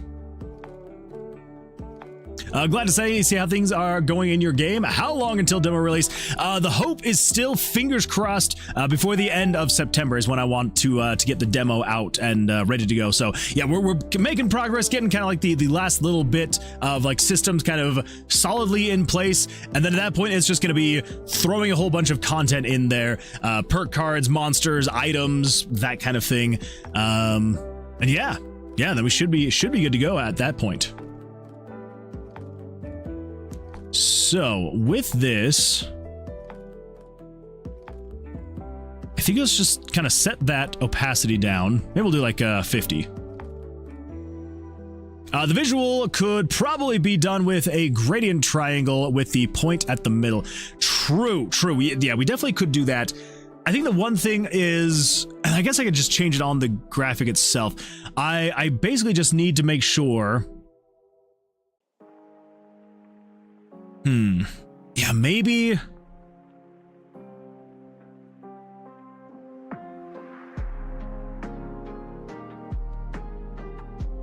Also, is the music you're listening to Donkey Kong? So that one was Baldur's Gate 14. Baldur's Gate 14. Baldur's Gate 3, track 14, is what this one is. But very close. I actually did find a Donkey Kong lo-fi. I think I tried to play it once on stream like months ago, and I ran into a bunch of copyright issues, and so I was like, well, oh well. So, but anyway, yeah. So for the visual, yeah, being done with a gradient, we could do a gradient. I'm trying to keep the color palette as precise as possible. So using a gradient, I mean, I guess I could be very direct with it, but I think what we're gonna do, just to kind of like keep things somewhat simple, I think the plan is I am going to do this. Let's do I think if I just do this,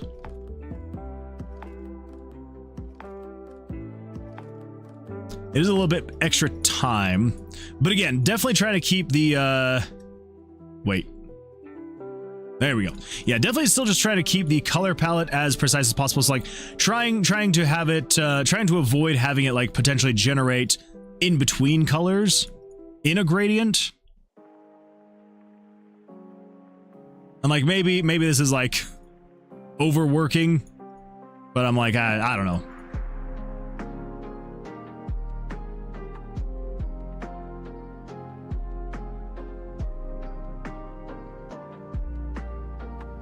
Maybe I'm a little bit weird for this, but it's what I do.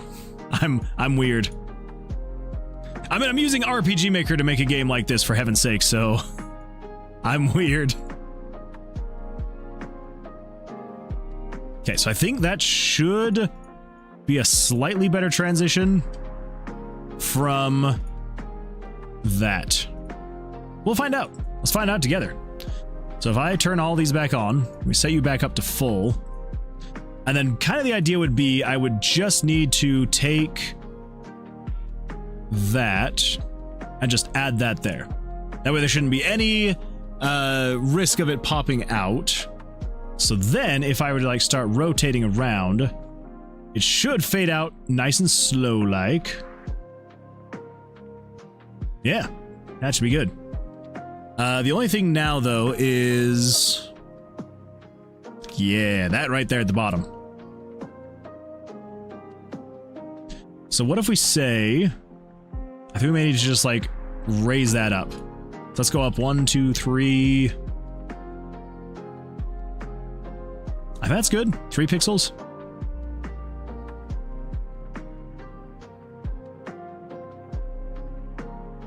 Yeah, that should be good. Cool.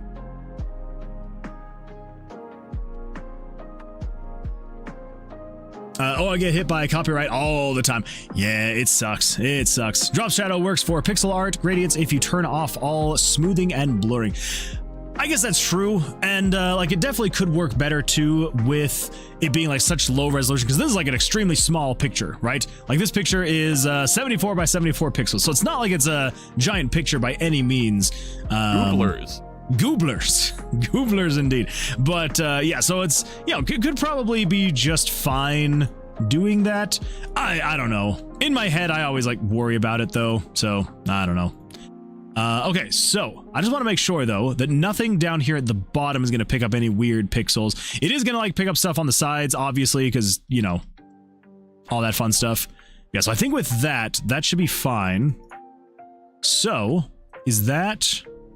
okay, so let's go like that. Let me say 1, 2, or just 1, 2.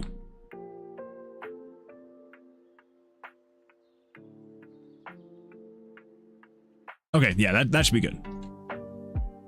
Let's hide all those. And then we just want to select you, inverse, delete. Delete. I don't know if that's necessary, but I'm going to do it anyway, because I'm weird like that. Okay, so now we should be able to upscale you again, 400%, and then we're going to save you as PNG. And you are going to be the Trap Puzzle 4-1. Yes, okay. So that should make it slightly better. And then we do need to... let's close you. You're 410, you're 49. Let's close you. That should be fine. So I think the only other thing is I need to come over here. I need to refresh that, come back down here. I'm going to grab all 4 of these lower ones. Bring you all in here. Then I essentially just need to fill this in like that. So save, fill in, save, fill in, whoop, fill in, save, and fill in, save. Okay, now over here we should be able to do play game, whatever, models or whatever. Don't touch the name, whatever, and then Jerry's glistening jadeite.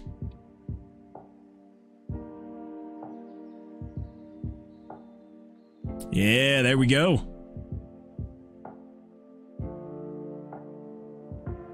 Happy days. Happy days.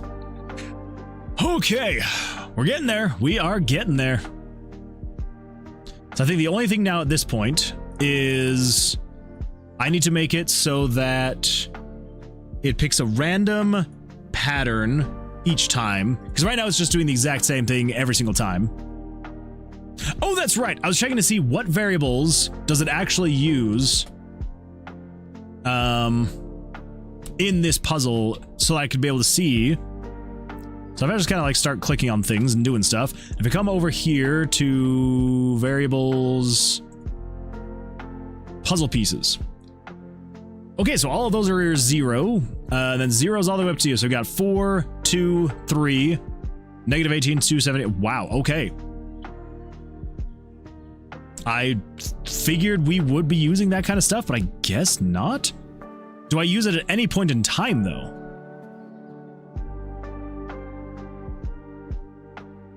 Zeros.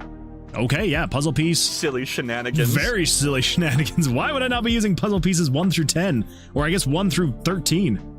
Interesting. So yeah, I guess we could just use puzzle piece 1, 2, and 3. Cool. So with that then, what we need to do then is say down here. Let's just grab, just because I don't want to deal with having to write all of the JavaScript, let's just paste this down in here. Script you, there we go. Okay, so then you, let's just say, what are we gonna say here? We could have it be the same. But I don't want it to be this. I don't want there to ever be a overlapping thing. So an overlapping symbol, right? Gosh, that's smooth. I appreciate that, Scoil. Thank you. Let's see. Wait. Is happy. Got to talk about my novel with a friend, and they got to chat about theirs as well. Also, chai tea is super good. True. That's awesome though. You're able to talk with a friend about your novel. Yeah, you'll have 50 outfits to pick from by the end of the game, and change the character sprite and bust overlay. That is super cool. Yeah, that is so many outfits. I love that. I have all 100 character bust outfits drawn, but the sprites are taking a bunch of time to draw. I could see that. That is a lot. That is a lot of art to do. Oh my gosh. Like, I thought making these chickens down here, having like 8 outfits per chicken, or maybe it was 10 outfits per chicken. I thought that was a lot, because I was like, okay, there's like, I think there were like 10 chickens and then 10 outfits. I thought that was going to be a lot, which it kind of was, but a lot of it was like, I made the general outfit and then I just kind of had to like position where it would be on the chicken. So yeah, having to make that many unique outfits is that is crazy. That is so much work. Okay, so right here, let's say control variables. We're gonna say set puzzle piece 1 to a random number between 1 and 4, and then we say go into a loop. We just want to say set puzzle piece 2 to be a random number between 1 and 4, and then we'll just say conditional branch so long as game variables dot value 981, right? Yeah, so long as 982 is not equal to 981, then break the loop. And then we come over here with another loop and we just say set puzzle piece number 3 to equal between 1 and 4, and then so long as 983 is not equal to 982, and as long as 983 is not equal to 981, then break the loop. Cool. So then we should have unique icons be set for each one of those, and then we just need to come over here and we just need to actually show the picture. So let's say we're going to show picture number 31, and this is going to be trap puzzle. What are the actual? So we got trap puzzle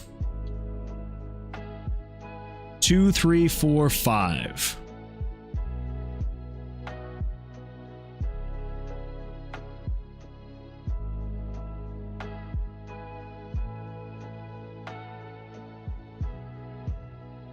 Let's do this. So trap puzzle, and it's just okay. So trap puzzle underscore 4 dash, and then we're gonna say plus game variables dot value 981. Then we're gonna say minus, because let's say for example if you are plus. Because say for example, let's say it wants to pick the third one. So you'd say 1, 2, 3, but that is 4-4. So you'd say do that plus 1. Yes. Then we're going to set it to a coordinate of 640 by 542, 100, 100, 255, 0. Cool. And I'm just going to save that really quick, because you never know with RPG Maker. We want to uncomment that out. I don't know why that was commented out, but it was. So you are going to be image layer 32. This is going to be trap puzzle 4 dash, and then game variables dot value 982. So let's say, for example, if you were to be, we're wanting number 2. So if you're going to be number 2, but then you're going to be 7. So you're going to be that plus 5. And then same coordinates there, copy that, paste, and you're going to be picture layer 33, and you're going to be 4 dash variable 983. Now let's say, for example, if we wanted you to be 4, so you would be 1, 2, 3, 1, 2, 3, 4, but you need to be 13, so you'd be 4, 5, 6, 7, 8, 9, 10, 11, 12, 13, so that's plus 9. Story checks out. So it's 1, 2, 3, 4, 5, 6, 7, 8, 9. There we go. Cool. Okay, so that means we should be able to then delete these guys. So that's showing them all through that. Okay. Save it. Here we go. Let's see what happens.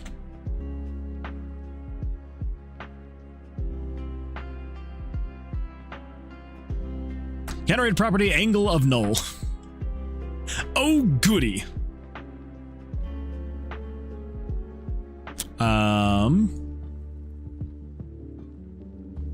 Oh.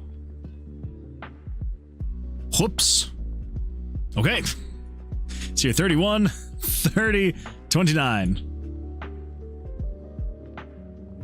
And then you're 28. Okay, that makes sense. That makes sense. There we go. Okay, cool. Well, then let's come over here, and let's go over to new game. Here we go, start game. Also, we can probably just get rid of this whole error message here. I don't think we need that for anything. Okay, so now it should be a random one every time that it's actually looking for. So you can be like, okay, that's the one, and that's the one. I did not have to do anything extra. It was just like, yep, that's the one. And that is why, that's why I decided to make it so that it's just the upward. Yes, that's why the upward icon is the correct icon. So you can just basically just kind of spin it around and be like, okay, well, that's that one. And you spin that around, there's that one. Spin that around, there's that one. Yes! Oh, happy days. Damn good. Oh, that is so smooth and great. Oh, it feels good to have it actually be working well enough anyway. Ah, feels good. There we go. So I think the last thing though is I want to increase the angle at which it will allow for snapping. Because basically I think I want to have it like right around here. Actually, that's already pretty good, actually.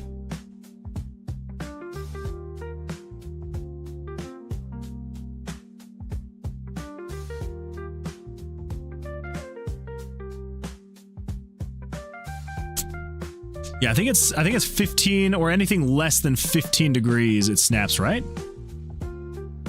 Or not. Good heavens. Yeah, maybe it's not actually as wide as I thought.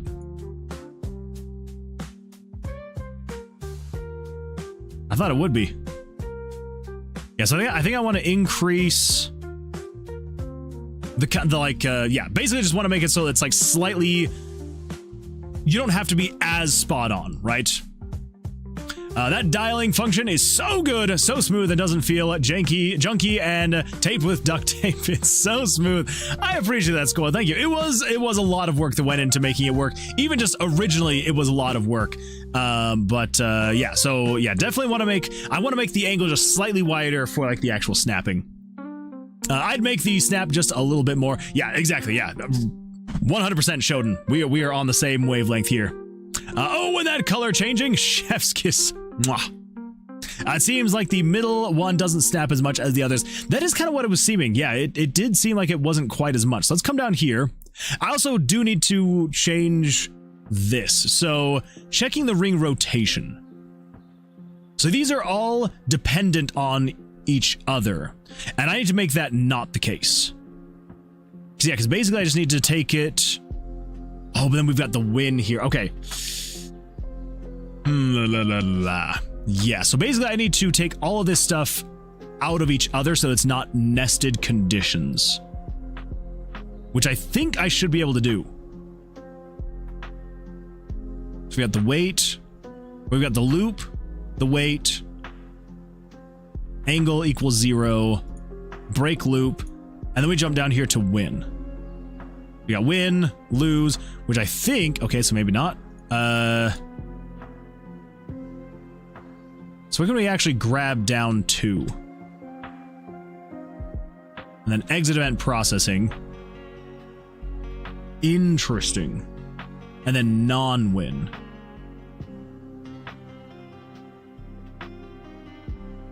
So you go all the way down. Okay, so you're not even there.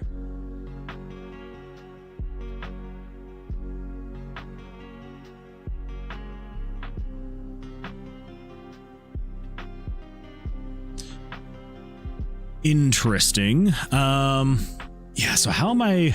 is there going to be sound effects on the puzzles? Absolutely, yeah. 100%. 100% definitely going to have some sounds on the puzzles. So the actual snapping then...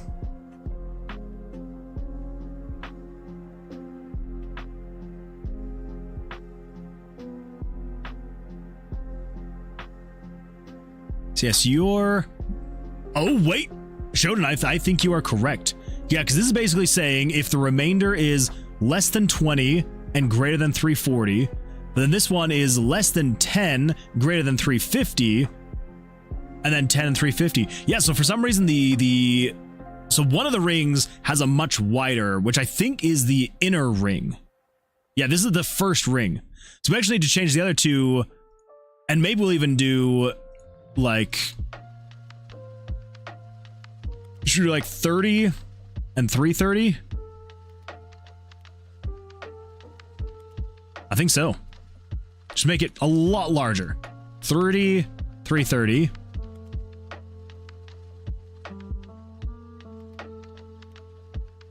And then 30, 330.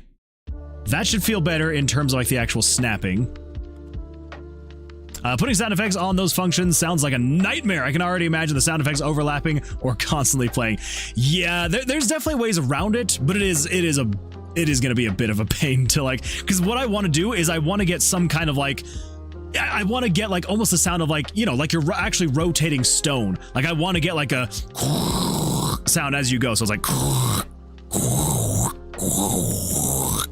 I don't know how I'm going to do it. We're going to figure it out though. Also, it's going to sound better than whatever the sound I just made with my mouth. Okay, so let's see here on the inner. It still does not feel very large. In fact, it's like hardly anything still. So if I go all the way to like 20, no, that's still fine. 30. No, that's still... So maybe do we go even larger than 30? Well, no, because then at that point... Oh, wait, I think that's why I had it slightly different on the outer ones, because the outer ones are larger images. Wait.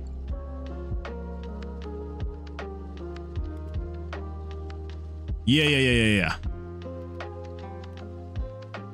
He says, so 30 doesn't quite make sense. So I think what I need to have it be then is I think I need this one to maybe be like 45 or 40. So maybe we do 40, 30, 20.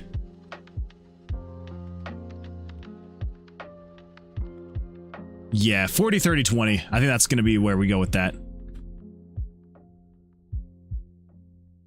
Let's come down here and let's do the checks. Yeah, I didn't even think about the fact that, like, if the image is smaller, it's going to need more rotation to feel good. So let's say 40, and then that would mean you would be 320, and then you would be 30 and 330, which means then you would be 20 and 340. Yeah, that feels like it should be good. That feels like it should be good.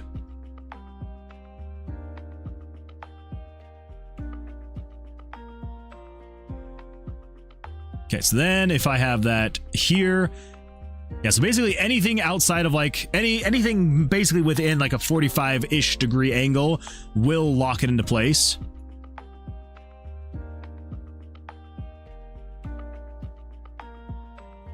And then, yeah.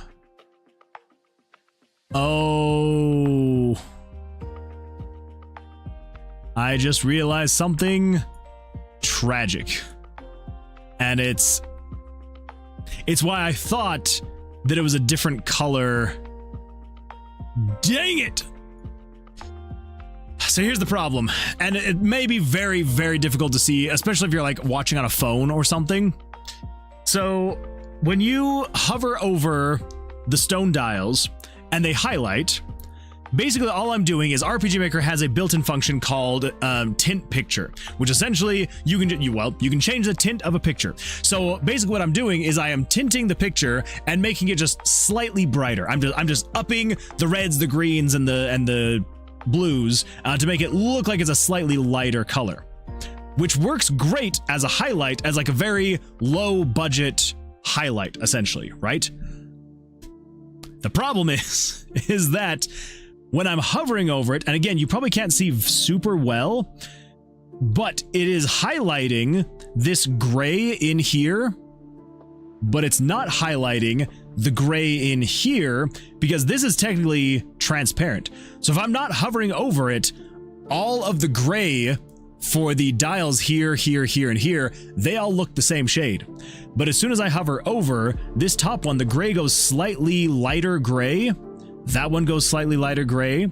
That one goes slightly lighter gray. This one does not go slightly lighter gray because that's the transparent one, which means you can very easily game the system and you can just hover over it and be like, oh, that's the one that's not lighter gray, so move there. Hover over this one. That one's not lighter gray. Hover over this one. Oh, that one's not lighter gray. So I'm gonna have to figure out something there because that's tragic. But on the bright side, I don't know what the bright side is right now. I'll figure it out. It'll be something. All right, it'll be something. Also, those are still way too much.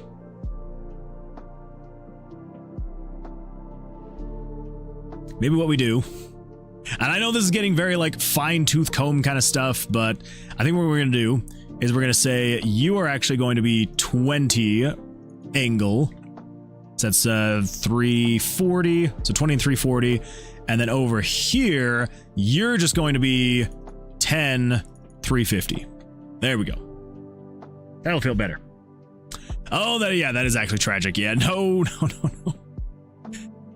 Seems like the middle one doesn't snap as much. Let's see. DPD says, on the bright side, you're making a game. That is true. On the bright side, we are making a game. It is coming along well enough. I'll just need to figure something out. Yeah, we'll have to figure something out. There's a possibility. Yeah, actually, I have no idea. I don't know. I mean, you definitely have to look close. Like, you have to look really close at it. But as soon as you notice it once, it kind of does pop off the page at you. And you're like, oh, hey, that's the one.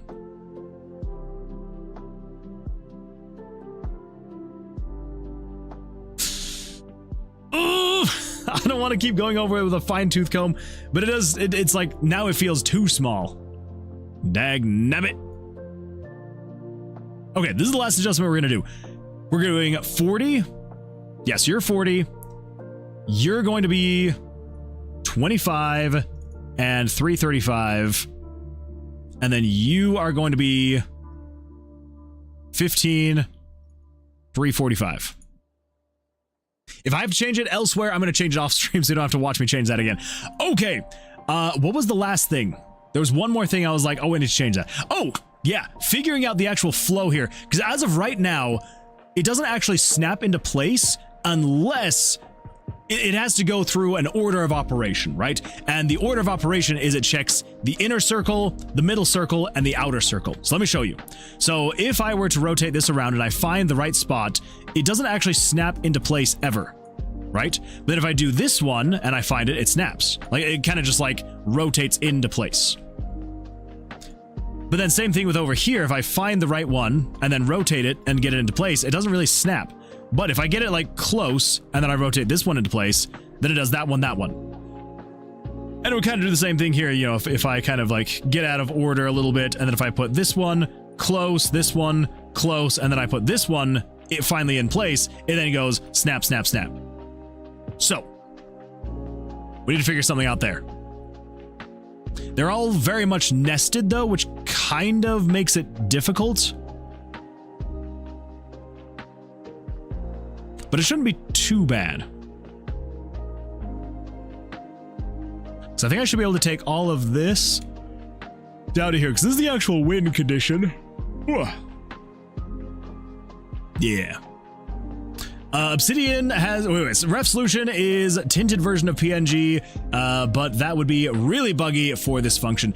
Yeah. Plus it would then multiply the amount that I would need, like the amount of images that I would need. So,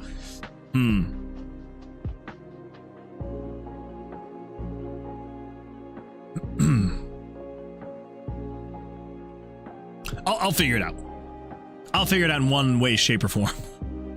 Yeah, that would not be a great time.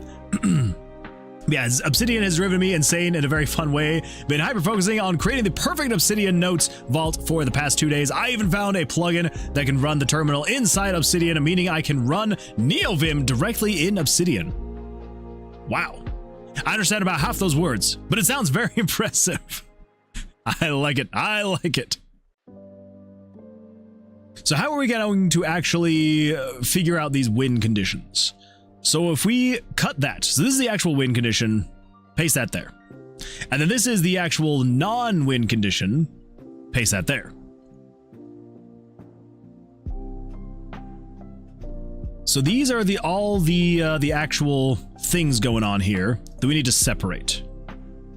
So if we cut that, put that down here, and then over here, we cut this, put that down there, and then where's all the loops? We got a loop there, we got a loop there. So all of that was in a loop though. So I believe we should just be able to say, cut that, put that there. So that is checking the inner ring. Yeah, so snap inner ring rotation. This one is snap center ring rotation. And then snap outer ring rotation.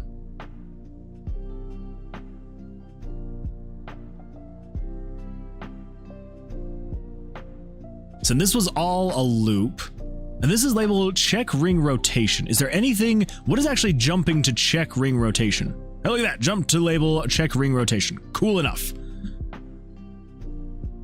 So what if we put that there, checking ring rotation. So we got the loop right here. Okay. So let's say, so you do your thing. So you jump in there. You jump in this loop. Goes through all of that, break the loop. So I guess we don't even technically need a loop here, because this should just run once and then do that.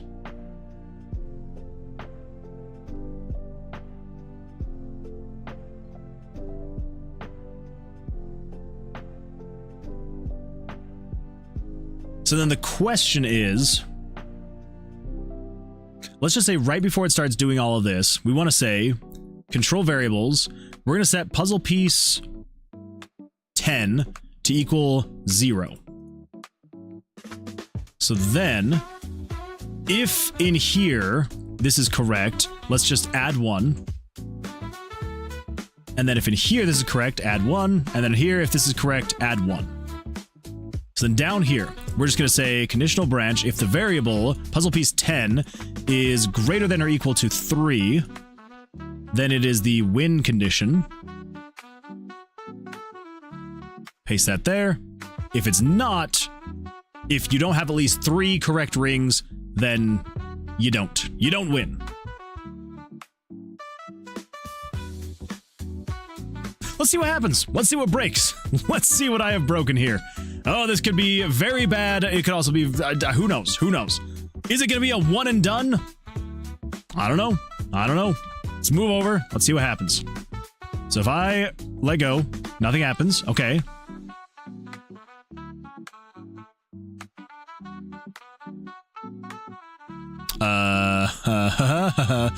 Okay. That's good. That's good.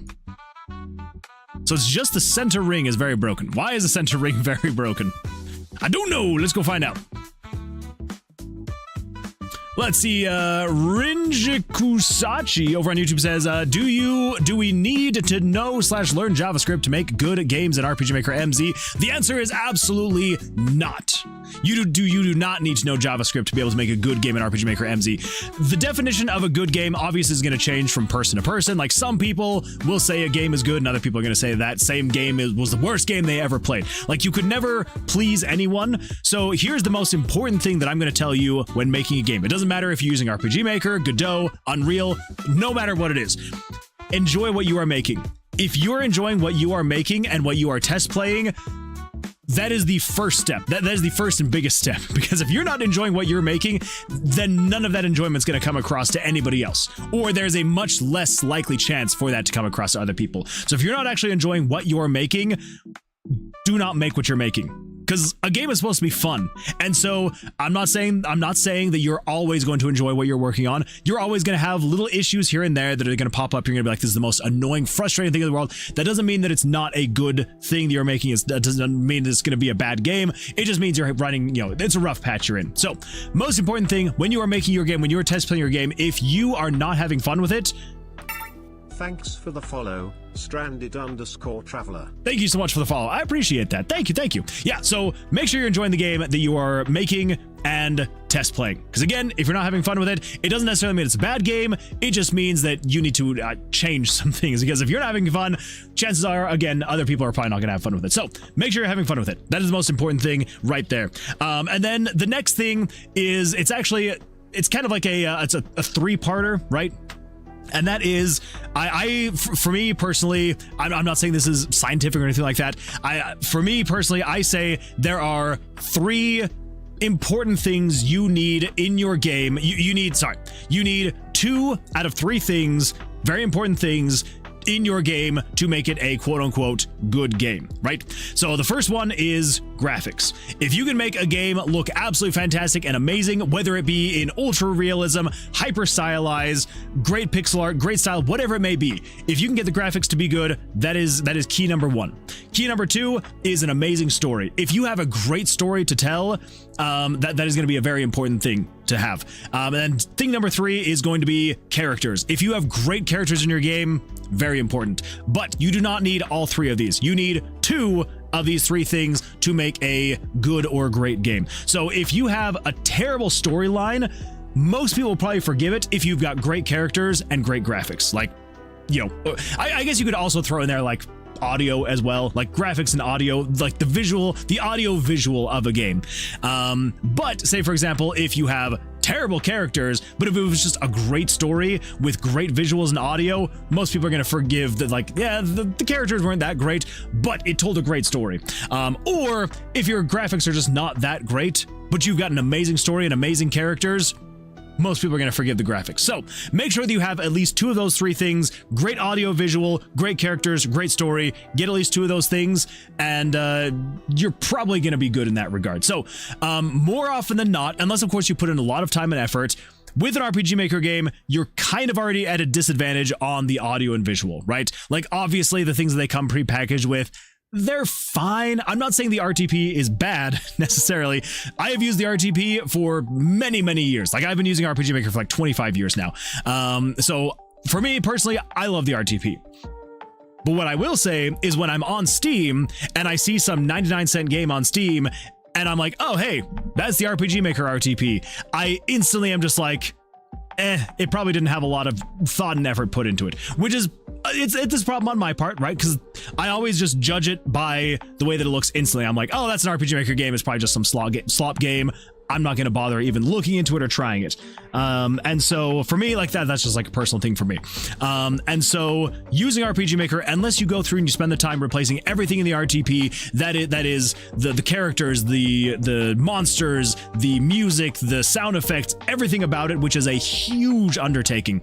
Unless you go about and you actually take the time to do that, you are kind of at a disadvantage using RPG Maker, because it is all just like pre-packaged, pre-compiled, and it's like, here you go, start making your game, which is absolutely fantastic. I absolutely love that about RPG Maker. And if you start making your game and you do not bother replacing any of the assets until the game's like basically done, that is not an issue at all, especially because RPG Maker makes it super easy to be able to replace stuff. Like, you can literally, if you just go in and you replace things, keeping the same like naming structure, and you're just like, oh, I'm gonna name World A, like I'm gonna keep the name World A, but just replace the actual sprite sheet or like the actual tile set with new things.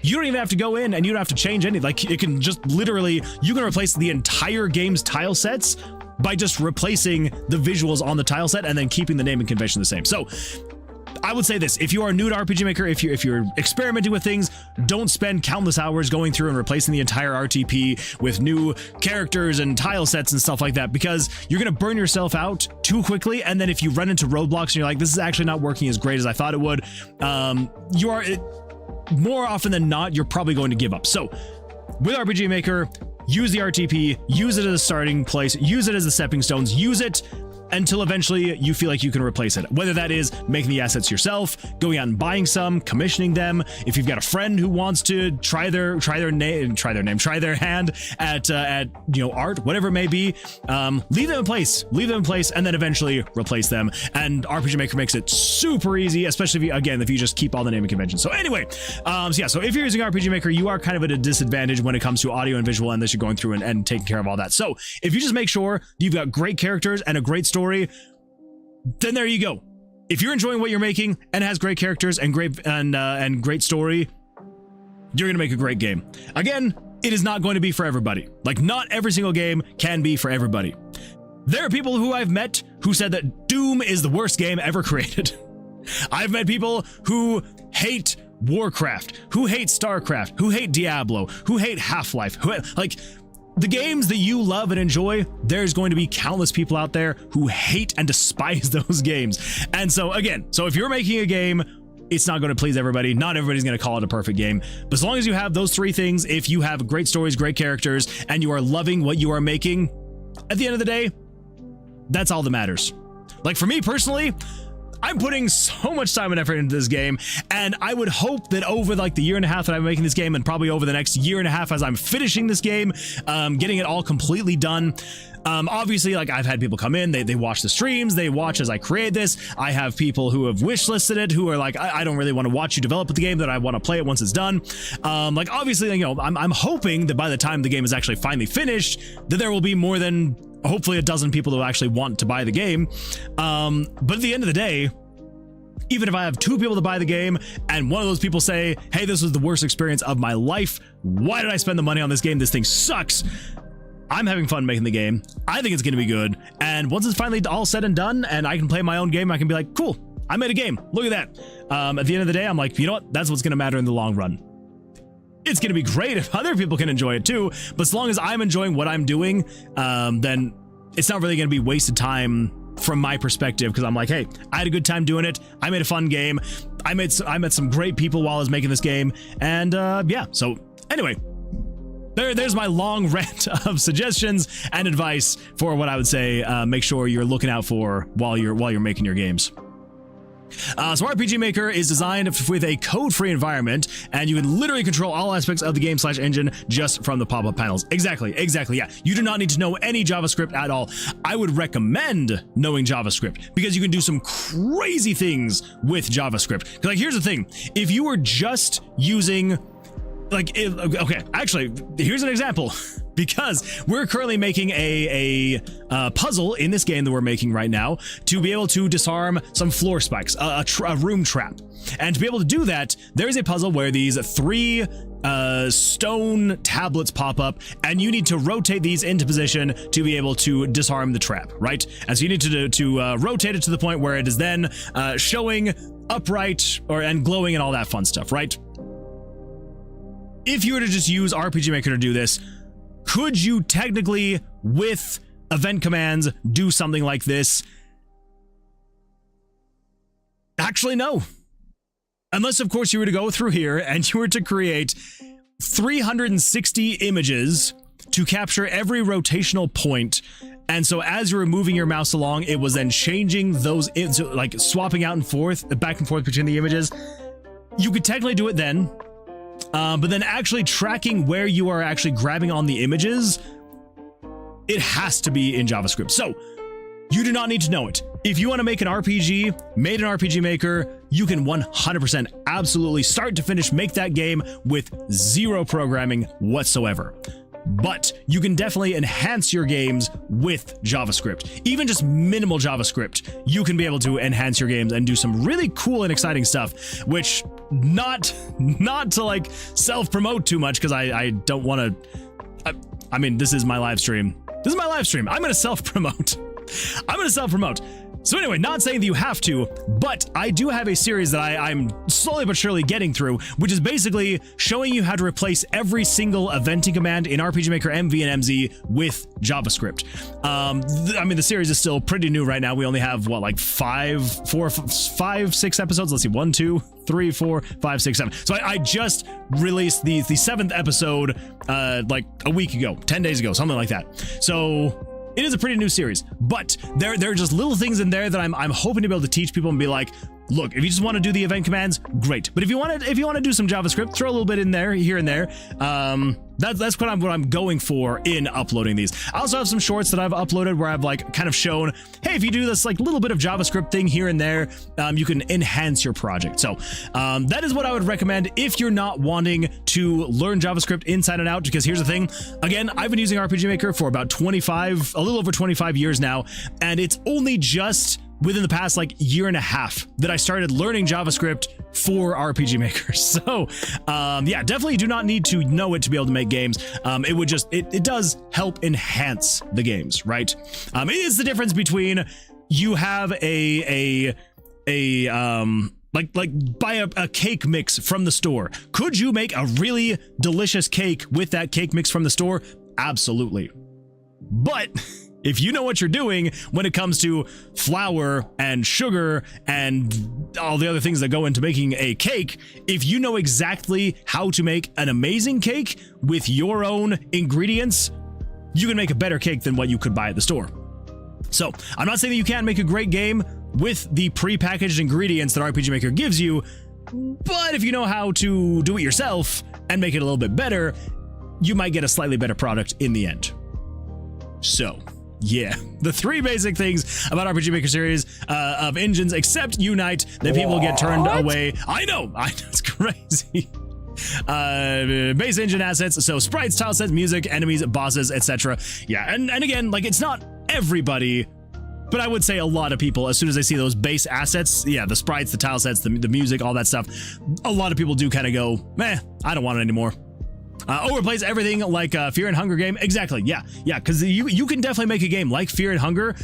Honestly, replacing assets takes you so far along. Like, if you just go in and just take the time, even if you don't replace everything, if all you do is on your own, just open it up in Paint, in GIMP, in whatever art program you have or have access to, open it up, make some changes. adjust some pixels, adjust the color palette, like whatever you want to do, make a couple small changes here and there, and then be like, cool, there you go. And that is going to take things just so much further in like making it feel more unique and more you. Not everything like chests and boulders are perfectly fine. People don't really care about those things, but characters, music, and enemies are the biggest things to replace. Exactly, yeah, 100%. Let's see, Lokofu says, hey, if I love coding but hate making assets, what are my options? That is a fantastic question. First of all, welcome, glad to see you here. I see you're a first-time chatter. Yeah, fantastic question, and I'm going to say, what are your best options? Your best options are going to be coming here to itch.io and going to browse and going to assets. And that is because over here on itch.io, ridiculous amount. As you can see right here, 109, almost 110,000 results when you go to the game assets page. So itch.io is a fantastic place for indie game devs. Whether that is you are wanting to upload games here to be able to release and sell, like over here, if I come over to my profile, I've been able to upload and release 6 games now on itch.io 100% for free. I can list them for free. I can list them to have people purchase them. I can have them be hosted to be able to play online. I can have it host to where like people have to download the game. Yeah, beautiful stuff. If you want to be able to release a game, highly recommend doing it through itch, because again, you can do it for free, and then you could also you can charge if you want to. You can be like, hey, I want this game to be $2, and it will demand that it will require people pay $2 before they can download the game. You can also have it be a suggestion. You can be like, hey, this game is available for free, but if you wanted to pay me $1.99, please do so. Then, the people that want to, they absolutely can, or they can just skip past it. But in terms of what are your options for if you love coding but hate making assets, come here to the game assets section and just search for whatever you want. Do you need 2D assets? There you go. Apply the 2D filter and you're going to be able to find 2D assets anywhere from sprites, icons, UI assets, like anything and everything in between, you will be able to find in here. Don't want 2D? You want 3D? There you go, 3D. People have got so many models, buildings, animations, icons, whatever it may be, all in 3D, and there you go. Are you, I don't know, not a fan of AI? Add the no AI filter to there to make sure that nothing on here is popping up is made with AI. Do you want it to be free? Well, you can come over here, you can sort by free. And, of course, if you do too many things, you have to make sure to prove you're not a bot. But anyway, yeah, so there we go. Here is the list of 3D, no AI, free assets. 5,692. Silly Anywhere, shenanigans. but not quite silly shenanigans. But yeah, and it's anything from just dungeon asset pack. There you go. Look at that. Freaking, it's coming in here with they're textured, stylized, modular, low poly assets. And there you go. You can make an entire freaking dungeon with these assets, and it's free. Not true. You are going to want to make sure some of these people they do make sure, so like, yeah, so these assets are CC 0, so you can use them freely, but please do not resell unmodified copies or claim that they are your own. So yeah, so just make sure you do check on the licenses, right? Because some people are like, hey, like you can use this only in free projects. You cannot sell any game that you make with these. So yeah, so if you're sorted by free, make sure you do check the licensing agreements and stuff like that. Ben, look at that freaking. So there's the free, and you got the extra, and you got the source. You can be like, okay, I just want the free stuff. Give it a shot. So anyway, that is what I would recommend is, yeah, definitely coming over here to itch.io. And yeah, then you can search for as many things as you want. And there's some crazy good stuff out there. So yeah, that's what I would recommend is itch.io. You know what, Moon Man? I am making a game. Somebody go, hey, that's pretty good. And others, worst game. Go away. I want both reviews. That is true. That is another thing too, is like if you make a game and all you're getting is positive feedback, kind of a bad sign, honestly, because it probably means that you're only getting the few people who know you and they don't want to like upset you or offend you, and so they're just like, yeah, it's a great game, and then you're not quite sure what to actually believe. So yeah, so definitely getting some constructive feedback is also very good. I would love to see everyone go upset or go happy. Yeah, me too. Okay. Oh, that's right. So one last thing, I know that we're kind of going over on the stream, but one last thing, I want to figure out what the freak's going on here. So it seems like I don't necessarily agree with that. But we are going over on stream. So why on earth? Yeah, so 31. Because it seems to be snapping picture number. So like the center one, it seems to be snapping. And I don't know why, but it's only specifically. Oh, wait.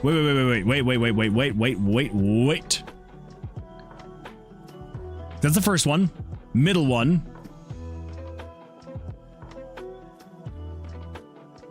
Okay, so I just want to make sure everything in here, it should just be changing.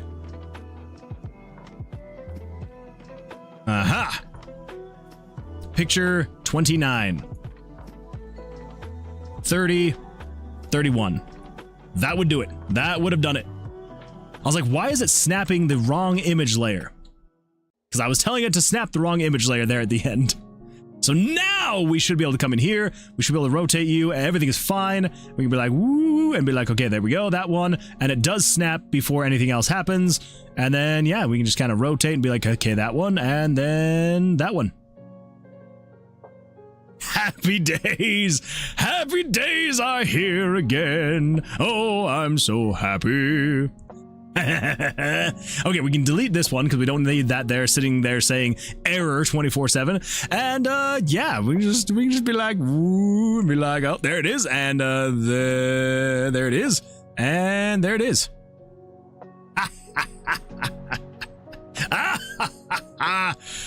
Oh, feels good, everybody. Feels good. That was so much extra work just to get this freaking thing working, but we actually got it working. We actually got it working, and that makes me very happy. Oh, so happy. Give me that potion. Give me that potion.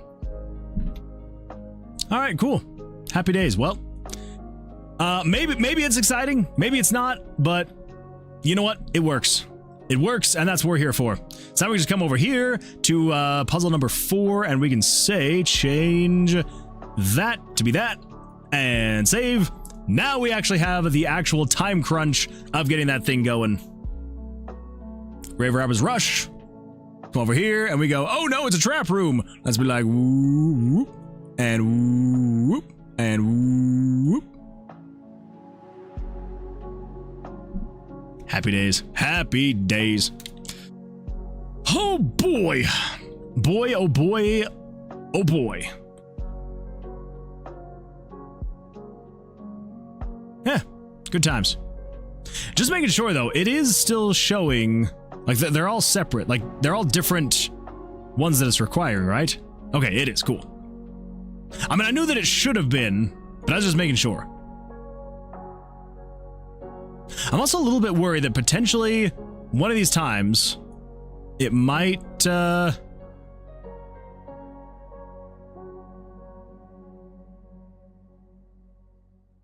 mean, it might, because it could technically, I believe, spawn and have them be lined up at the top, right? Something that could happen? I thought so, but I guess not.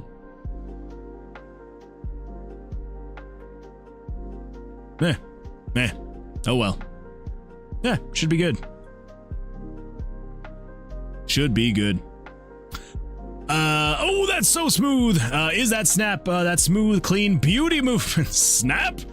Wait. Is there a problem with the snap? Or are you saying it's good? Is it a good snap?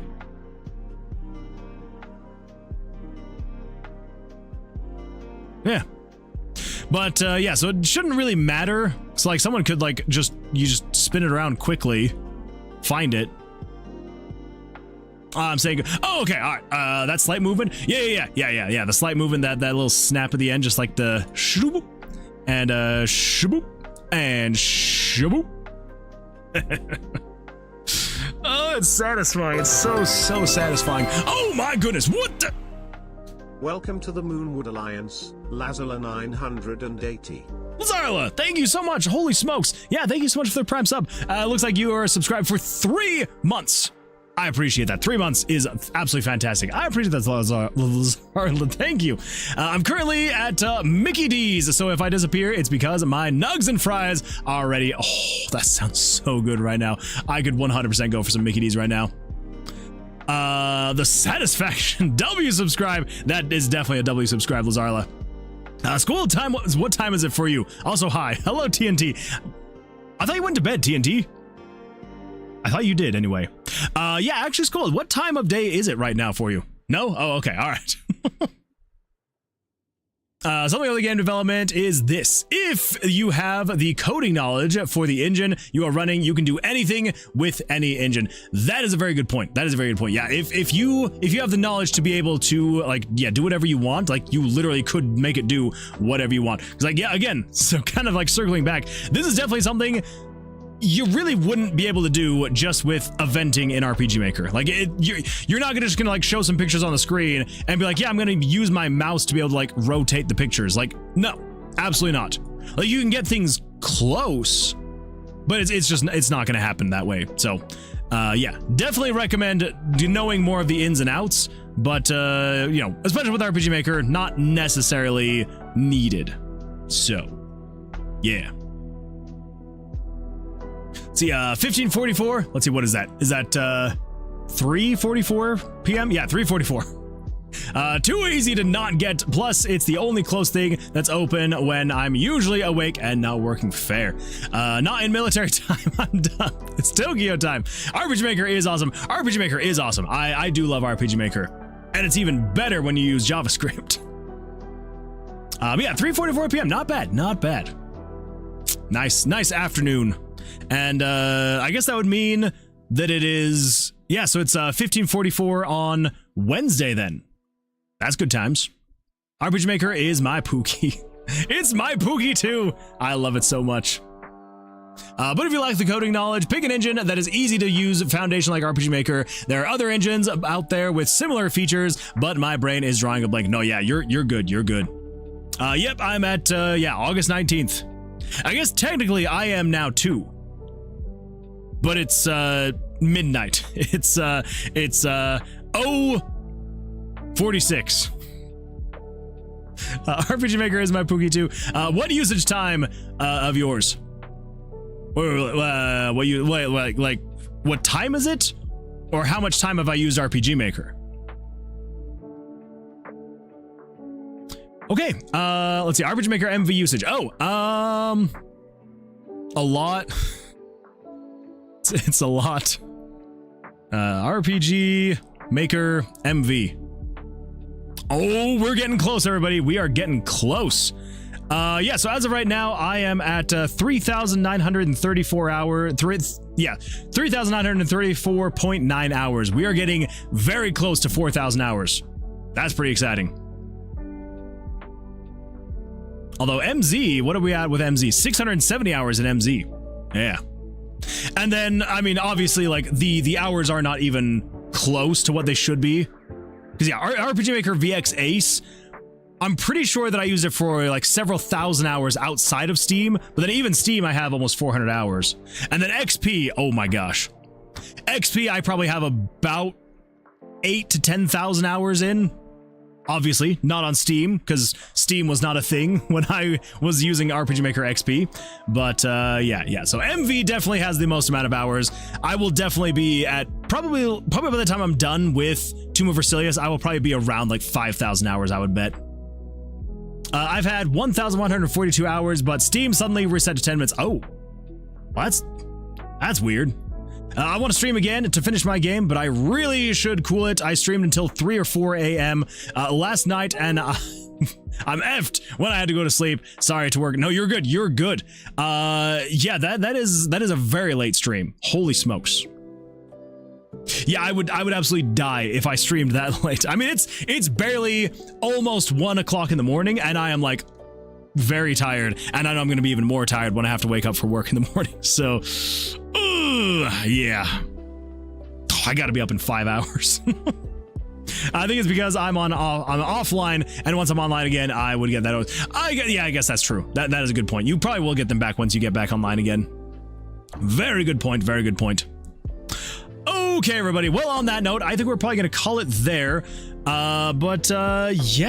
So we're making progress. Slowly but surely, we are making progress. Getting through this thing, combining the puzzles, we are almost done. I think we basically only have 2 more puzzles to do. Yeah, because over here, we do technically have another puzzle, which if we come over here to puzzle 5, it's one of the I guess newer puzzles that we'd never got fully implemented into the game.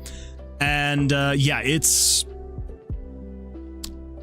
I don't know what I'm gonna do with it. I don't know what I'm gonna do with it. It's it works technically. It all works. I just don't know what I'm gonna do to like visually represent how to make it actually win. Because originally when I meant this puzzle, it's because there was a different visual up here in the top section. And now with that visual gone, I again like do not know how I'm gonna make this thing work. So I think I'm actually just gonna remove this puzzle. I don't think it's worth like remaking it all. Yeah. And then we'll figure out other things, because there are, I think, 2 other puzzles or 3 other puzzles that are technically finished. Or no, I think it's just 2. I think it is just 2 that are finished and ready to go that I just need to like implement into this spot here. And yeah, so if I've got time between now and the next stream, I will try and get on that and get a little bit of that done. Maybe getting the next 1 to 2 puzzles in there, and then we can say that the puzzles should be done until we want to eventually add more. So yeah. It's nugget time. I think it's because I'm on an offline. Okay, yeah. After Moon stream, I will go shower and go back to play some game to learn what makes games fun. Not a bad idea. Dude, holy crap, you're on early morning hours too. Yeah, it's true. It's true, yeah. Yeah, I usually wake up around 6 a.m. So, yeah, and it's almost 1 a.m. here right now. So, yeah, I will have about 5 hours of sleep. And then I'll be waking up and doing it again. Lazarla says, no! I'm sorry, Lazarla. I'm sorry that we're heading out now that you finally got your nuggets. I'm very sorry. But don't worry. I'm sure there's other ththings that could be just as entertaining, if not more, than as you eat your nuggets. But enjoy your nuggets. I hope that they are absolutely fantastic. If I wasn't interrupted, I would have won. It's true. It's true. Oh, well. Maybe next time. Maybe next time. Oh, pretty cake. That is a good cake. I do like the cake. I like how I had that for the birthday stream last year, and then I didn't stream for my birthday last year. But don't worry, this year I will stream for my birthday. All right, everybody. 3,500 hours on RPG Maker MV for myself. Been at it for a while. That is a very good long while. That is a good long while. Holy smoke, Shodan. That's not bad. Not bad at all. All right, everybody. Thank you all so much for being here. I appreciate y'all hanging out for being here while we struggled through that bit of the puzzle. But we got through it. I almost spilled water all over everything. You're a figment of my imagination. I hope you all have an absolutely fantastic rest of your evenings or mornings or afternoons, wherever it may be in this world. I do appreciate you being here. I will see you all on the Thursday stream for an absolutely fantastic conclusion to the week. Yeah, should be a good time. So anyway, enjoy. Good luck. I'll see you all then. And yeah, take care of yourselves and... Polymorph Moonman into a chicken. Okay, goodbye.